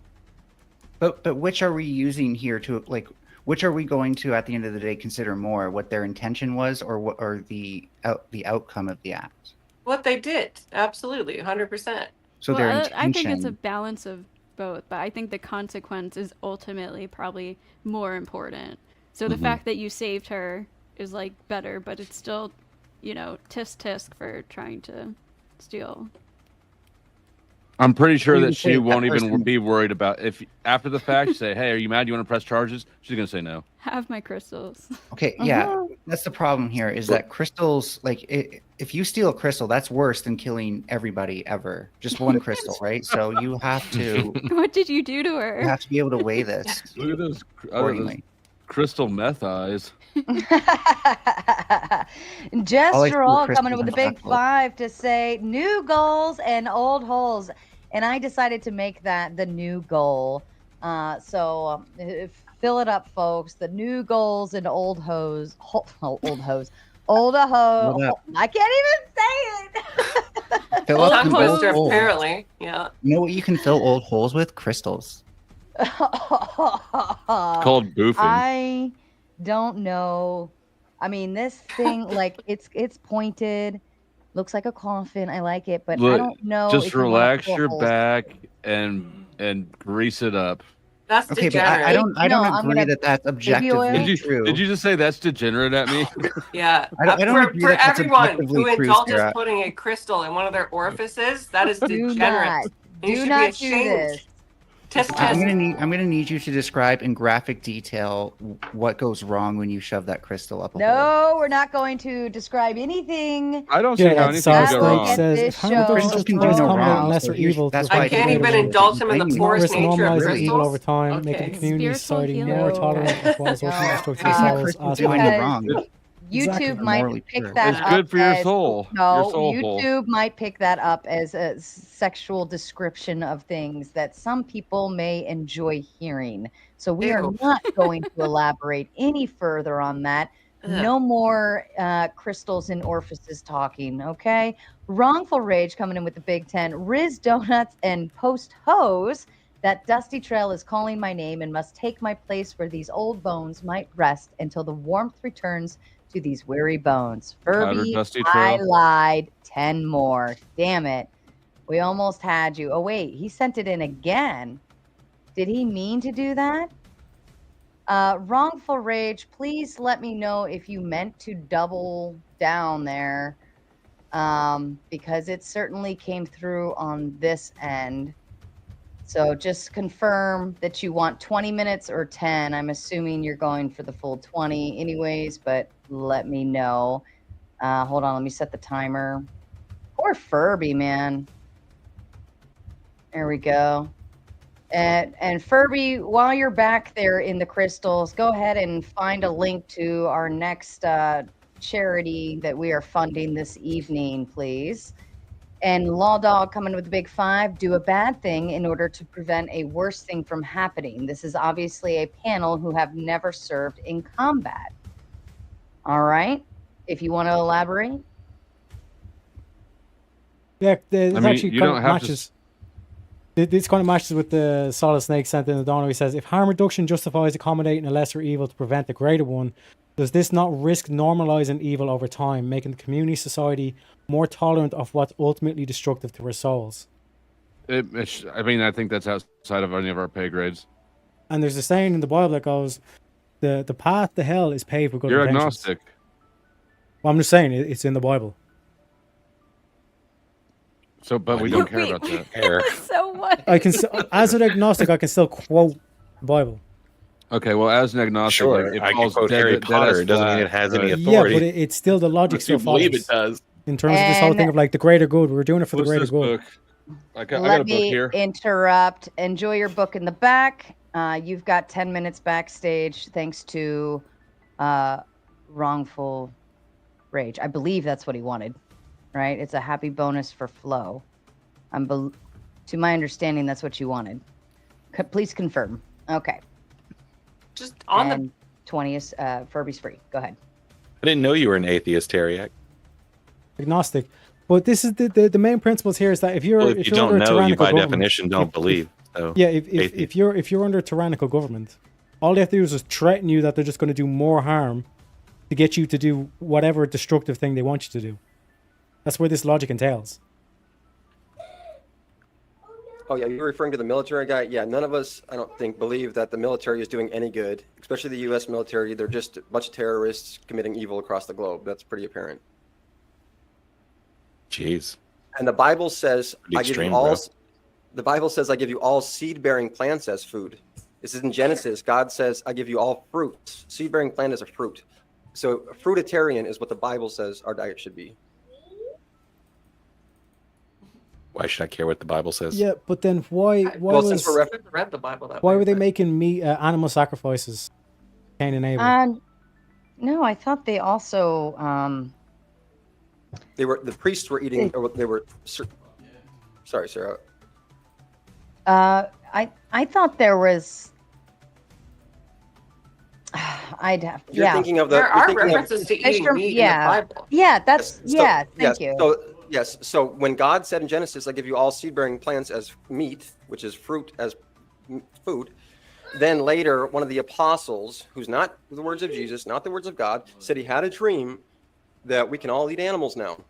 And so that's why Christians justify eating animals, because like Apostle Paul had a dream, and so that now it becomes the word of God. What's the And Law Bible Dog, verse? you've got 10 minutes backstage again. Enjoy the crystal. We know though, don't we know? Because like there was an evolutionary period, right, to Homo erectus where it was necessary for us to consume protein in order to develop the human brain and to subsist on a more lucrative diet as opposed to having to consume more plants, right? Don't we know Yeah, I brought that up physiologically, earlier. right, that is a necessary part of human evolution, and our current diet is nothing to be ashamed of. I mean, don't get me wrong. I have no problem with vegans or vegetarians. It's just like for me personally, I don't find that to be a viable option. Yeah, we're omnivores for a reason. Yeah. It's been one of our big advantages. I mean, dang it, he's backstage now, but I'd love to hear about his opinion on this when we go. Did he comment on it before, Teriak, or no? He wasn't on the panel. Yeah, I don't think so. Okay.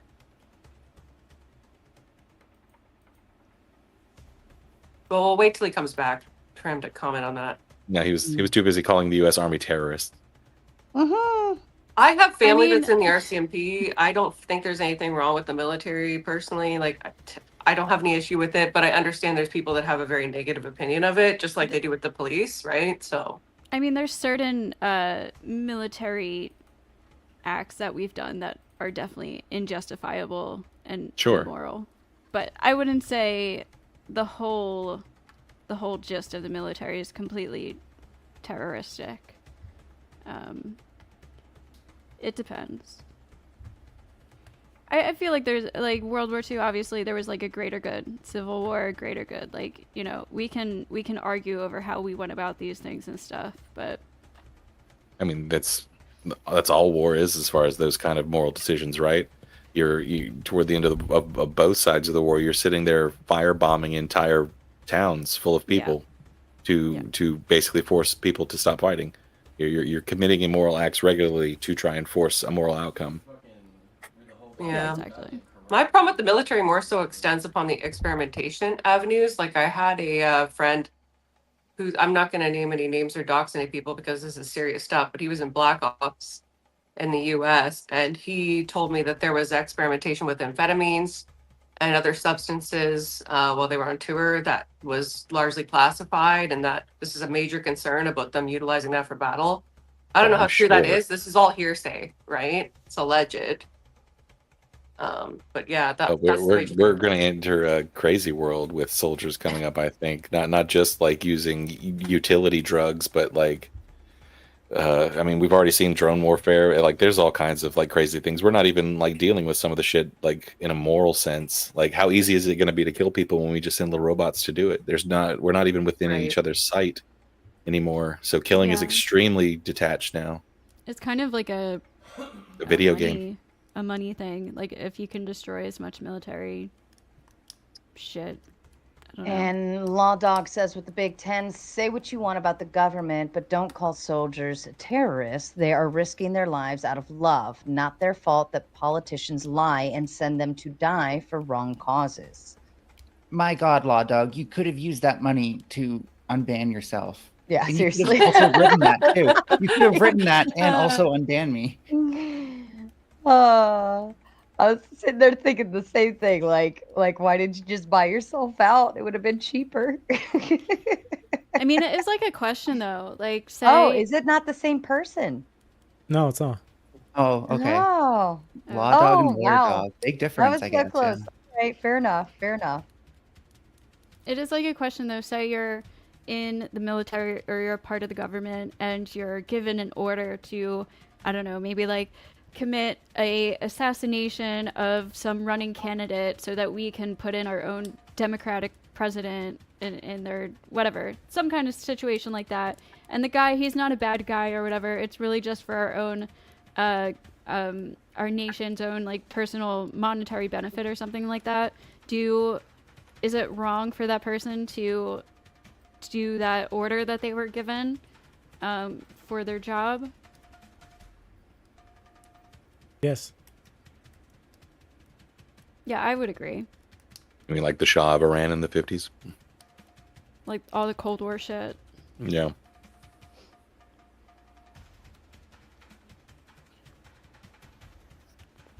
I think on that level, those kind of moral questions like get kind of like cast by the wayside, and it becomes like nothing but consequentialism.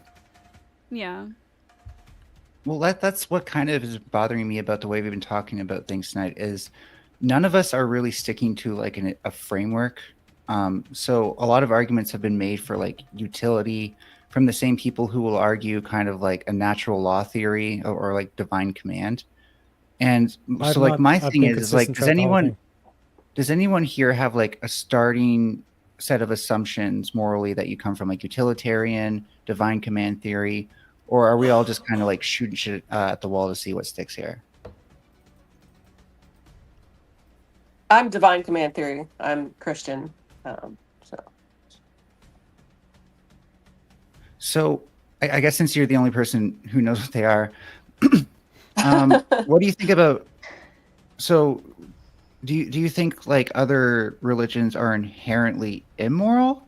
No, because they don't believe the same thing. No, absolutely not. I do think that there are better versions of Christianity, but I don't personally believe that. For instance, like if like I'm a Lutheran as of baptism and confirmation, but I also think Catholicism and Orthodoxy are completely valid. I think even some Protestants are completely valid. The key thing for me as a Christian, and this is just my personal opinion, I'm sure that many people that are Christian would disagree, is that as long as you believe in God, and particularly if you believe in Jesus Christ as our Savior, that you'll be saved. That's my personal opinion. What about like Islam though? Like I know I've talked to many Christians who think that Islam is completely evil, and like Muslims are basically Satan worshippers. Yeah, I think it's a perversion of Christianity. I think they have it right in terms of the God, but the amount of moral objections that I have to it, personally, I don't agree with that. I'm not going to go so far as to say that they're going to hell for believing in Islam, but I just don't personally oblige by their religious teachings. Yeah. Yeah. So are you a moral absolutist in that sense? Do you believe that like God provides us absolute moral facts, and even if we have evidence to the contrary, or like other possible ways of being moral, we still have to follow that? So in terms of ascension to heaven, I am an absolutist. I think you need to believe in God and that Jesus Christ died for our sins. In terms of just generally, like, are you moral, for instance, if you're an agnostic person that wouldn't kill anybody, that values other people, et cetera, I think you could still be moral. Absolutely. Just not in a Christian sense of the word. Okay, yeah, I was getting there. Can you be moral with God? But yeah, thanks for elucidating. I'm a bit more that ahead of liberal, time. I guess. Yeah. Because I feel like a lot of people who do say like you can only be moral through God are kind of like not realizing that there are plenty of moral atheists out there who have more like moral frameworks that make them good people. So I don't know how you can argue that they wouldn't at least have a valid moral framework because it's making them a better person. Yeah, so I do draw the line somewhere. I think like actions are also important. For instance, there's a lot of in particular like OnlyFans girls that we've seen convert into Christianity that now tout that they're the the moral authority on certain rights. I don't believe that those people have been saved yet. I think there's a large amount of cat. Sorry, I'm sorry to interrupt, but we have a cute cat on screen. Titty. It's just Put your that butt cat. hole Oh in the yeah, I love camera. cats. Cats are cute. She's trying. She might not know exactly where the camera. She knows where it generally is, though. You Is can it a tell. calico I know I moved ghosty? it. No, she's just black and white. He's just a tuxedo. Cute. She's more like white than black. Yeah, that's more like a variegated black and white than an Sounds actual racist. tuxedo. My boys are tuxedos, and they actually look like they wear tuxedos. It's really cute. Yeah. And I just want to let everybody know, thanks for all of your booting of Melanie to the crystals. We have now donated $50 to Meals on Wheels, which is a charity place of her choice. So thank you so kindly, especially you, Wrongful Rage, for booting Mel, and also to James for reviving her and having that little war back and forth. Every time Mel spends more time backstage than on stage, we find a nice charity to donate to, because She's here for some fun, but we turned it into a good cause. So thank you, Melanie. We love you. Yeah, my crystal addiction is worth it. Trust me.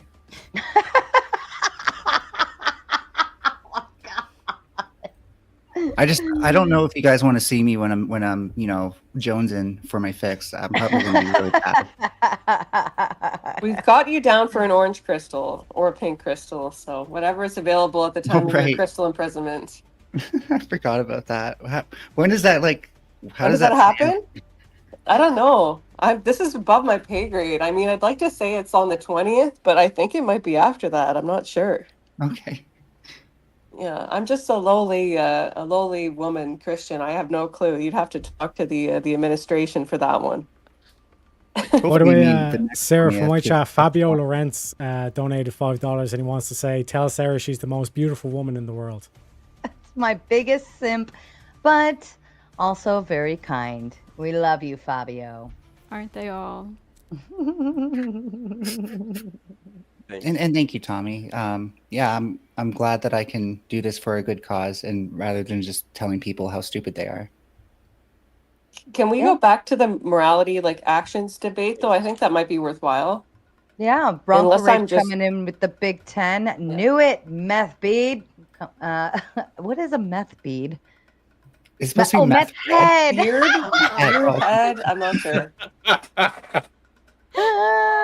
Wow, that's hilarious. Okay, yeah, Paige, let's do it. Let's head back to that one. So there are Christians out there and moral people in general. I'm not just limiting this to Christians, but there are people that have done very bad things in their life, okay? Be it stealing, or they have sold their body online, or they have sold illegal substances, right? And they convert to Christianity. Do we automatically give them a pass because they convert to Christianity? I don't think so. Hold on. I mean, stop just 1 second. You're talking about man's law, and you're applying it to God's law. You're saying, well, they broke man's law. They had an illegal substance, even though they were consenting, and it was just an arbitrary law that, in fact, No. you just made it legal. No, I'm talking with the legal substances, if you want to pick on that. Yeah, for sure. It is a substance that does alter your physical state where you're more susceptible to demonic interference. So there is. What are you talking about? Well, Oh, Paige, we just took a turn. Oh, I'm sorry. Did I just jump over the whole thing? Did I miss the secret thing we're talking about here? I thought Paige was on the logic bus with us, and man, turns out Paige was on a whole different bus. yeah, I guess I'm not on the logic bus anymore. Whoopsie. But yeah, no. Now we're talking demonic interference. Well, we're talking about Christianity, right? Lawyer Dog did point me to okay, how is this Christian, right? So all I'm doing is I'm creating a channel between the two. If you want to think I'm crazy, that's okay. And yes, just Gerald, I know nothing about plants involving crystals. I retract my prior statements. Going back to what I was just asked, there is a Christian element, I think, to substance distribution and interference. I think it does promote a degenerate lifestyle, which is against the teachings of Christianity. So. And just real quick as well, Elder Line donated $10 to say, tell Sarah that Fabio is a simp and a liar. Appreciate it. What's he lying about? But we getting on the whole thing of is drugs immoral? Is that why I just got a text? I text him, I'm like, where the fuck are you? You're not on screen though. I don't know if you know you're in avatar mode or. Yeah. I don't know. I I'm think being withholding. I think bodily autonomy means you can do with what you want with your body, and there's no way it can really be immoral. If you make it someone else's problem, then maybe you can talk about the morality of that. I think certain drugs can lead to the point, inevitably, where you're probably going to be acting immorally. But I don't think just taking a drug inherently is immoral. But I think there is certain drugs that inevitably lead down a road to immortality or immoral. Yeah, whatever. Immorality. Yes, Immorality. yes. I can agree with So that. let's say I grant that drugs are an immoral act, but then you actually become one with the crystals. Isn't that make it morally good? I think What? there are Yes, some it does. beneficial So what? drugs. Are you making a certain joke about a certain drug? What is that? It's an actual argument. It's the same Okay. argument as the robber who ends up saving a life, but just what if you do a drug, but you actually become a better person from it? I would love to see the scientific studies on that, but as a purely hypothetical circumstance, like what are you doing that's so much better Well, on I this mean, drug? Hallucinogens can break you of addictive habits. There's depression studies on that. PTSD and stuff. Like we're talking like the fun guys. Okay, I'm really glad that you guys brought this up, and we're sort of on the same page because I'm just gonna make this real quick. I actually did my major in anthropology, studying cultures of religion, and what I've come to determine, it's factually based, it's historically based, way more proven than the evolutionary theory. Jesus Christ, the body of Christ, where he says you have to eat my body or you have no life in you. You can't just believe in him, you have to eat his body. Historically, that was sacred mushrooms, That was a magic mushroom? mushrooms. Okay, lawyer dog. Before you say anything more, I have a serious question. Are you a lawyer for Geico? No, I'm just I switched from majoring in anthropology to law in my last year. I finished my LSAT, so I am not a bar attorney. I made myself named Lawyer Dog off of a case, the Mesme. Okay, sorry, it was just like it's an obscure reference to a Geico commercial. Don't worry about it. I got it. The problem is that mushrooms don't act the same for all people. So I think that mushrooms can make certain people better people, but there's sometimes when that doesn't work out. Yeah, and there's just to partially agree with Lawyer Dog, I will say that the further you go back into history, the more and more often that psychedelic substances are used as the actual sacrament in religions. It's a really pervasive thing in really ancient cultures. So I would completely believe that a bunch of religions at the time, of which most of them had secret rites, and they had two layers to the religion, to where there was one for the general public and one for the initiates.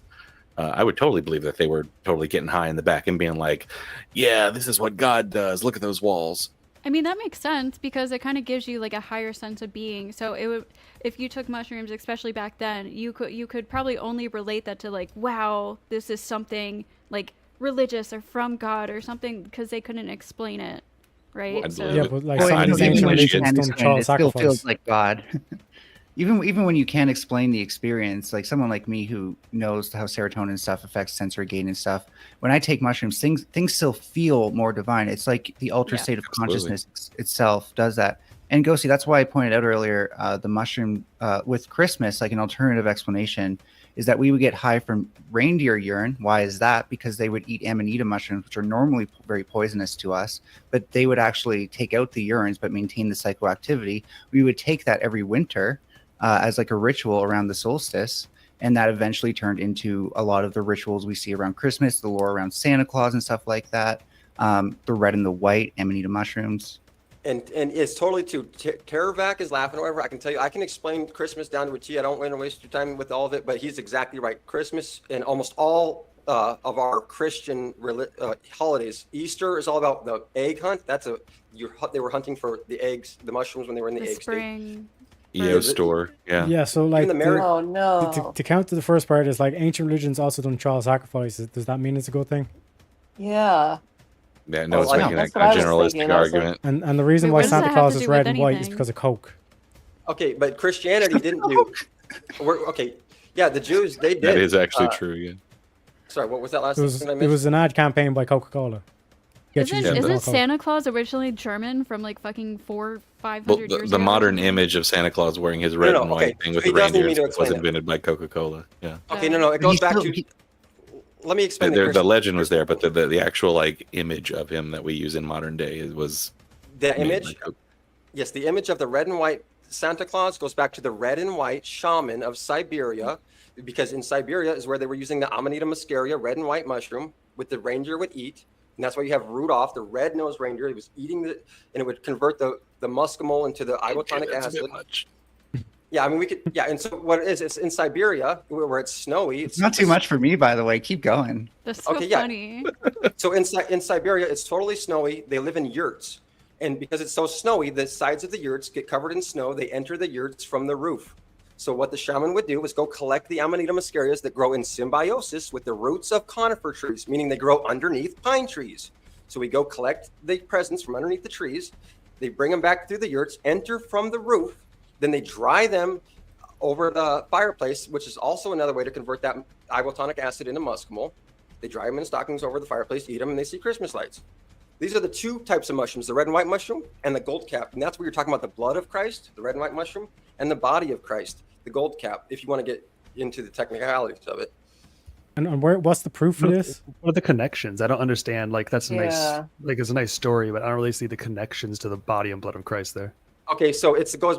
Well, because most Christian rituals are born of more ancient rituals that were basically hybridized to convert the population. But we have half their shit the was statement taken in to the begin upper with. room we can directly point to, right? What's that? We have the statement of Christ in the upper room in the New Testament documents we can directly point to, That have been and the John 6 converted. documents. You mean like John 6:66, where he says, "If you must eat from my body, or you have no life in you." How did they eat his body when he was still alive? And he tells us we have to eat his body, or we have no Yeah, life. many in us. Christians say it's a spiritual eating. Right, and then they eat the bread, and they think that's his body. I've heard this argument before, and so the argument wasn't that it was mushrooms. The argument was always that it was ergot, that it was psychedelic Which is a fungus. yeast. That's a fungus. Yeah. Okay, you want to get into the holy water. Also, The really LSD. quick, John 6:66 is not the verse. So you've said John a couple 6, things inaccurate about no, the no, no, Bible. let's It also pull up- says let's pull you up can the- eat meat in Genesis 9. Okay, let me pull up that. Let me look first. Let me check John 6:66, and let me see if I'm wrong about that. If holy water is LSD too, that would be sick.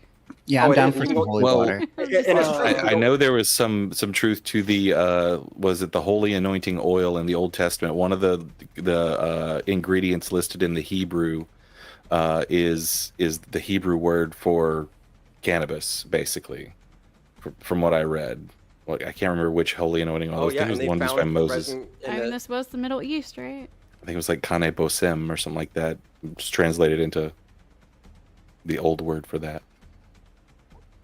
I mean, This all is the seems secret of I'd be crazy. completely wrong. This seems Yeah. Wanna know, get down to crazy it, to this me. Because it is the page. secret of- Yeah, this I seems mean- crazy. This is such a It's just- perversion of No, the Christian faith. no, What it's not I'm bunch gonna of loose say, I was connections. listening. My daughter called and she wanted me to come up and tuck her back in, and I was listening to this, and y'all sound like a bunch of crackheads. Mhm. And yeah, so Wrongful Rage said, given we want to sniff gas, Law Dog you down in the rabbit hole 10 minutes. Think about, yes, enjoy the gas down there in the crystals.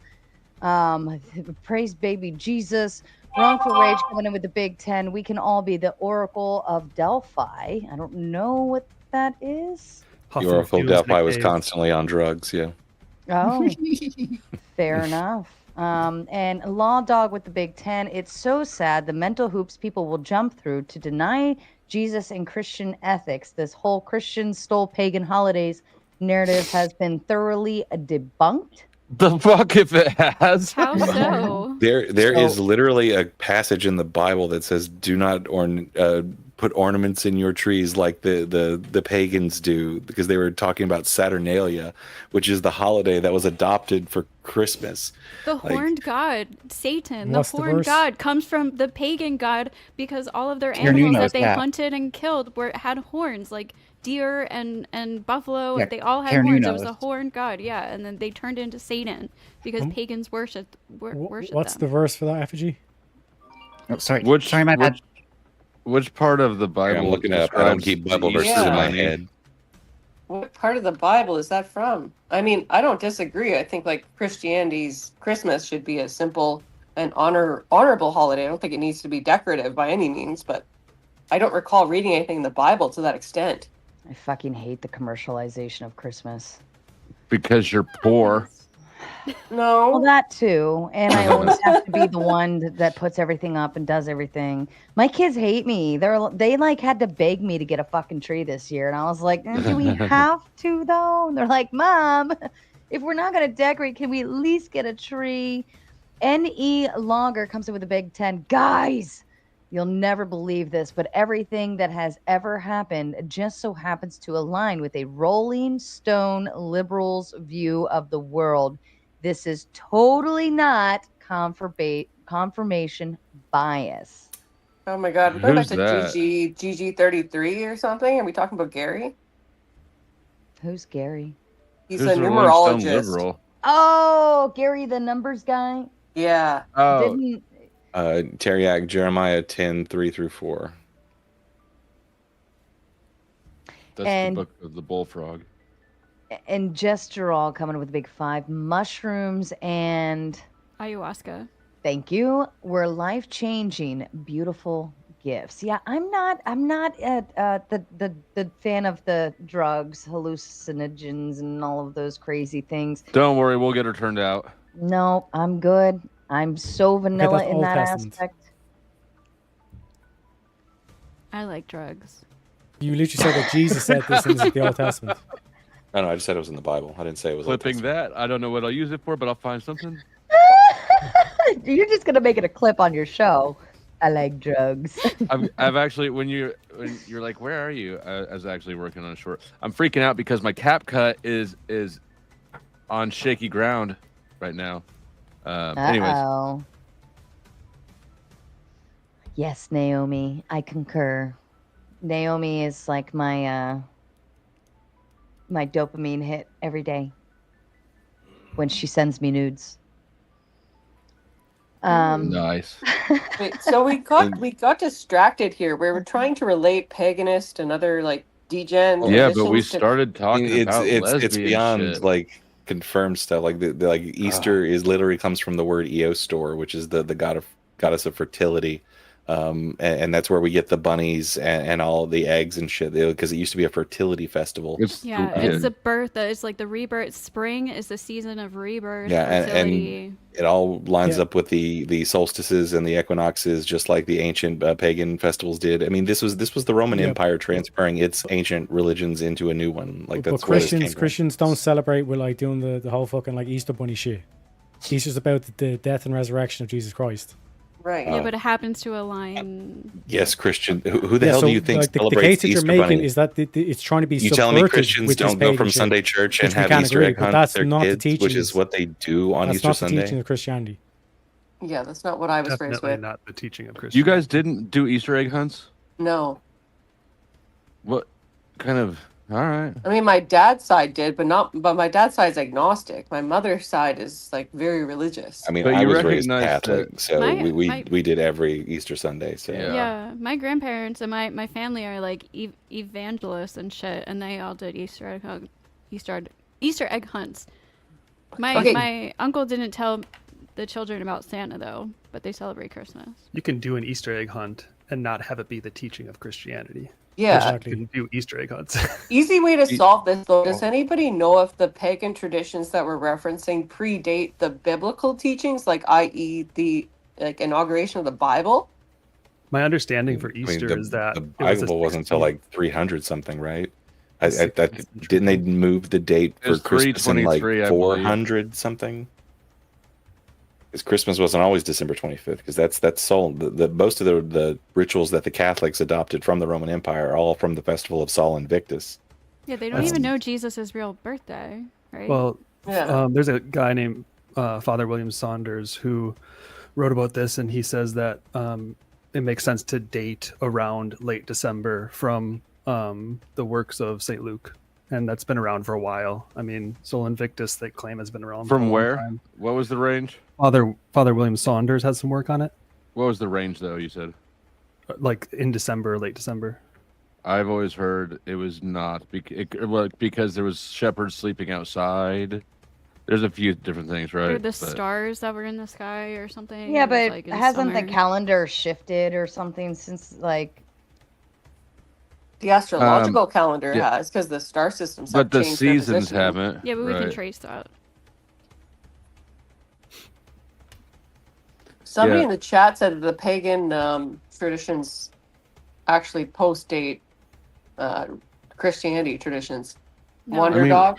I don't think they do. No. Okay. They also say that We're Christianity. talking about like the- super ancient traditions, the like these line up on the 2,000-year-old solstice and the religion- equinox. They were means of keeping track of the year, like ridiculously ancient traditions. There are certainly traditions that predate Christianity, and Christianity has turned those into their own in certain ways. But the demonstration needs to be the causal inference, and the causal inference from this is the pagan tradition now fit into Christianity, so we've adopted the paganism. But that's obviously not true. Right. Wait, how do you mean? Because so like for example, you don't have to be Christian to celebrate Christmas. A lot of secular people celebrate Christmas. You don't have to be Christian to celebrate Easter. A lot of them, what's wrong with, or for example, like what would be wrong with? I do believe you can date the birth of Christ around late December, and I've read, like I said, you can look up Father William Saunders' work. But what would be wrong with taking that date? What would be wrong with the Christians taking that date from the pagans? Oh, there's nothing wrong. I'm not saying there's anything wrong. The issue would wrong. I'm sure a bunch of people whose religion it was at the time felt some kind of way about it. You know, the issue would be trying to deny and rewrite history. But it was also the way to get them to easily transfer into the new religion by saying, hey, you know, all those holidays you already celebrate throughout the year, and then you've got your life scheduled around. None of that changes. We just gave them different names. No, they wouldn't say none of it changes. They'd say we're taking this date, probably trying to get rid of the holiday because they saw it as pagan, right? That stuff happens. I mean, that's why they kept a lot of the rituals from it, right? They tried to transfer people over. Many of the rituals you just see in the Old and New Testament, I think. It would be wrong to misrepresent Jesus' birth. A lot of the trappings are from satellite areas around Rome, right? Like there's a whole lot of Germanic stuff in Christmas, right? Yule logs, evergreen trees. Oh, for sure. Like 16th century Germanic tradition influences Easter and Christmas heavily. Well, that's also why the Christmas tree became popular. Just in general, there's a queen. Not 16th century at all. No. There was a queen Saturnalia was celebrated with an adorned tree giving presents, right? No, I'm not saying this What's is the link you're making between Saturnalia and Christianity? I'm saying for like even non-Christian people. Saturnalia is December 25th. If that's the only link, though, what's the why does that matter? They celebrated December 25th Saturnalia by adorning trees and putting presents under them. Do you not see the link? But what does that have to do with Christianity? We don't Let's celebrate the birth of Christ by having a fat man come down our chimney and put Christmas presents under our trees, right? I mean, well, that's the adoption of other myths. That's the adoption of a culture that is, the culture need not be Christian, but if you go to the churches, you see the liturgy, right? The liturgy tells you a completely different story than the culture does. Sure, but like if you actually, so there's a difference between like what Christians say happened in history and what anthropologists say, right? Maybe it depends what you're talking about. Well, we had someone who said that they at least had done some work on the anthropology of religion, and they were trying to talk about how one ritual, which seems to have a basis in this thing, is the body of Christ being. He said it was golden calf. Somebody else said it was arrogant. I don't personally know. But again, what I wanted to say is that the idea that these religions come out of something before them actually fits in with pretty much everything else that's happened in our culture. You never see spontaneous cultures. You don't see like prophets come around and be like, oh, we should do everything differently. So you do. Usually there's some sort of social order that was the one way and then gradually changed to another, rather than, of course, something overnight. Yeah, I don't disagree with that. So it's not surprising to hear that like Christianity came out of some pagan traditions and stuff like that, to me at least. It's not surprising to think that the practices of some Christians in particular areas are going to vary based on the cultural traditions that have been in that area. But that's very different than saying the death and resurrection of Christ was taken from mythos or from some other pagan tradition, right? That you have to show a causal Mithras or Zoroaster or any number of the other. But those aren't even deaths. Virgin birth, 12 way, disciple, right? God. But they didn't even have 12 disciples. Like those are all just like this has been debunked in so many works. Doesn't the Bible even something's been debunked? It's not. Go ahead. It's like it's going to be based personally sometimes. Like someone might not find the evidence convincing, but there are so many works on this. In the 3rd century, the precise date of Jesus' birth became the subject of great interest when early Christian writers suggesting various dates at around 8200, Clement of Alexandria wrote, "There are those who have determined not only the year of our Lord's birth, but also the day, and they that say that it took place in the 28th year of Augustus, and in the 25th day of the Egyptian month of Pekon, which is May 20th. Further, others say that he was born on the 24th or 25th of Pharmuthi, which is the 20th or 21st of April. And NE Logger coming in with the Big Ten. Have you considered that the relatively recent model of Christian holidays was purposely hollowed out and stuffed full of commercial and pagan nonsense specifically to push out Christ? Okay, I have a question for Law Dog real quick. That's How much conspiracy money brain. can I save? Law Dog, how much money can I save by switching to Geico? And that's exactly what the church did by giving people bread. They've hidden the fact and they've pushed Christ out of the church. And Wrongful Rag coming in with the Big Ten. Finally, Wrongful Rage went to bed. What a troll. I know he's such an asshole up here talking about jizz donuts and shit all over the place. And then Wrongful Rag coming in with another 10. What is that word? Charlemagne. Charlemagne. Thank you. Charlemagne killed the last of the tree gods. Augustus saw to it that the Druids died upon their hill of sacrifices. Thank you, Wrongful Rag. And I think it's also really telling that like the Christians needed to get rid of pagans, right? Like St. Patrick, the quote unquote chasing the snakes out of Ireland when it really meant pagans. And I got 2 popping in backstage. Eric, can I get a voice confirmation from you? Sure. Are you going to show any penises on screen, titties, prawn, all sorts of weird shit at all? No. Then you're in the wrong spot. Shut up, Flo. And Law Dog, I see you backstage, but the panel is officially now full. You'll have to wait until somebody drops, and once they do, I will bring you up. Okay. I have somewhere to be, so I will more than happily drop because, to be honest, religion isn't really my strong suit anyway. So Where have a great you night, gotta everybody. be at this time of night? Somewhere with crystals. I bet so. I was like that. All right, let me do one more. Law Dog, can you voice confirm for me, please? Yep. All right, and you're not going to show anything nasty, gross, or TOS violators on screen? No, not unless you feed me a bunch of whiskey. Well, have you had any whiskey this evening? No, I have not. All right, we're all fair then. Okay, floor's back open.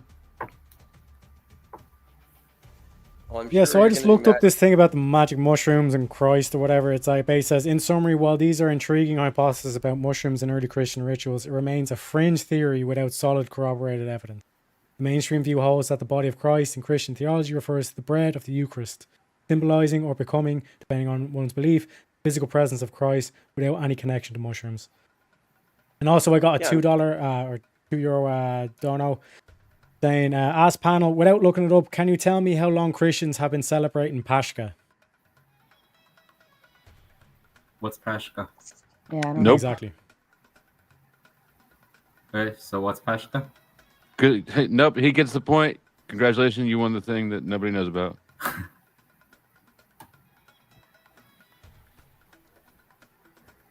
What is Pascha, by the way? Refers to the Paschal Lamb, I believe, which is Easter. I don't know Yeah. how long they've been celebrating it though. So do we celebrate Easter? That's your question? You're asking if we celebrate Easter? Thank you. Yeah, because someone The mentioned... earliest I know that there is a homily from the 2nd century that mentions celebrating Easter, but I don't know if it goes before that. I celebrate Easter. All right. Well, so you guys want to know Christianity going back to ancient religions? Well, Christianity. Where did Jews come from? They came right out of Egypt, right? They birthed Christianity. They came out of Egypt. Where does Christianity come from? Comes from out of Egypt. What were the Egyptians? Technically, there's no evidence that the Jews were in Egypt, but There are a lot of similarities between Egyptian scripture and the Bible, though, right? Well, look at what the Egyptians were worshiping. They were worshiping the scarab beetle, which is a fancy word for dung beetle. The cow, where we get the term holy cow and holy shit, because Jesus was born in a barn. And what else did they worship? The sun disk, the golden sun disk between the bull's horns, flanked by scarab beetles. The Egyptians were worshiping the golden disk, the golden mushroom. They were the origins of Christianity. I think aren't there like mushrooms in ancient Christian art and stuff like that too? The oldest artwork known to man is of mushrooms. Can I And just so is the ask, second. what's the point of the mushroom talk? Like, what are you trying to show? Well, I'm trying to, I guess, kind of That just ancient reiterate- religious sacraments had a lot of hallucinogenic substances in them, I think. Yeah, I he think just that's wants to his justify point. drugs. This is not like drugs, basically no. This is basically like people going back to like a very humanist thing where like all divine things, all transcendent things, like they reduce it down to, you know, a drug that someone took one time, Okay, as many or a people in the- sunrise that someone took one time, and this has all been thoroughly debunked. And like, Okay, I don't know first of why all, it hasn't people been still thoroughly in debunked. 2025 are still bringing this up. How really? Okay, how so- has it been thoroughly debunked? Yeah, how's it been thoroughly debunked? Like I don't even agree with it. I think that it is bullshit, but it hasn't been thoroughly debunked. It's been thoroughly debunked because hear it. anyone can say that something happened 14,000 years ago and not provide any evidence. Okay, Just like because you're not- someone you're not threw a providing any mushroom on a evidence for your cave debunking. wall You- does not mean that people worshipped mushrooms. Just Okay, because I people thoroughly am drew debunking pictures your of the sun. debunking Excuse me, claim. I'm talking.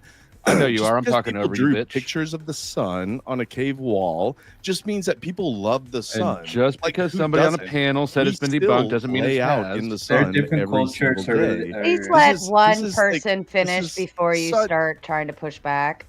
You will have your time. You go ahead and debunk it, and then I'll debunk you. While you're deciphering who's going to debunk what, Wrongful Rag coming in with the Big 10. All right, Furby, that bought you some points. Yes, Furby. I know you guys don't like Furby up here, but I have no issues with Furby. I have issues with some of her stances, but that's okay. We can agree to disagree, and then I can yell at her for that. It's good. I mean, All right. the Hey, sun guys. has- And just to echo that as well, Elderline Hold donated on, $10. hold on. Paige, are you making an exit? Yeah, I am. I'm just going to make a quick exit. I'm going to play some Call of Duty and go to bed. It was lovely speaking with all y'all. Hope you have a great night and hope to engage in some pleasant discourse again with you soon. Awesome. Thanks for coming up, Take care, Paige. No See, it problem. wasn't that bad, right? No, it was great. I had a lot of fun. Thanks, Good. guys. Enjoy your evening, Paige. Bye. So yeah, Elderline donated $10 and says, if they look into each day of the year, there's a holiday in some random religion, and just because Christian have holidays doesn't mean we copied copied whatever garbage was there before. Fair point. That doesn't- You're right. It was completely from scratch. All This those isn't holidays just on the some like solstice theory is- out of nothing, right? This is we know that the entirety of the Roman Empire switched its religion and then switched its holidays. Like this is Yeah, not but some kind of It's a strange coincidence. supposition. Yeah. Look, we have to lie for God. That's what he would want. But And again, it's also when do it's you also not think difficult that- to understand why a bunch of people who do not believe in the supernatural would try to find naturalistic explanations for a while this religious stuff popped up into existence thousands of years ago. There was But the literally connections claims are- that the reason why Santa is red and white is to symbolize this fucking like magic mushroom, whatever. thing. When it was literally like The connections we are have the fairly evidence that it well was a known. Coca-Cola I campaign. mean, I get what he said. That No, we have character, evidence that it's that Hungarian myth shamanism. existed before Coca-Cola redefined it into its modern, like, patented image, and it was a character in mythology before that. The man in the snow, Saint Nicholas, Odin, whatever you want to call that line of mythology. You Yeah, can but literally look we up can Google. track the ad campaign from Coca-Cola. Go ahead and Google Siberian This is something that Amanita pre-existed shaman. that though. Like, There's literally shamans who still dress in Amanita attire in Siberia. You can look it up. Shamans in Siberia dressing like the Amanita muscaria mushroom. Yeah, but just because someone wears red doesn't mean it automatically ties to what we have. You know what I mean? Right, but just because Coca-Cola makes a commercial doesn't mean that all of a sudden something isn't true. Is what I'm saying. Yeah, but They didn't- there's two positions where it's a similar kind of like vibe, and more modern day. That's when we had TV. That's when we had all these campaigns. Well, the reason why Where there's you no just- coke is because coke is a drug and it's federal, blah blah blah. Other than that, it's not. There was no problem issue. What wasn't next one?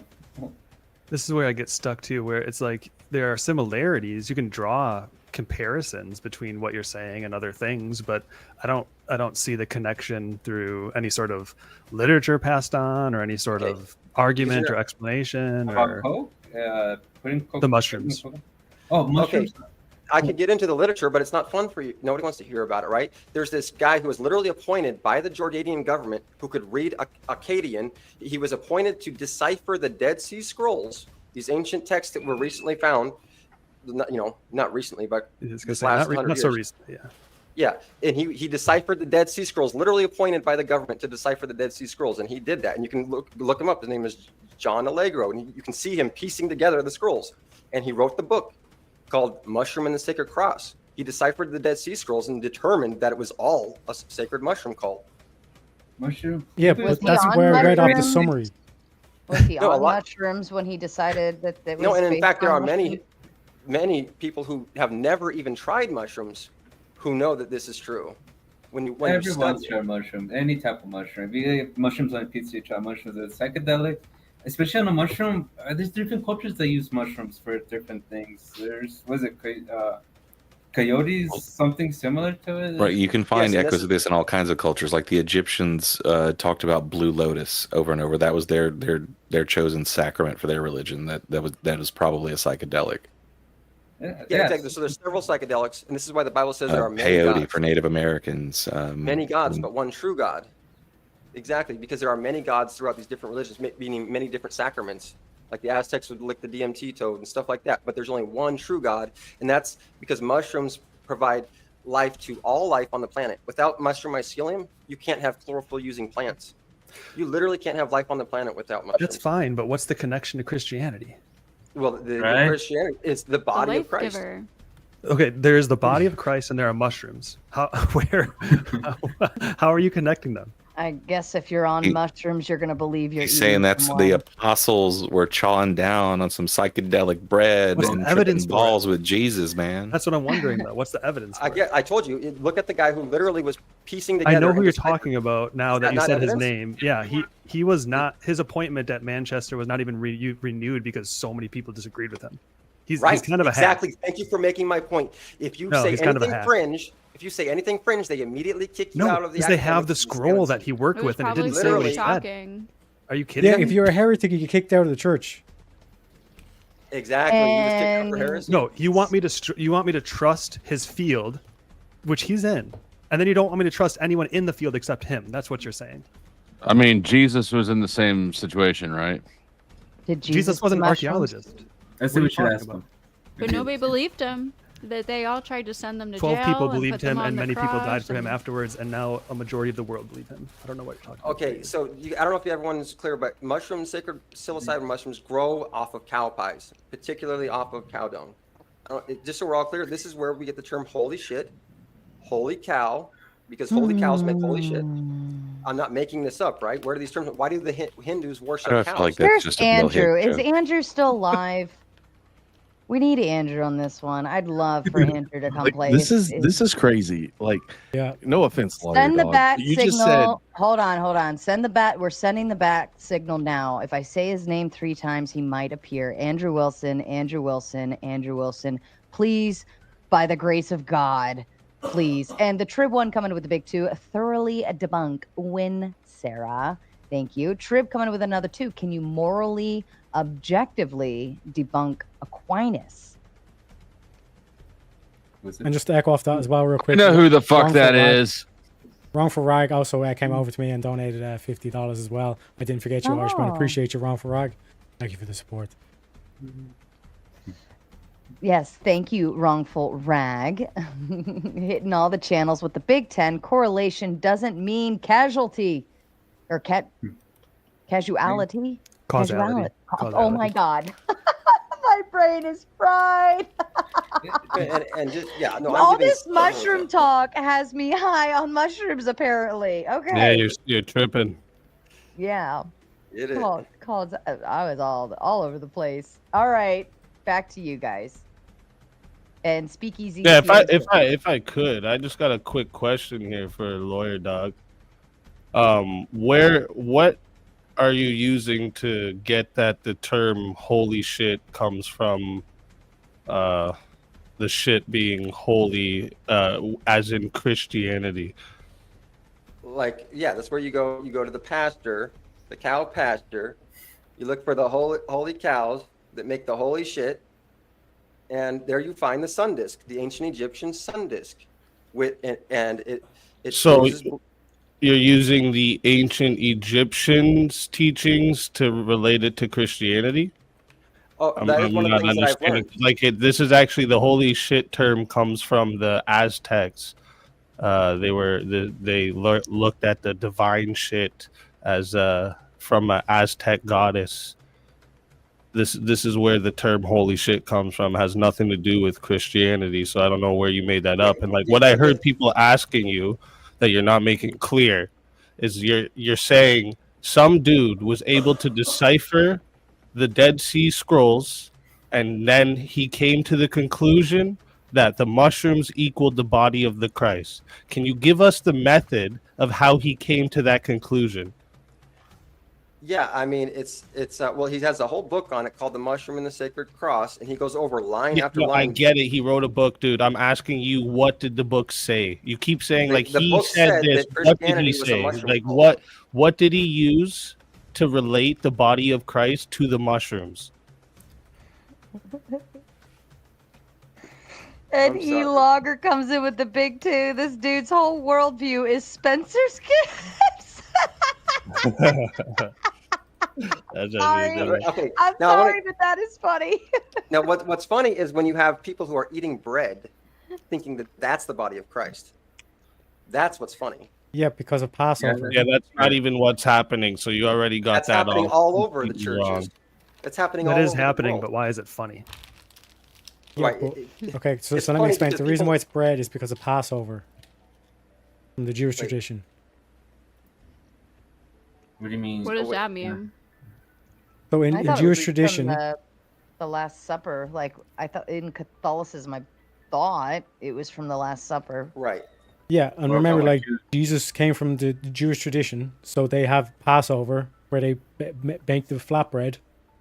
There's the whole thing of like if you waited for the bread to rise, you would have been wiped out by the Egyptians. But rather than waiting for the bread to rise, they just said, "Fuck it, we'll take the flatbread," and they hightailed it out of Egypt. That's why Jesus that's why he used bread, because it's Passover. It's the same tradition, but he's anointing it into the new tradition, which is Christian You're actually tradition. pointing out an interesting point. He's Yeah, talking it's a about the gift leavening. from God and a sign of sharing. But like, I'm more interested in trying to understand how exactly you get the mushrooms equaling the body of Christ. Like you just said, oh, I think it's funnier that Christians eat bread and think it's the body of Christ. Like, at least we can go to the Bible and show you why we do this. Can you explain to us now Which Bible? where the mushrooms link? And if you're No, just I would going to love say to this dude wrote a book that said it, then it's. I guess I just don't have any more questions for you. Well, hold on a second. Where in the Bible does it say to eat bread as the body of Christ? You said that's in the Bible? Yeah, take. I said we can go to the Bible to show you why we do this. Yeah, I would love to Are see you that. Show me listening in to the what I'm Bible why saying? you eat bread and say it's the body of Christ. I would love to know why you eat bread and believe that because what happens in the Catholics say. So you're gonna, instead of answering me of your claim, you're gonna ask me for something I didn't come up and say. Okay, I'm I'm sorry. asking you. I keep missing your question. Just assume I don't believe any of it. Just please explain Okay, to us okay. how the body of Christ equals mushrooms, please. I can give the lowdown that you missed earlier. He basically said there's this mushroom. Well, I've been listening. I've been listening. He hasn't given an answer. Though. He hasn't said. Now that he said Allegro, I know who this guy is, and I am familiar with some of his work. And it's basically he's arguing that the Jesus in the Gospels isn't a historical person, right? It's all allegory, and that we've misinterpreted the New Testament. The New Testament is coded language for mushrooms and hallucinogenic experiences. And so because some people have picked up on this afterwards and said, okay, well, there is a role for hallucinogenic drugs within religious worship. Now, for some reason, this gives his claim traction. And that's what I'm trying to understand too. I don't see how... Yes, let me clarify. This is what brought me to it, okay? When I was studying law at the university, why I actually went to study law, then switched to anthropology and back to law. Because when I was studying law, an anthropologist came in and said, I just got paid to go to Mexico and go to a Catholic church and eat mushrooms. And she explained how there's Catholic churches in Oaxaca Valley, Mexico, who give out magic mushrooms at the Catholic churches during sacrament. I was like, oh, well, that makes sense. It's happening now in Catholic Oaxaca Church Valley. isn't going to be happy about that one. There's churches that never hang heard of- rainbow flags, but they don't condone that in the Bible. Yeah. Can you please But explain this to is- me where you're getting the link? Like this is like you're couldn't making even- no sense right now. Let me read these off real quick to the chatters. One more dono, and we'll press on for another hour. I'll keep going. Wrongful Rag coming in with the big 10. So a whole ass book based on, trust me, bruh. He wrote it. It must be true, bro. Find a post hoe and fill her wrist donut. Jesus, wrongful Rag. The real Mr. Meatball comes in with a big 5. Lawyer Dog convinced me. This line of thinking has way more evidence than evolution. Really impressed how you prove a clear point about morality, too. I'm sensing sarcasm. And Robert Schweitzer just coming with a big 5. I believe it's your first dono. First dono ever. Congratulations, Robert. Welcome to the addiction realm of sending super chats. But thank you so much. And Sweater coming in with the big 5. Matthew 26 to 30. I will pull that up now since you. I have it here, Sarah, if you want me to read it off. Yeah, absolutely. Thank you. So Matthew 26 says, while they were eating, Jesus took bread, and when he had given thanks, he broke it and gave it to his disciples, saying, take and eat. This is my body. Mark 14:22 says, while they were eating, Jesus took bread, gave thanks and broke it and gave it to his disciples, saying, take it, this is my body. Luke 22:19 says, and he took the bread, gave thanks and broke it and gave it to them, saying, this is my body given for you. Do this in remembrance of me. 1 Okay. Corinthians 11:23-24 says, for I received from the Lord what is translation also of that? passed to you. The Lord Jesus, on the night he was betrayed, took bread, and when he had given thanks, he broke it and said, this is my body, which is for you. Do this in remembrance for me. No mention of magic mushrooms. Okay, now what was the word for bread there? That was like. I had to memorize that. Okay, I Oh, understand. go ahead. He's talking about a mistranslation. You used the word bread, which translated back to look at the original translations. Okay, and I can say, artos or whatever was the original translation for bread. And what did that mean? Any type of bread-like substance. The manna from heaven was referred to as the bread of the angels, right? That appeared overnight out of nowhere on the ground and then disappeared if it wasn't eaten. Wasn't that referred to as the bread of the angels? So when Jesus compares his body to the bread, and he literally says, your forefathers ate from the manna in the desert and died. The manna, which was referred to as the bread from the angels, bread of angels.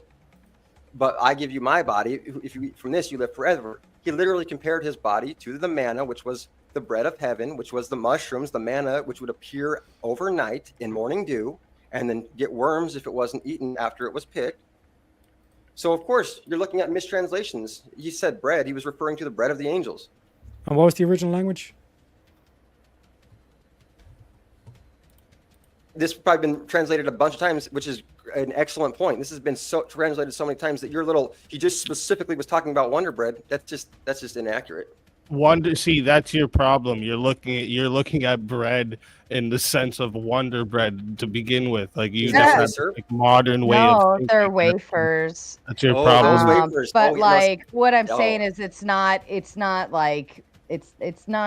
perceived as bread to begin with. The word you're talking about, liham, is also used just for solid food in general, right? That's the thing with that language is they had words that did have different meanings. But my problem here is you take some modern person that has no pass down of the oral traditions and just interprets it his own way, and you take this as evidence why. Allegro. How dare you think for yourself? Stop it. Allegro specifically. Yeah, that's not what I said. Good straw man, folks. That's what you meant, though. Tries to No, tie that's the not what I Greek meant. word I bread know you're too to stupid for debating, buddy. Just stay quiet for this, bud. Well, I mean, if I may, Lawyer Dog, the whole thing, like I've read Allegro, and his whole premise is about, Jesus being an allegory. I mean, we know Jesus was a historical figure, and we have, tons of historical documents pointing to him. So if his whole premise is founded on Jesus being an allegory, I mean, doesn't that like completely debunk his whole argument? Because Jesus wasn't an allegory. Like Jesus of Nazareth was a real person. We all know this. It's historical. Even from non-biblical accounts, like we know these things. Yeah, So like I don't understand like how it follows. Like it's like it collapses his whole argument. So you do get that there are no contemporary historical accounts, right? Like just to be fair, completely honest, like there are no contemporary historical accounts of Jesus, right? You get that, right? No, I don't get they that. say- We have no. accounts of Jesus from the first century. You Who? can use that same reasoning to say there are no like contemporary accounts of Caesar, even though we have like documents supposedly written by No, Caesar. the earliest Bible book of the New Testament was written was 70 AD, right? Biblical No, scholars that's pretty much not agree on true. that. It That's is not true. because And the most destruction of the modern temple is in it, historians and that's when the destruction of the agree. temple happened. That's how I we think- know I that think we that can is date actually it to true. it. I think that Like, is actually what are you citing for this? Like, where are I'm you getting going this to cite the super chats. Wrongful Rag coming in with a big 10. Andrew Wilson. You're stuck, Sarah. Yep, that was the official dono that set us into 1 more hour. Congratulations. You are keeping me up till 3 a.m. I will be walking away here shortly to go get more coffee. The panel had better behave while I'm away. Wrongful Rag coming in again with another 10. If he says Hebrew, he looked at the wrong scrolls. Fair enough. Trib 1 coming with a big 5. Can we be real? Cow dung mushroom deity is as valid as the Lord of Christianity, which is just as valid as 1 × 1 = 2, but it is kooky as fuck for real. LOL, I agree. It's very kooky. And Dustin S coming in with the big 2. Russian Santa wears blue and has a hot daughter. Is that true? Is that a thing? Russian Santa? What's the Russian Santa look like? What's her daughter look like? Brings hot daughter when he sneaks into house. Oh, cringe. NE Logger coming in with a big 5. You know what? Screw it. Every historical mention of shrooms was really about bread. Jimi Hendrix loved a mean rye. Timothy Leary was a PETA maniac. What the fuck? Fair enough. Thank you guys. We'll keep going. You guys got an hour. Duke it the fuck out. I think Animated Effigy. Sorry if is that your name? I don't see the names right now. I think he is right that we don't have any contemporary accounts written during Jesus' lifetime, but we do have stuff earlier than 70 AD. Nothing from the New Testament, but we do have Roman historians writing about Christ as Which early ones? as Tacitus and Suetonius.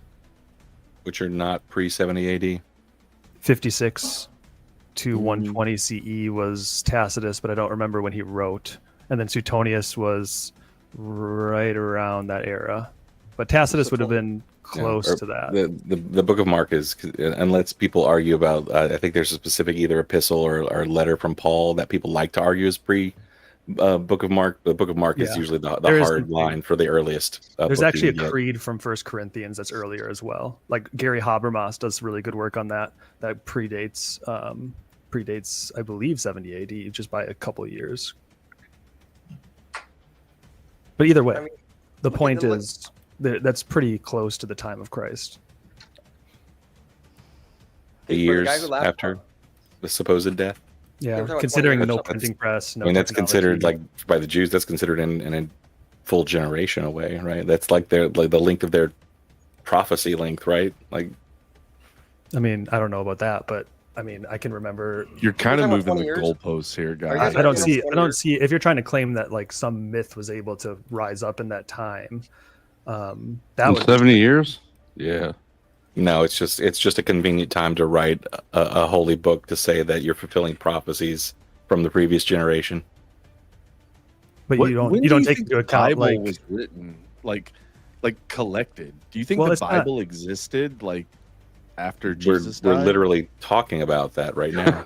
Yeah, It is exactly. The fairly Bible is convenient. collected from writings. Yes, and all the Gospels come from the Book of Mark, which is considered the earliest written Gospel. That is not true. Yes, biblical scholars consider all the Like, other you need Gospels to to come read from a primary history source that- of Mark. Oh I've my read God. plenty, my man. You This need to is read such, yours. Like a common mistake.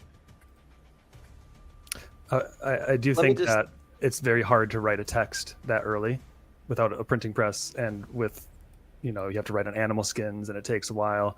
So I do think that the verbal It's traditions hard to write are, a text like that if you're not a scholar. the verbal traditions are very, very strong. I don't think we can It's discredit easy, that. You just have to prove it. Just show proof. I didn't hear what someone said. Oh, you just have to prove it. Prove what? Prove the skins. If someone did print in the skins or anything, it will have to be somewhere. If not, then it's gone. Yeah, that's what we have. We have many manuscripts. Scripts? I mean, Yeah, manuscripts written on animal skin. So for the person who said that there's no cow shit deity, look at Hinduism. It's literally based on the worship of cows, and not only that, but they also blue cows because psilocybin mushrooms when they bruise blue as a signature of psilocybin. So holy cow. It's in Hinduism. It's actually. I feel like I've heard all these Yeah, arguments when I was in my 20s, constantly What eating does that have mushrooms. to do with Christianity? Yeah, bro? like bringing up a different where's religion the does link? not prove the point. In terms of like No, the word, you said it was a mistranslation, but I've put the link in the thing. Arthos is ancient Greek for bread. What I'm It's not a saying is it proves the point mistranslation. And there's no link to the word mushroom. in It Greek. is a mistranslation. Okay, look at what it called the manna in the desert. Did it call that bread too? And then look at how it's described. Is that described like you would describe bread? But then why didn't it say it was bread from heaven? Exactly. You think it was you loaves of can't bread argue that it's came not down? literally Greek. No, what I'm saying is why didn't Jesus refer to it as the bread from heaven? Well, He just calls it because- arthos, Right. which is he the ancient compares- Greek word for bread. He compares it his bread to the manna, doesn't he? He literally says, "Your forefathers ate from the manna in the desert and died, but he who eats from my body will live forever." Comparing his bread to the manna in the desert's bread. What verse is that? Last Supper, he says, "Your forefathers ate from the manna in the desert and died, but he who eats from my body will live forever." You can Google that line; it'll pop right up, And I'm saying that because he literally compared himself to the manna in the desert. And why did he do that? Look at the description of the manna in the desert. It literally describes mushrooms. I mean, it grows up overnight on hoarfrost, or what appeared to be frost, which is mushroom mycelium. It grows up overnight, just like a mushroom does, out of nowhere. And then if it's not picked that day, it can disappear, just like the manna in the desert. And if it's not Admit it, Teriak. Admit it. You're in a drug cult. Drug cultist. I mean, I know he's rebellious against it because, and this is why I mentioned John 6:66. Because you're right, it was John 6:65 who says you have to eat from his body. Do you like mushrooms? It's John 6:55. Yeah, and then in Poison? 6:66 it says many disciples left him because they couldn't accept this teaching. Okay. What teaching?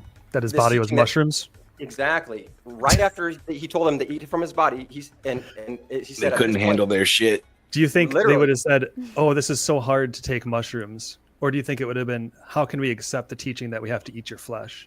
Well, and he said, Which is men- harder, to eat flesh or to eat a mushroom? Well, ask some of these people on the panel If, here. if You'll find somebody out you that thought eating flesh was is easier. God came up to you and said, "Hey, eat a mushroom and you'll be saved," it'd be a pretty easy thing to do, right? Not for Unless you have a Teriak. bad trip. If then he was like, your other Especially in option is first to let me century put my Judaism. flesh in your mouth.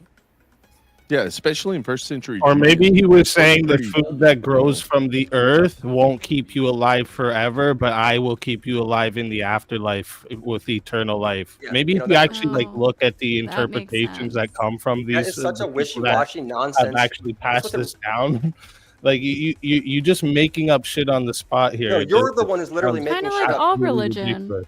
It's making sense Thank to me. you, I Ghost. mean, it's 101. Like you're saying he's referring to himself to the manna in the desert. The manna in the desert just refers to food. You understand that, right? No, it doesn't. It doesn't. do Yes, food. it does. It wasn't a fruit. How did the manna in the desert come about? Did they find it on a tree? No, it The appeared whole overnight. point of John 6:49 is he's emphasizing that the earthly provisions are perishable, right? Like this isn't the same thing as eternal life. That's what's going on. I just wanted to address Ghosty mentioned earlier that some people she's known, the mushrooms don't affect them that way. And I want to mention that the Bible actually talks about it. Jesus says that you can eat from his body and not even realize it. And it says that those who eat from my body and don't realize what they're doing can reap judgment upon themselves. So how can somebody eat the body of Christ and not even realize it? Well, that's how. Okay. Just quick shout out from ZT Den for the $5 says, he sounds like a Gematrian. He's sticking to his mushrooms just as Gematrians stick to their numbers and make connections any way they see possible. It's kind of like a confirmation bias, essentially, what we're seeing here. But to that direct quote... I mean, you just described all religion. Yeah, so and John 6:48-51 says, I'm the bread of life. Your ancestors ate manna in the wilderness, yet they died. But here is the bread that comes down from heaven, which anyone may eat and not die. I am the living bread that came down from heaven. Whoever eats this bread will live forever. This bread is my flesh, which I will give for the life of the world. So you eat magic mushrooms and you'll never go hungry.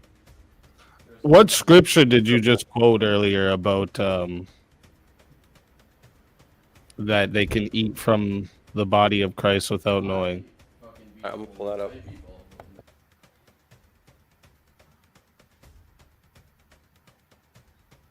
Hey, Lawyer Doc, if I trim some of your beer and I smoke it, would I get high?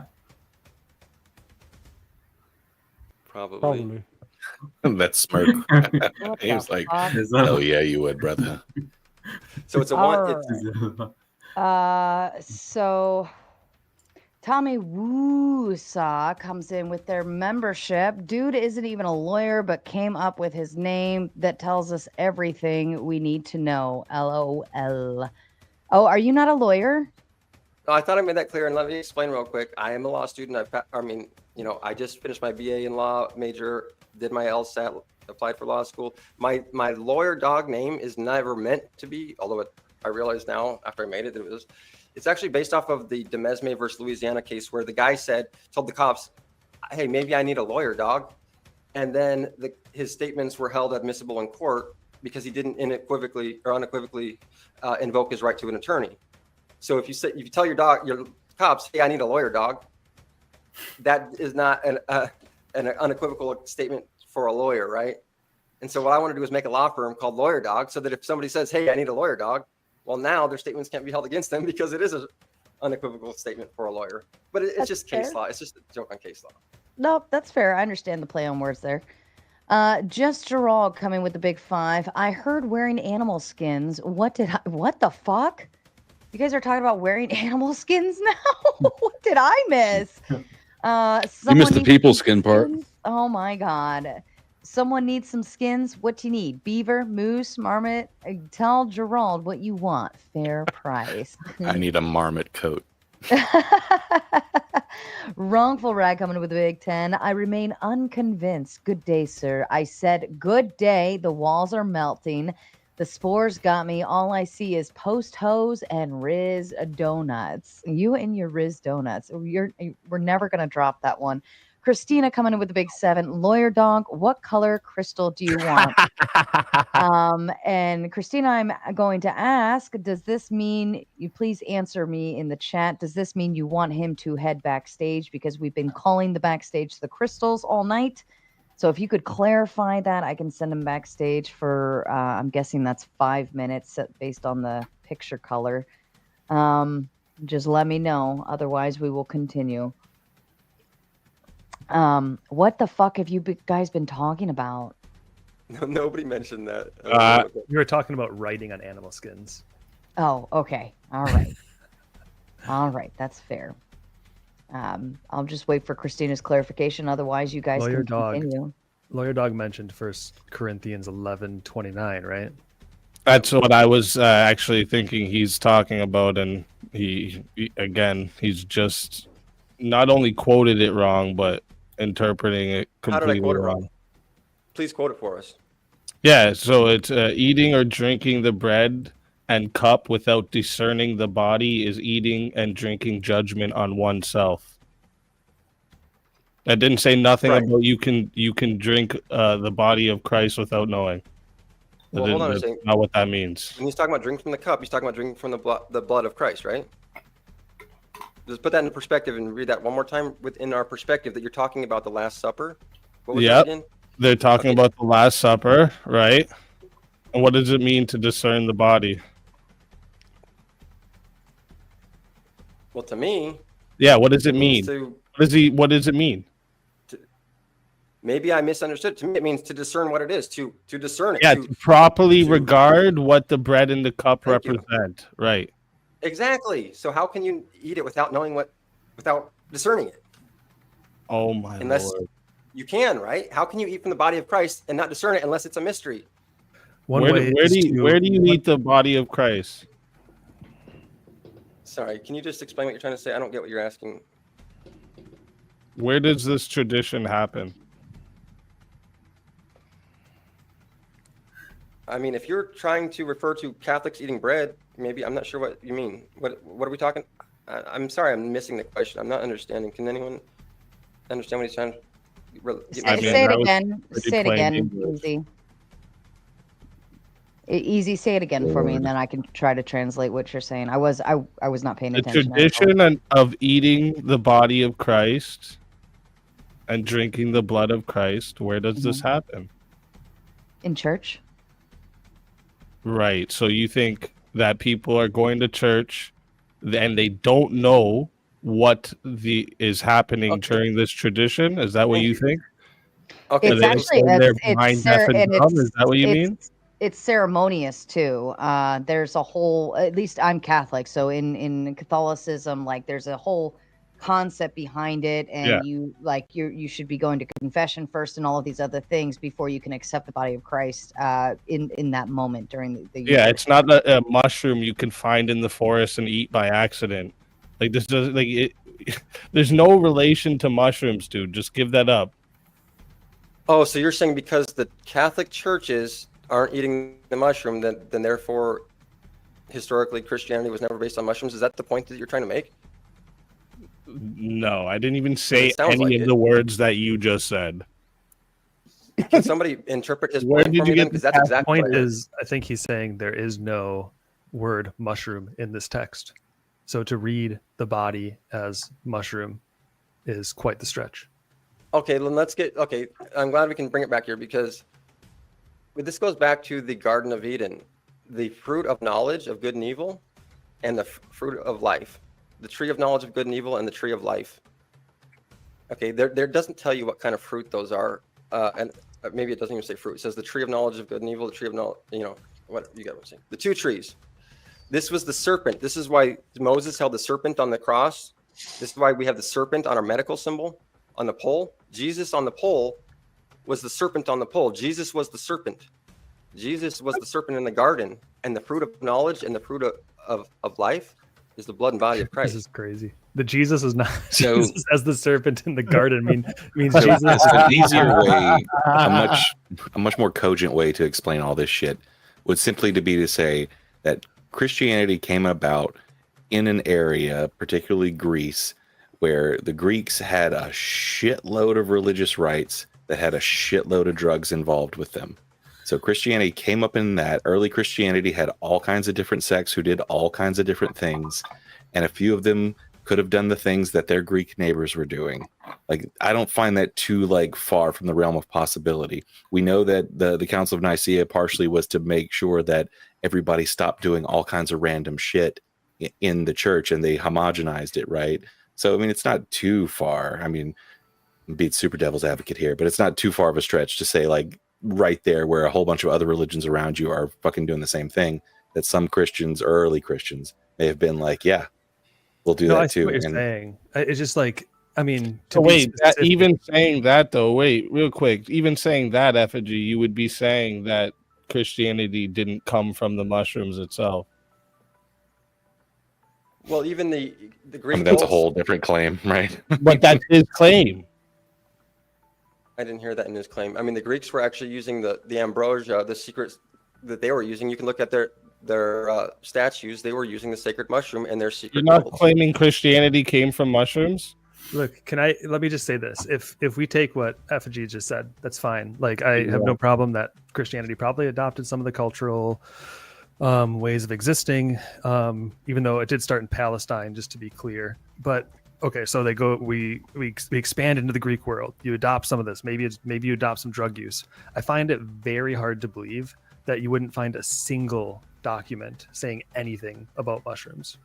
Well, this is why we had the witch hunts, for example. And in fact, this is why the Freemasons, the Knights Templar, were literally driven into being the cult that they are. Hang on, Lawyer Dog, before you go back down. Oh that my rabbit hole. God. But you could admit though that we have examples of older religions that do have a dualistic nature, right? That there are what they would say are like elevated understandings of their religious teachings, to where it does have a double meaning, where it can have one meaning for the lay Christianity has people and double one meaning as well. Yeah, I'm not arguing that. What I'm saying is there is and no we reason to don't believe know it. how to read these in their religious their original text to get all of that kind of context. So maybe there was Well, some kind of like biblical double works entendre to it.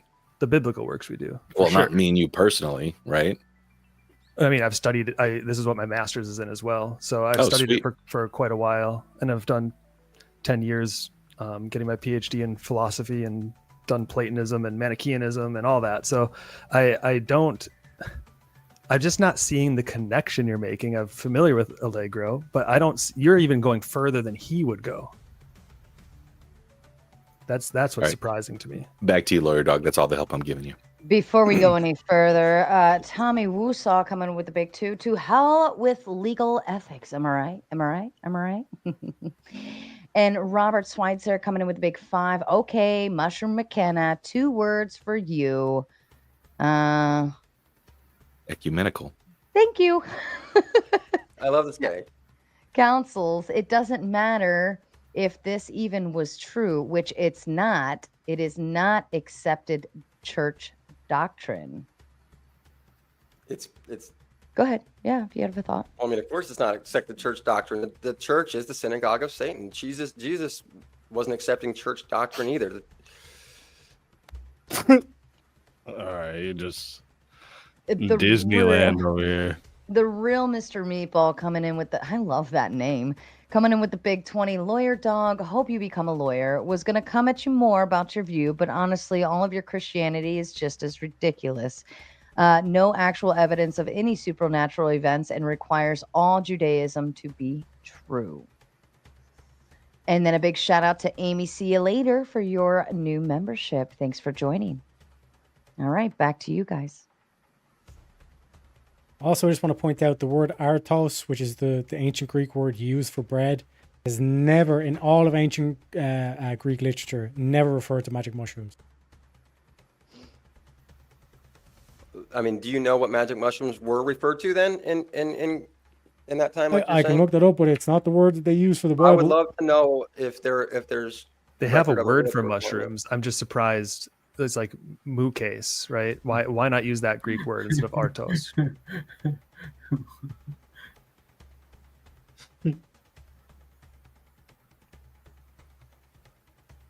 I think I've drilled my point in enough. I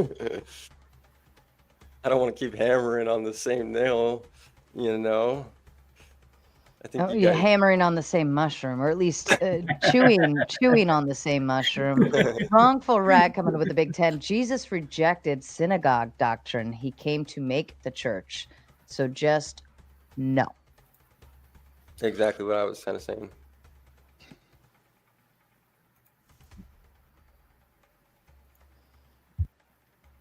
Wow, quiet. I've never had this. Normally, you guys are. I can't get you to shut up. Is everybody okay? Temperature Are check. mushrooms objective? Flow state is taking a shit. I was waiting for him to tell us the word for mushroom.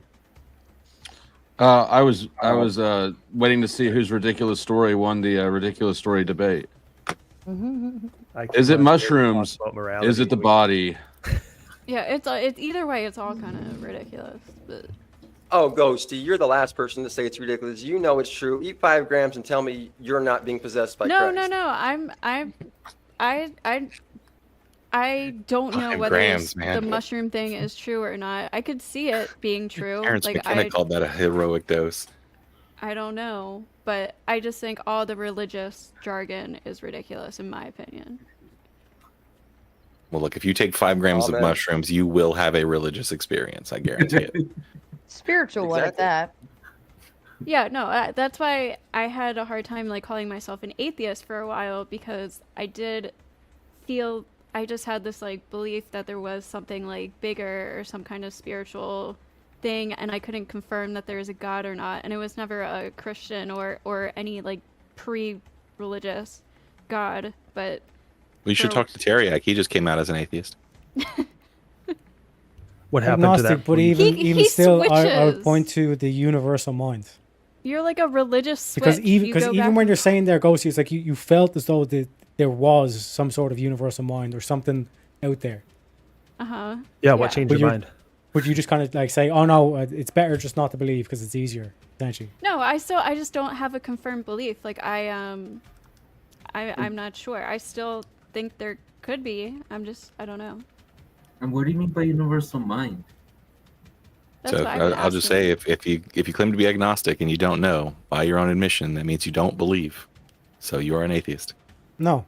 What I'm saying is that there's no evidence to prove that God doesn't exist. Sure, but there's no evidence to prove he does. And the default position for unproven Well, no, claims there is evidence 'cause it's the disbelief. Isn't that proving a negative? So you know what the Gnostics are, right? They're not believers. go. They're not agnostics. Right, he knows because he knows that I'm a Gnostic. I'm not a believer in this Harry Potter story, and I'm not a non-believer or whatever you called it. I'm a Gnostic. I know because I took it and I experienced it myself, and I saw it, what it really He was. believes in the I want Harry to know. Potter demiurge. Give us an example of what you believe. Like, what exactly? I think he's about been God, giving right? us He examples for an hour. I'll give you an example because he said people can't prove God's not real, right? Right. I'll show you. I proved to myself God was real when I took the mushrooms and I saw the sun. And I You saw the proved moon. God's not real when you were on mushrooms? No, I proved So God you was altered your mind with drugs, and that proved to you it was real. Yes, because I saw. Dude, I've like been tripping my balls off too, but I never That's thought crazy. like it was God talking to me. If I alter my mind with drugs and I see unicorns, does that mean unicorns are You're real? seeing Or? things that aren't They're there, though. not. None of you Christians have any room to talk right now, by the way. That's right. That's Wait, right. why? That's what. See, things That's why they bring won't up- make a Why? solid position. Why doesn't any Christian have room to talk? Because Because- you don't have any like evidence either. It's all just a belief. It's a personal Yeah, belief. you. I mean, you can get somewhere with state it, philosophical but then reasoning, right? when evidence is presented to you, you go, "Oh, that's not evidence," because you're just like you just can't evidence? comprehend what's being presented to you. Yeah, Try like- it.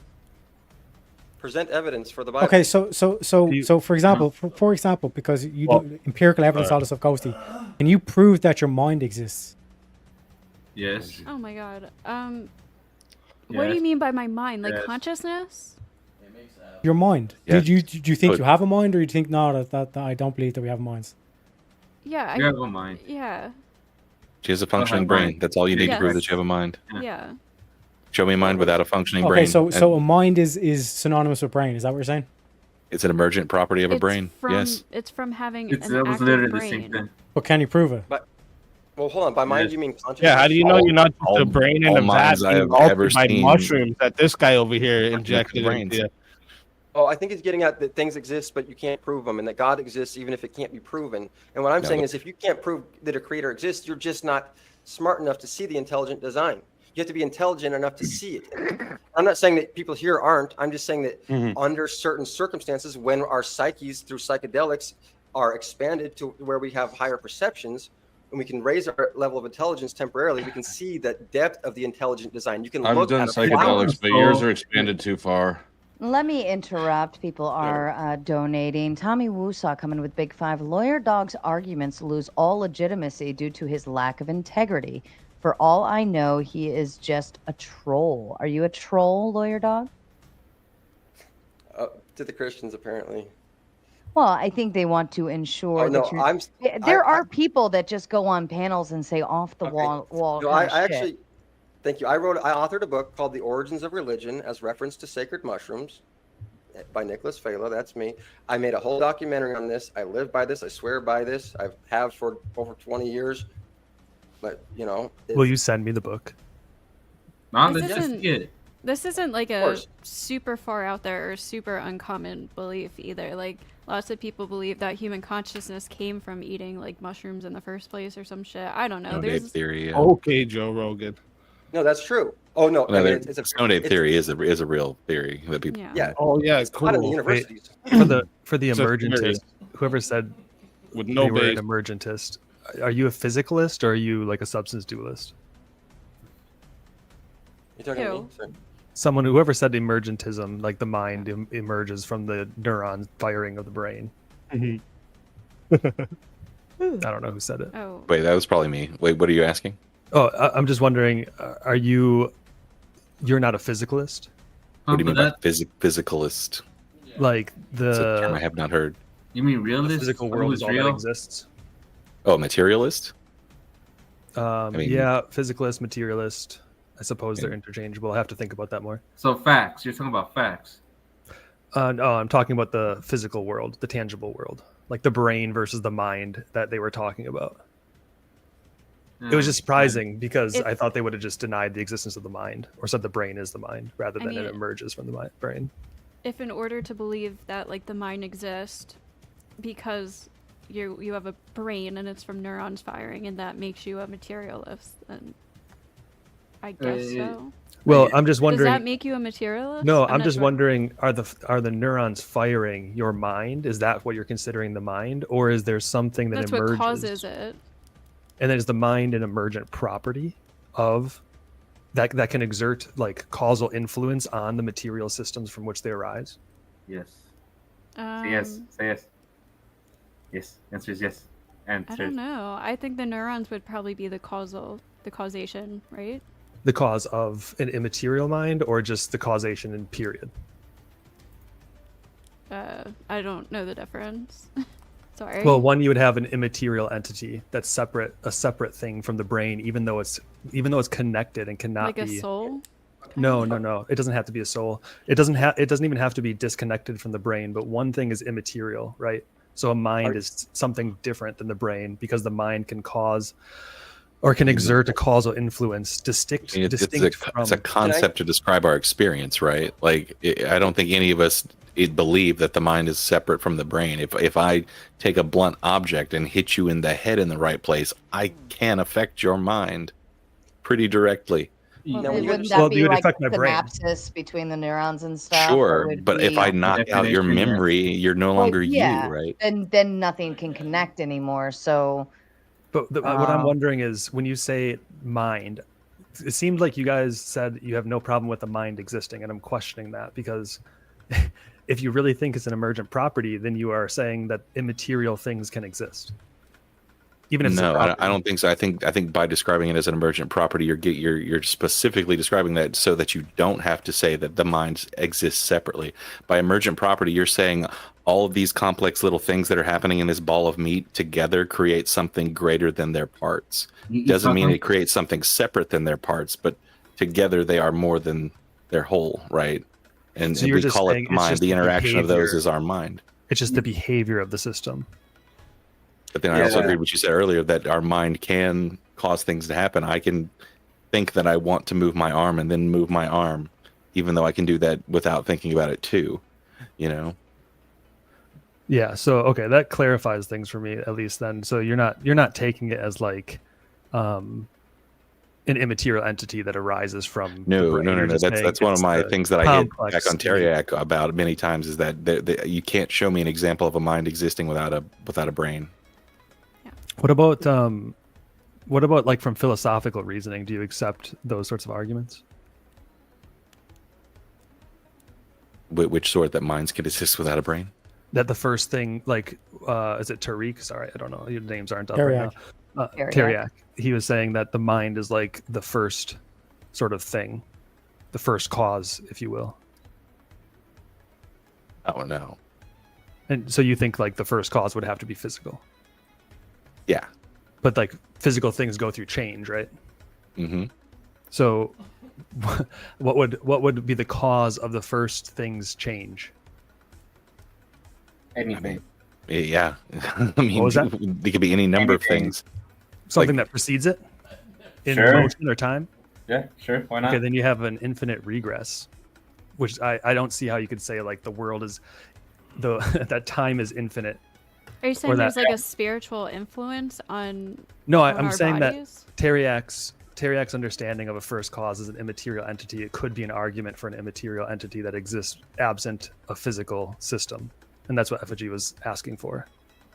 I just, that seems like logically dubious to me. That seems like contradictory. Every time someone's like, this thing is outside of reality, this thing is timeless, like our complete understanding of logic and reality tells me that something cannot be timeless, because without time there is no energy, there is no matter.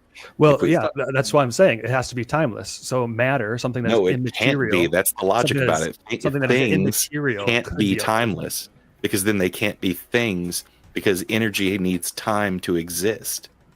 But an immaterial thing it doesn't take up space, it doesn't take up energy, it doesn't take Once up again, oxymoron. How can something be an immaterial thing? Things aren't immaterial. Yeah, like right? what's an you're using example thing of an you're using immaterial- thing as like the very specific notion of like res, like the We're talking Latin about the term res. physical reality that we live in. I'm Like, talking yeah. about the first cause.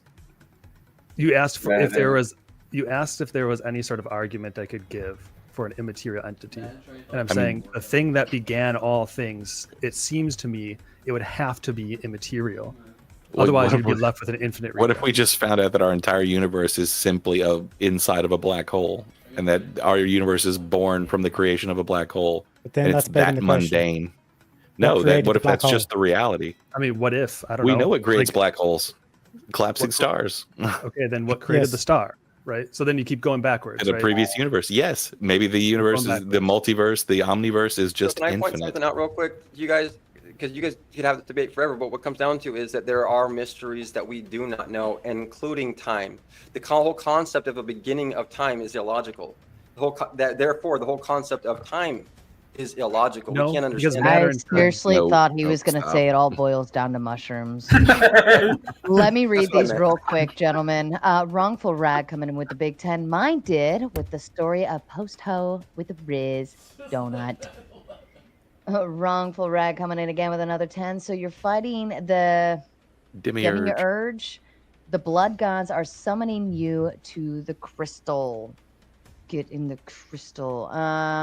Do you want to send him to the back, Wrongful Rage? I don't think that's what you're saying. I think you're just kind of being funny. But real Mr. Meatball, again, coming with the big 5. What do you define as mind? Have to define what you're asking someone to prove. Exactly. This is what I'm saying. In terms of it's metaphysical, as in it doesn't exist in the physical realm. This is the whole concept of like the how can- universal mind that how was can given a- during debate. How can a mind exist outside of the physical realm? Well, let Because me you tell can't- It's like saying it's exactly this. You are considered two people or two beings. You yourself, and then you as the soul. So it's kind of like how you see That's it. not view quite it. the same. Okay, they keep mixing these words up. By mind, I think they mean consciousness. And if we can use the word consciousness Yeah, instead of mind, in that realm, yeah. we would understand each other better. But we need our bodies for consciousness, right? We can't be conscious unless you believe in like an afterlife or something. Right, now he's asking, No, is your that's- consciousness yeah. in your body? Body-wise, yeah. So we like what I think Alex's name was pointing out, or Andy was pointing out, was that it's like even if we take this onto the large level of okay, how did the universe start? So oh, the Big Bang. But then what caused the Big Bang? This is infinite regress. You eventually have to point to something that's immaterial to explain what Eventually have to caused the point to material. Well, we don't know that. Okay, we don't know. but that. that's a logical leap right there. Yeah. That's a God of the gaps. That's a yeah. You could Yeah, just say As I don't opposed know to and it be just okay with it. It just spontaneously exploded from nothing. No, That you can say would I still don't know and be references fine with something it. outside of space and time, basically. We have theories that we're trying to prove, and you have to piece evidence together, and that might not happen in your lifetime. At some point, you have to be okay with saying I don't know something but instead your of trying to mind fill it in exists. because you don't want to have a hole Can I in your just try to understanding. lay out the argument It's- for why it would have to be immaterial, just really briefly, right? Because if we're saying a first cause, the typical argument is that a first cause, by definition, is uncaused, exists necessarily, and it's not contingent upon anything else that came before it for its existence, right? So if it were material, what we're saying is it would be composed of parts, and those parts exist within space and time because physical parts have to take up space, and if they're in space, they take up time, right? Space time. and then they're subject to the physical processes of causal chains, and then that would lead to an infinite regress. So it's just a philosophical argument. It's not saying Jesus is real. It's not saying anything like that. It's just saying there is some immaterial entity that must precede the existence of these physical chains of causes. Or I mean, isn't that materialism to its core? It's I still just do not get that huge assumption. I think it could be just outside of our comprehension. Like, we can comprehend Yeah. infinite time or like how far back or whatever, like whatever it was. So yeah, it's just kind of, we don't know. Have you guys tried doing that? Like Yeah, imagining so infinite? let's explain the whole kind of when a man loves a woman and she gets pregnant, they have sex, she gets pregnant. You don't have a mind, but you're still growing. Okay, so you're not my conscious. belly doesn't have a mind, but it's still growing. Yeah, Wait, but what's causing that growth? Are you talking about like My the body? sperm after it's met the egg, or what? Yeah. So it's like you have well, something that it- doesn't have a brain, but it clearly has a doesn't mind. necessarily have. Wait, how does it well, clearly have a mind? Yeah, I think it's more. We're talking about functions within a cell. They But it was move like together as a 22 weeks team. when your brain That's kicked what on in they that do. kind of way. So hang on a second. So it's only your mind is formed once the brain is formed. Well, hold on. Once the brain is like maybe Yeah, activated. that's what we've been saying. See, when a baby comes, I delivered my babies at home. When a baby comes out, they literally are not alive until the room temperature warms them up, and then they kick in and become That's alive. not what he's saying. He's saying know he's if using an Aristotelian notion.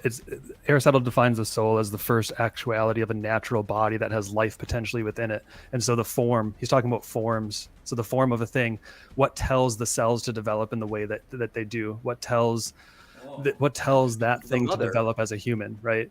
So Are we what still tells trying to the prove proteins Christianity? Is that where this is unfold? going? No, we're I just, think the we're just trying problem to with language. You're saying you're trying They to. are, You're trying to they are you're trying to- in like way in the deep realms of thought process now. It's That's kind of what I- beautiful, but I'm not smart enough for this We're just conversation. arguing. I'm We're just enjoying arguing listening. that it's possible that an immaterial entity could exist. So I call that, like, I don't know, I would describe it as like a life force, but I don't know if I would say it has like a mind. It's just some part of nature, but I don't have a word to describe it Sure, I as think- than like a life force. That's like what evolution is. This has been a crazy night. Apparently, Ghosty is a believer and Teriak's an atheist. This has been a crazy night. And Life Jesus force, was I getting think- stoned on mushrooms, apparently. Right. Life force, I think, is a Oh, fine way to Jesus' to body say it. was the mushrooms, Teriak. Get it right. It's either mushrooms or bread. Either way, it's at least edible. So, oh man. yeah, that I think the ergot argument. theory. Here's what we're gonna do. We've got about 20 more minutes left. I do believe the conversation is finding its dying points anyways. So, kind of prattle on in your own little way, and then here in about 15 minutes, we'll start shutting down. We'll start with our kind of end of the panel thoughts and all of those fun things. But this has been a very enlightening conversation. I'm learning about mushrooms. And Oh, you checked out like 2 hours ago. my entire religion is, well, I have been like mitigating other things, but it got deep. Where's that? I need all of your clips, Flo. I know. I just went to go So reach deep. for it and it's gone. Anyways, press on, my friends. Thanks. That's funny. Mushroom soup stuff's good.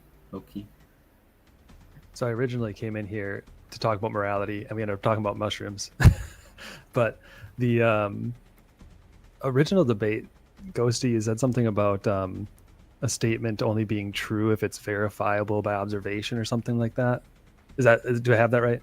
I said for a statement to be true, it has to be verifiable and justifiable. And then is it justifiable only through like empirical data? No, it can be justified through somebody else. Like another human can justify something. Oh, like testimony or something like that? Yeah. Okay.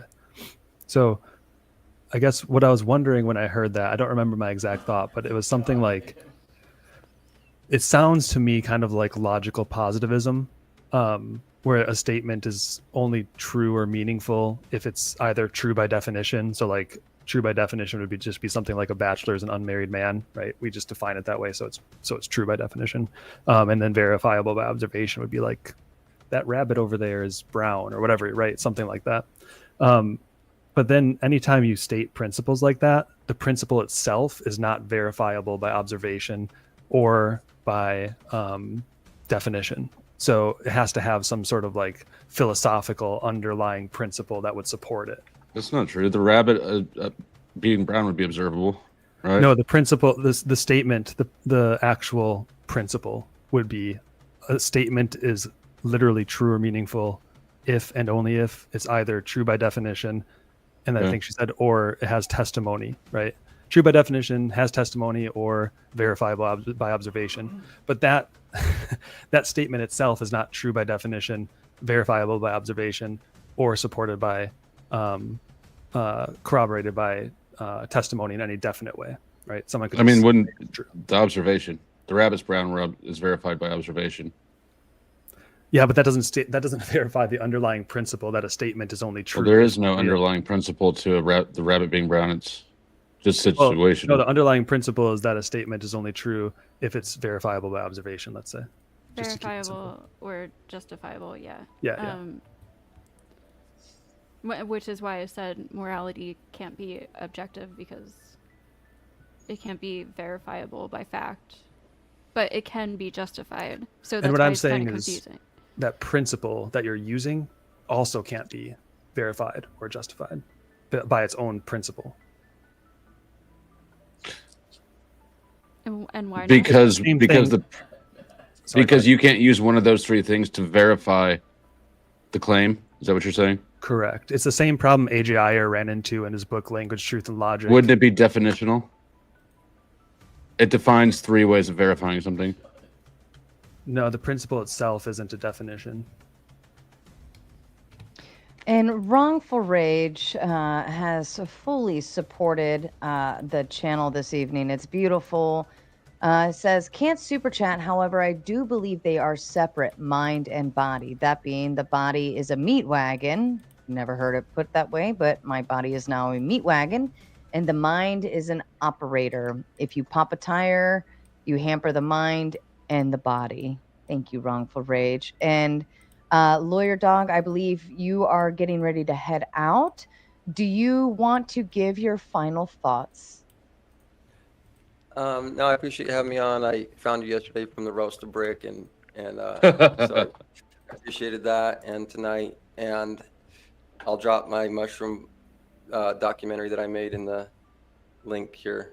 And that's all I have to say. Thank you guys for having me. Nice to meet all of you, especially the ones that stuck it up for me, of course. Yeah, and Lawyer Dog, thanks for we always give extra kudos to people, especially if you kind of are the only one believing something on a panel and everybody's coming at you. And We're on you. Just stop it.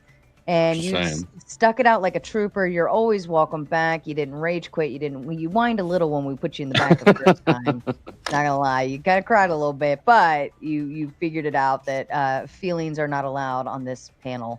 So you're welcome back anytime. Thanks, Lawyer Dog, and everybody, please go check out the mushroom loving Lawyer Dog, and we'll see him next time. All right, back to you guys. Keep opening that third eye, Lawyer Dog. So yeah, just to kind of keep digging down on this. So like, would we all agree that the mind is metaphysical? It comes from material. But is the mind metaphysical? Thoughts I mean, are? it's a concept, right? It's a description of something that we experience.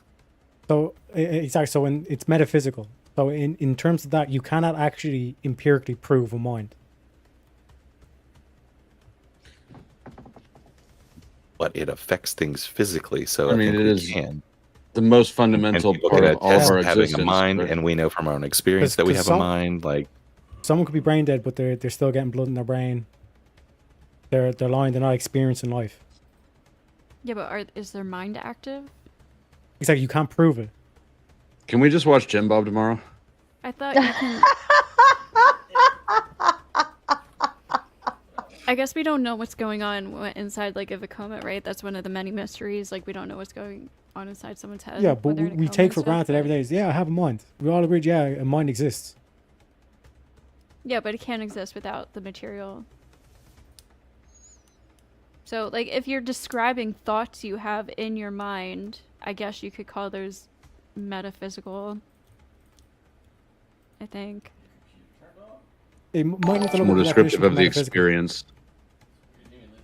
But this is what I'm trying to say is in terms of this whole kind of like thing of like God and all this, it's just hogwash. It doesn't make any sense. But it's like it's actually a rational argument, philosophical argument to explain physical. How is it irrational? No, I'm saying it's rational. Are you saying it's irrational? So you're saying because you think a mind is not physical, you think it's rational to posit other non-physical things Yes. that have way more power and necessity for more explanatory everything. Because To according to what you, other the physical just randomly came into existence from nothing. See, and there's like a huge logical But leap to the we just beginning of the don't know universe that, that we don't even know if yeah. it has anything to do with the same argument. Like You're it's the ones always that so. saying dinosaurs are roaming 65 million years ago. There's physical evidence for that. But why is physical evidence your like? this Just is what let I'm- them straw man you so they stop. The I don't think I've been straw manning anybody. I think the emergentism is what's going on here. The emergentism is just assumed, and physicalism is assumed with that, and then the mind just becomes this state of complex thought. But I have a problem understanding how that would account for things like. Can I destroy your mind by destroying your brain? Can you what? Can I destroy your mind by destroying your brain? Seems so. I don't I guess the question would be. You don't think so? that's You think your pres- mind exists beyond? That's I presuming guess that religious people would. Yeah, that's presuming that it. Well, that would be your soul. Right. Right. And this is the Um, heart of this argument. I think we well, tapped it Isn't that what I around it a said lot. earlier? And then you guys were like, no. It's always the heart of the argument. No, It no, literally the- is always, and we always tap dance around it. It's that a lot of religious people have to argue really hard that minds are separate because they believe that souls contain your mind after they're gone, and it's just No, this is a whole. This is a like whole saying you're going to field. see your parents in the afterlife. How? You're not going to have It would eyes. have This is a whole to- field Yes, it does. It does. This is In a whole order field for of that to be philosophy. true, in my opinion, it would your mind would have to exist in some type of energy, some type of form of energy, in order to exist past your body. So But- physicalism. Yeah, I guess so. That's what it comes down to. But why? mean- That's what I'm not understanding. Because that's Tommy the only thing that makes Woostok sense. coming in with the big two says, take an ethics class. I believe you were talking to Mushroom Man before he left. Dustin S coming in with the big five. Laws of logic exist in the mind. Show me a material law of logic.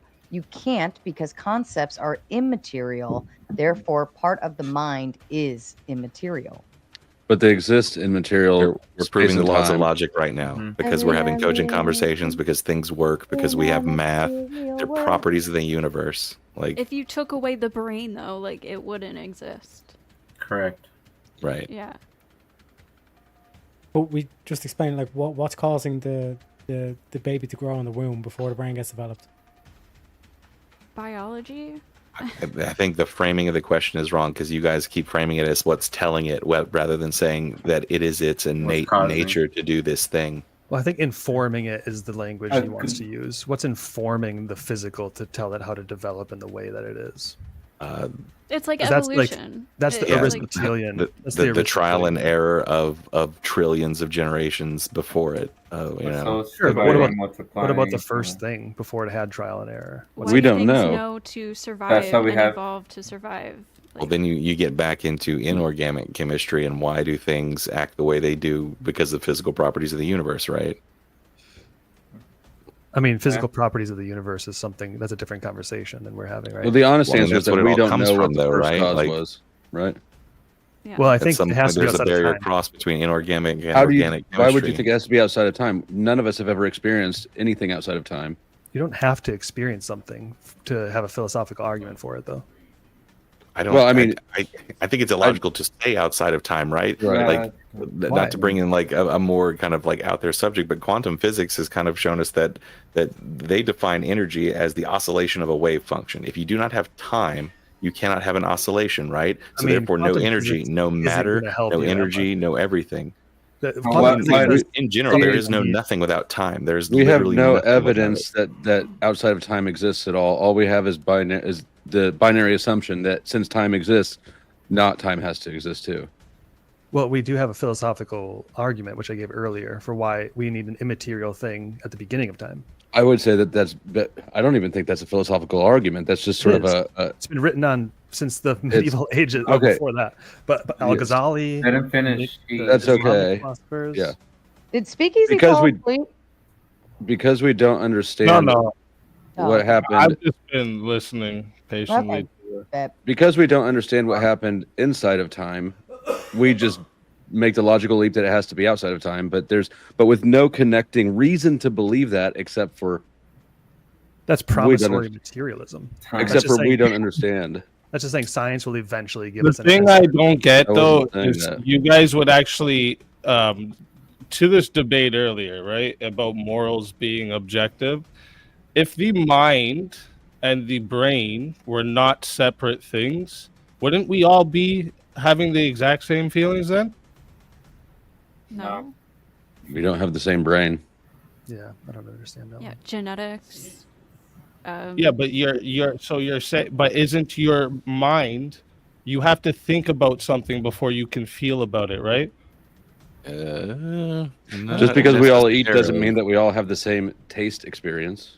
Most of our brains' happenings are subconscious, right? Yeah, when we talk about like a mind coming from our No, brains, no. you think of us as like For robots. you to feel something, right? For your feelings, you have to think about it first, right? Your For your feelings, feelings, no. yeah. I don't think so. No, feelings Where come do before feelings thought. come from? I mean, pain, I think, is a good example of something you don't think about before you feel it. You don't really introspect on pain. You just you're in pain. Does this hurt? But I think he means emotion more than like. Yeah. We're We're talking, yeah. Wait, to answer the Yeah, question how babies are I formed. should have used the word emotion. You experience an Hello? emotion and then you think about how to control it, right? Like you feel sadness or anger and then you have to think like, okay, how do I want to react to this? Yeah. Thought is way slower than emotion or physical response. And biologically, it's on the more primitive part of your brain. Emotions are than thought. And DNA is what forms a baby. Depending on how DNA is formed, is how the baby grows, develops. Wait, I think mushrooms actually form. Where did babies. that come from? Mushrooms. Look at how babies are formed. Garrick's on mushrooms. Oh, yeah. Yeah, what? Teriyaki said This was on earlier. a bowl. I didn't say anything about that. All right. I'd love to let you guys keep going, but it is 3 a.m. for me. It's And the witching hour. it is, yeah, this is when all the weird people come out at 3 a.m.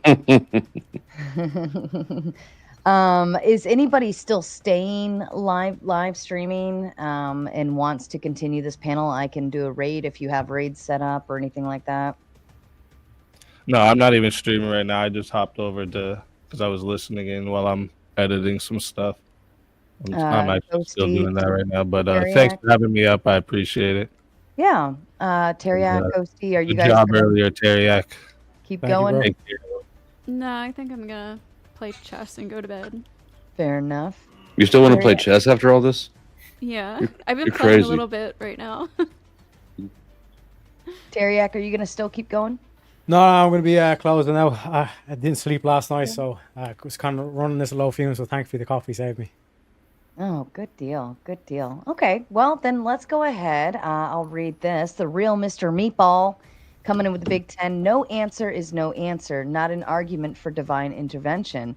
Truth and knowledge requires mechanisms to test and repeat. That's how every advancement in society has manifested. It's really good. I like that. Okay, well, let's go ahead and hit our final thoughts. Andy, let's start with you. I don't have many final thoughts. The mushroom conversation was incredibly interesting. It was. Thanks for letting me jump on, guys. Do you want to plug or anything? Nah, I just jumped on for the conversation. Fair enough. Eric Nava, any final thoughts for you? Though, I had fun. This is cool. It was nice meeting you guys all, and thank you. It was awesome. Perfect. Thank you. Subjective state to you. Yeah, I just changed my mind because I need 35 more viewers on or more subs on Powder Dusty. So I'll put the link backstage. I have started a stream on that one. Oh, you're gonna. All right. I'll Yeah, set if you up a want raid. if you want to shuttle me, Oh, can you get raids over there? I can get them. I cannot send them. Oh, that's fair. That is fair. Okay. Animated effigy to you. Thanks for having me up as always. Great debate between our two debaters. And I have to say that tonight has seriously made me think about a career in psychopharmacology. So Fair enough. Ghosty, the floor is yours. Thanks for having me again, Sarah. And this was a very interesting conversation. I just want to point out what that Eric guy just said for what we were kind of just talking about like what makes a baby or whatever. I think the DNA is a really interesting component. It's kind of like a code, and I would say that's probably a better explanation for like a life force. It's like this DNA code that makes things grow. So that would be my explanation to that. Otherwise than that, have a good night, everybody. Wonderful. Thank you. And Teriak, final words from you. So yeah, to disprove that, for example, like you could just take the exact same strands of DNA. Would you get the exact same people? So for example, twins disproves this. Like, are twins the same mind? No, they're not. But again, like I said, just kind of cap off, like the whole kind of like argument was kind of disjointed because like both kind of admitted that there was objective morals, so kind of thrown off about that. But I'll take as much as I can get, kind of thing. But yeah, the magic mushrooms thing was fucking wild. But hey, like Sarah was saying, you get a lot of opinions on these panels for sure. And then other than that, just appreciate everybody who came over and donated. Everyone who donated for Sarah as well. Just want to say a massive thank you again for Sarah for setting this up as well. So much respect and thanks for having me on. Absolutely. And I'm so excited that we got to, I mean, I feel like we've already knocked out this topic several times. I feel like we always end up there or in feminism somehow. and to actually start with that conversation is refreshing, and have it land on mushrooms and the mind makes it even more fun because now we've kind of gone even further, and that excites me. Ladies and gentlemen, I have set up the redirect. We're going to go over to Flow State on the Powder Dusty, his second channel. He needs more subscribers, so there's like 100 and some of you over here. I'd love to see you all follow through and go send some love to our dear Subjective State, because he's a lost soul and needs lots and lots of help. This is how you save souls right here. I need 37 more subs to get to monetization on this channel. Yeah, so 37 souls need to go subscribe with their mind power that's pushed out by their brain power. Outside of that, everyone, fuck off. A long time ago, in a YouTube world full of keyboard warriors, many monsters and trolls lurked in the chat. So, hopefully you enjoyed that. Like I said, I think I could have done a better job. Probably, but again, it's kind of like I said, I'm in that kind of zone where it's like I'm like agnostic to the degree where it's like I don't know, like I'm basically kind of like professing my own retardation or my lack of knowledge, at least being honest in terms of that. But I still think there's plenty of work to do, plenty of more research to do. But like I was kind of like making the argument there, like the concept of universal mind is just more logical than going into infinite regress. And this is where we got the whole kind of thing of like, okay, we have the Big Bang, and then what caused the Big Bang, then what caused this, what caused that, etc., etc., etc. But yeah, like I said, hopefully I put on a good show for you. And yeah, like I said, it's kind of as they say, kind of learn from like where you can get better, more research, kind of like expand the knowledge, as they say. But I feel as though I'm kind of going in the right direction at least, because otherwise, like I said, it was kind of like even just kind of take the proposition, like Ghosty saying, it's like, yeah, like that there are objective morals, but then it's also subjective. Kind of like, what are we saying here? It can't be a little bit of column A, a little bit of column B. It's like, but like this is the fucked up thing as well. Like the atheists will claim that they're the more logical and all this kind of shit. Then they're saying shit like this, where it's like, it can't be objective and subjective at the same time. And then you're saying, well, because that's illogical, clearly, then it's neither. Then what is it? And it's like, oh, it's just intrinsic to humans. But that would suggest that it's objective. It gets so messed up. Like I said, just kind of like more research in terms of like, kind of like strengthening my own kind of like knowledge. Like I said, like I think there's kind of like better examples I could have given, or kind of like a more kind of like direct argument that I could have given. But we can always improve, looking to improve. Just to wrap up with chat as well. The sweaters in chat as well. Smoking Spaceman, hardware, software. Why do people find it difficult to describe things that in ways people understand? Well, that's the whole thing of debate, The ball of fat, not meat. Meat is typically muscle tissue. I think that was got to do when we're talking about the magic mushrooms. The brain is more similar to fat tissue. That's what I'm saying. It's like you have this kind of concept of like the physical. Then what's causing the physical? You know what I mean? And it's like, oh well, DNA. But then we can keep doing this with the whole kind of Big Bang theory and all this stuff. It's like, what caused the DNA? You know what I mean? What's driving that DNA to create? You know what I mean? Been a slice. I admire your stamina. What can I say? Once you kind of get into these panels, all this stuff, you kind of realize, yeah, like we need to kind of like push through sometimes. Like I said, I didn't get a lot of sleep last night, so thankfully the coffee was there, so I was able to kind of power through. But I'm gonna enjoy a nice long sleep. You know what I'm saying? But Spaceman says, Joe, or how does a computer OS exist without being physical? Exactly, like this whole kind of concept of like the virtual stuff. It's like you can't really kind of like you end up with this kind of whole kind of like logical contradiction, or just like basically this kind of like fallacy where it's like just infinite regress. What caused the Big Bang? XYZ. What caused XYZ? Do you know what I mean? Eventually you have to have something that kind of like draws a line in the sand per se. And it just seems as though they're being the universal mind. Makes sense, because you even hear them say stuff like, yeah, it's just intrinsic, like we're all born with it, which look to the Bible and says, yeah, like your moral is written on your heart. You know what I mean? So it's kind of like they have all the assumptions from Christianity, from these scriptures. Then they kind of like say, oh, it's just a sky daddy or a spaghetti monster in the sky or some bullshit like that. You know what I mean? ZT Den, glad to see you. Says they're also saying that every brain has a mind, but like that's what I'm saying as well. It's like, okay, a coma patient. Like, can we prove that the coma patient is thinking? Like, can we measure a thought? Can we empirically prove that we have thoughts or dreams? You know what I mean? Because the brain can go into a dream state. We can't prove that they're dreaming. But again, we'll take that at face value. We'll just kind of presuppose that, yeah, we do have dreams because I experience dreams or whatever kind of thing. Do you know what I mean? That's where we get the whole like my truth, my experience. You know what I mean?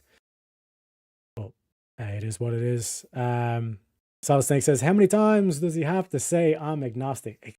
You know what I'm saying? And then they say, oh, he's atheist. It's this whole kind of like, what's the word? Mischaracterization of the position, all that kind of stuff. You know what I mean? But yeah, like even with like Ghosty as well, it's like, oh, like it's just like the concept of God. It's like because there's no empirical evidence of God, ergo, you know what I mean? Like I'm just not going to believe in it because it's easier or some shit like that. It just does not make any sense. But that's what I'm saying. Once you kind of get them to state their positions, you start to see this shit doesn't add up. You're making like all these leaps, and then you question me in terms of like my leaps. It's such a leap to say there's something immaterial, but like what caused the material? It's just like constant physical things until we get to infinite regress. Like what are we going here? What are we doing here? Do you know what I mean? Focus Spaceman says deep. Pretty shallow in my opinion, barely scratching the surface. Exactly, like that's what I'm saying. Is like once you kind of get into the deep philosophical stuff, that's where like a lot of people like. But that's why what I think that like even in modern day, I think we're starting to see a return a lot of these conversations and a lot of these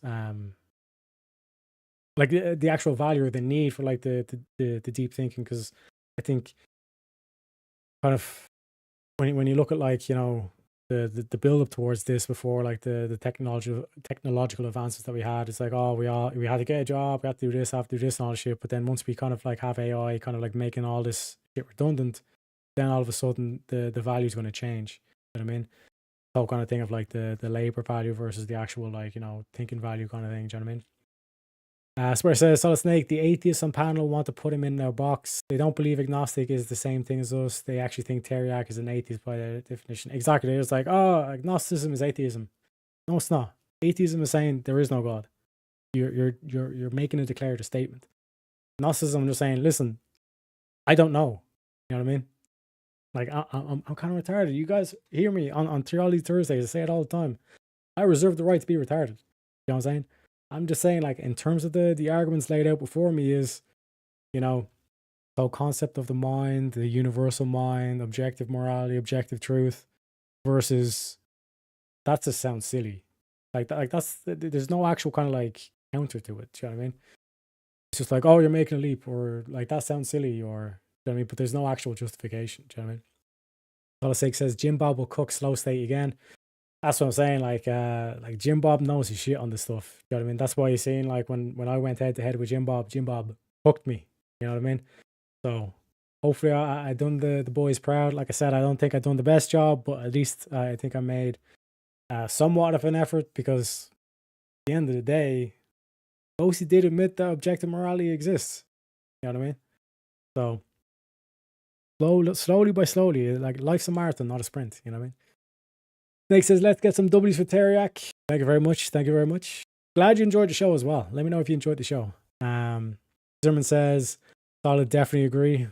Cheers.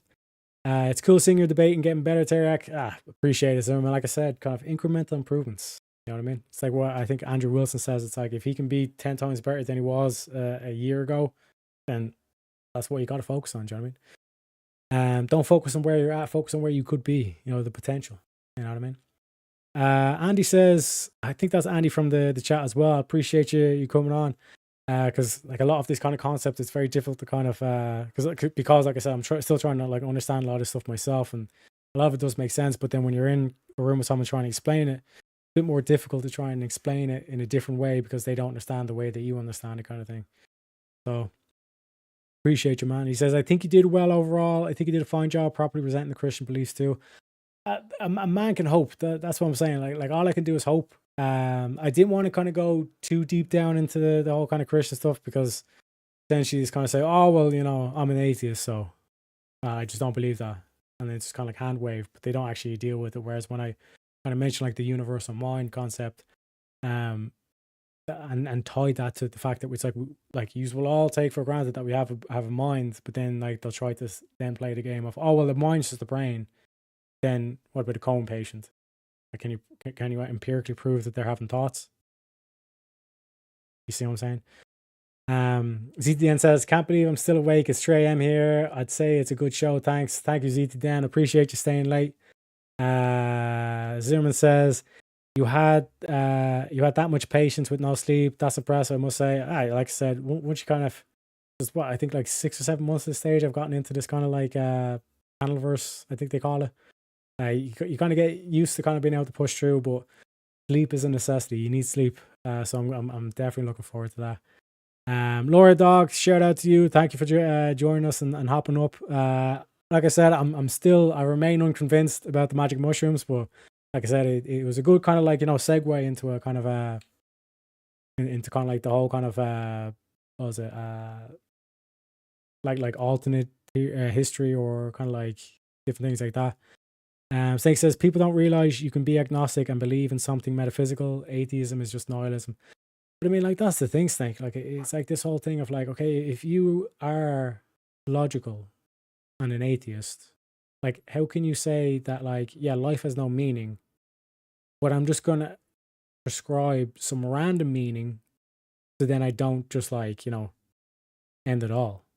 You know what I mean? It's kind of one of those things where it's like, at least from like my position, it's like, I often like give the example. It's like, an atheist, a Christian, and an agnostic is like stranded on an island. The Christian is going to say, well, God's going to save me. I mean, I have God. The atheist is going to be like, well, hopeless. Like logically speaking, I'm going to die here. So why like extend the suffering or whatever fucking nihilist position they're going to have? You know what I mean? Whereas like the agnostic least can like, well, I don't know what's going to happen tomorrow. I don't know what tomorrow brings. I don't know. So, well, let's go and look at the opposite side of the island.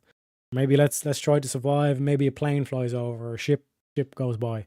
You know what I mean? It's like with Socrates, it's like this whole kind of thing of like understanding that you can't know everything. The only thing I know is that I can't know everything.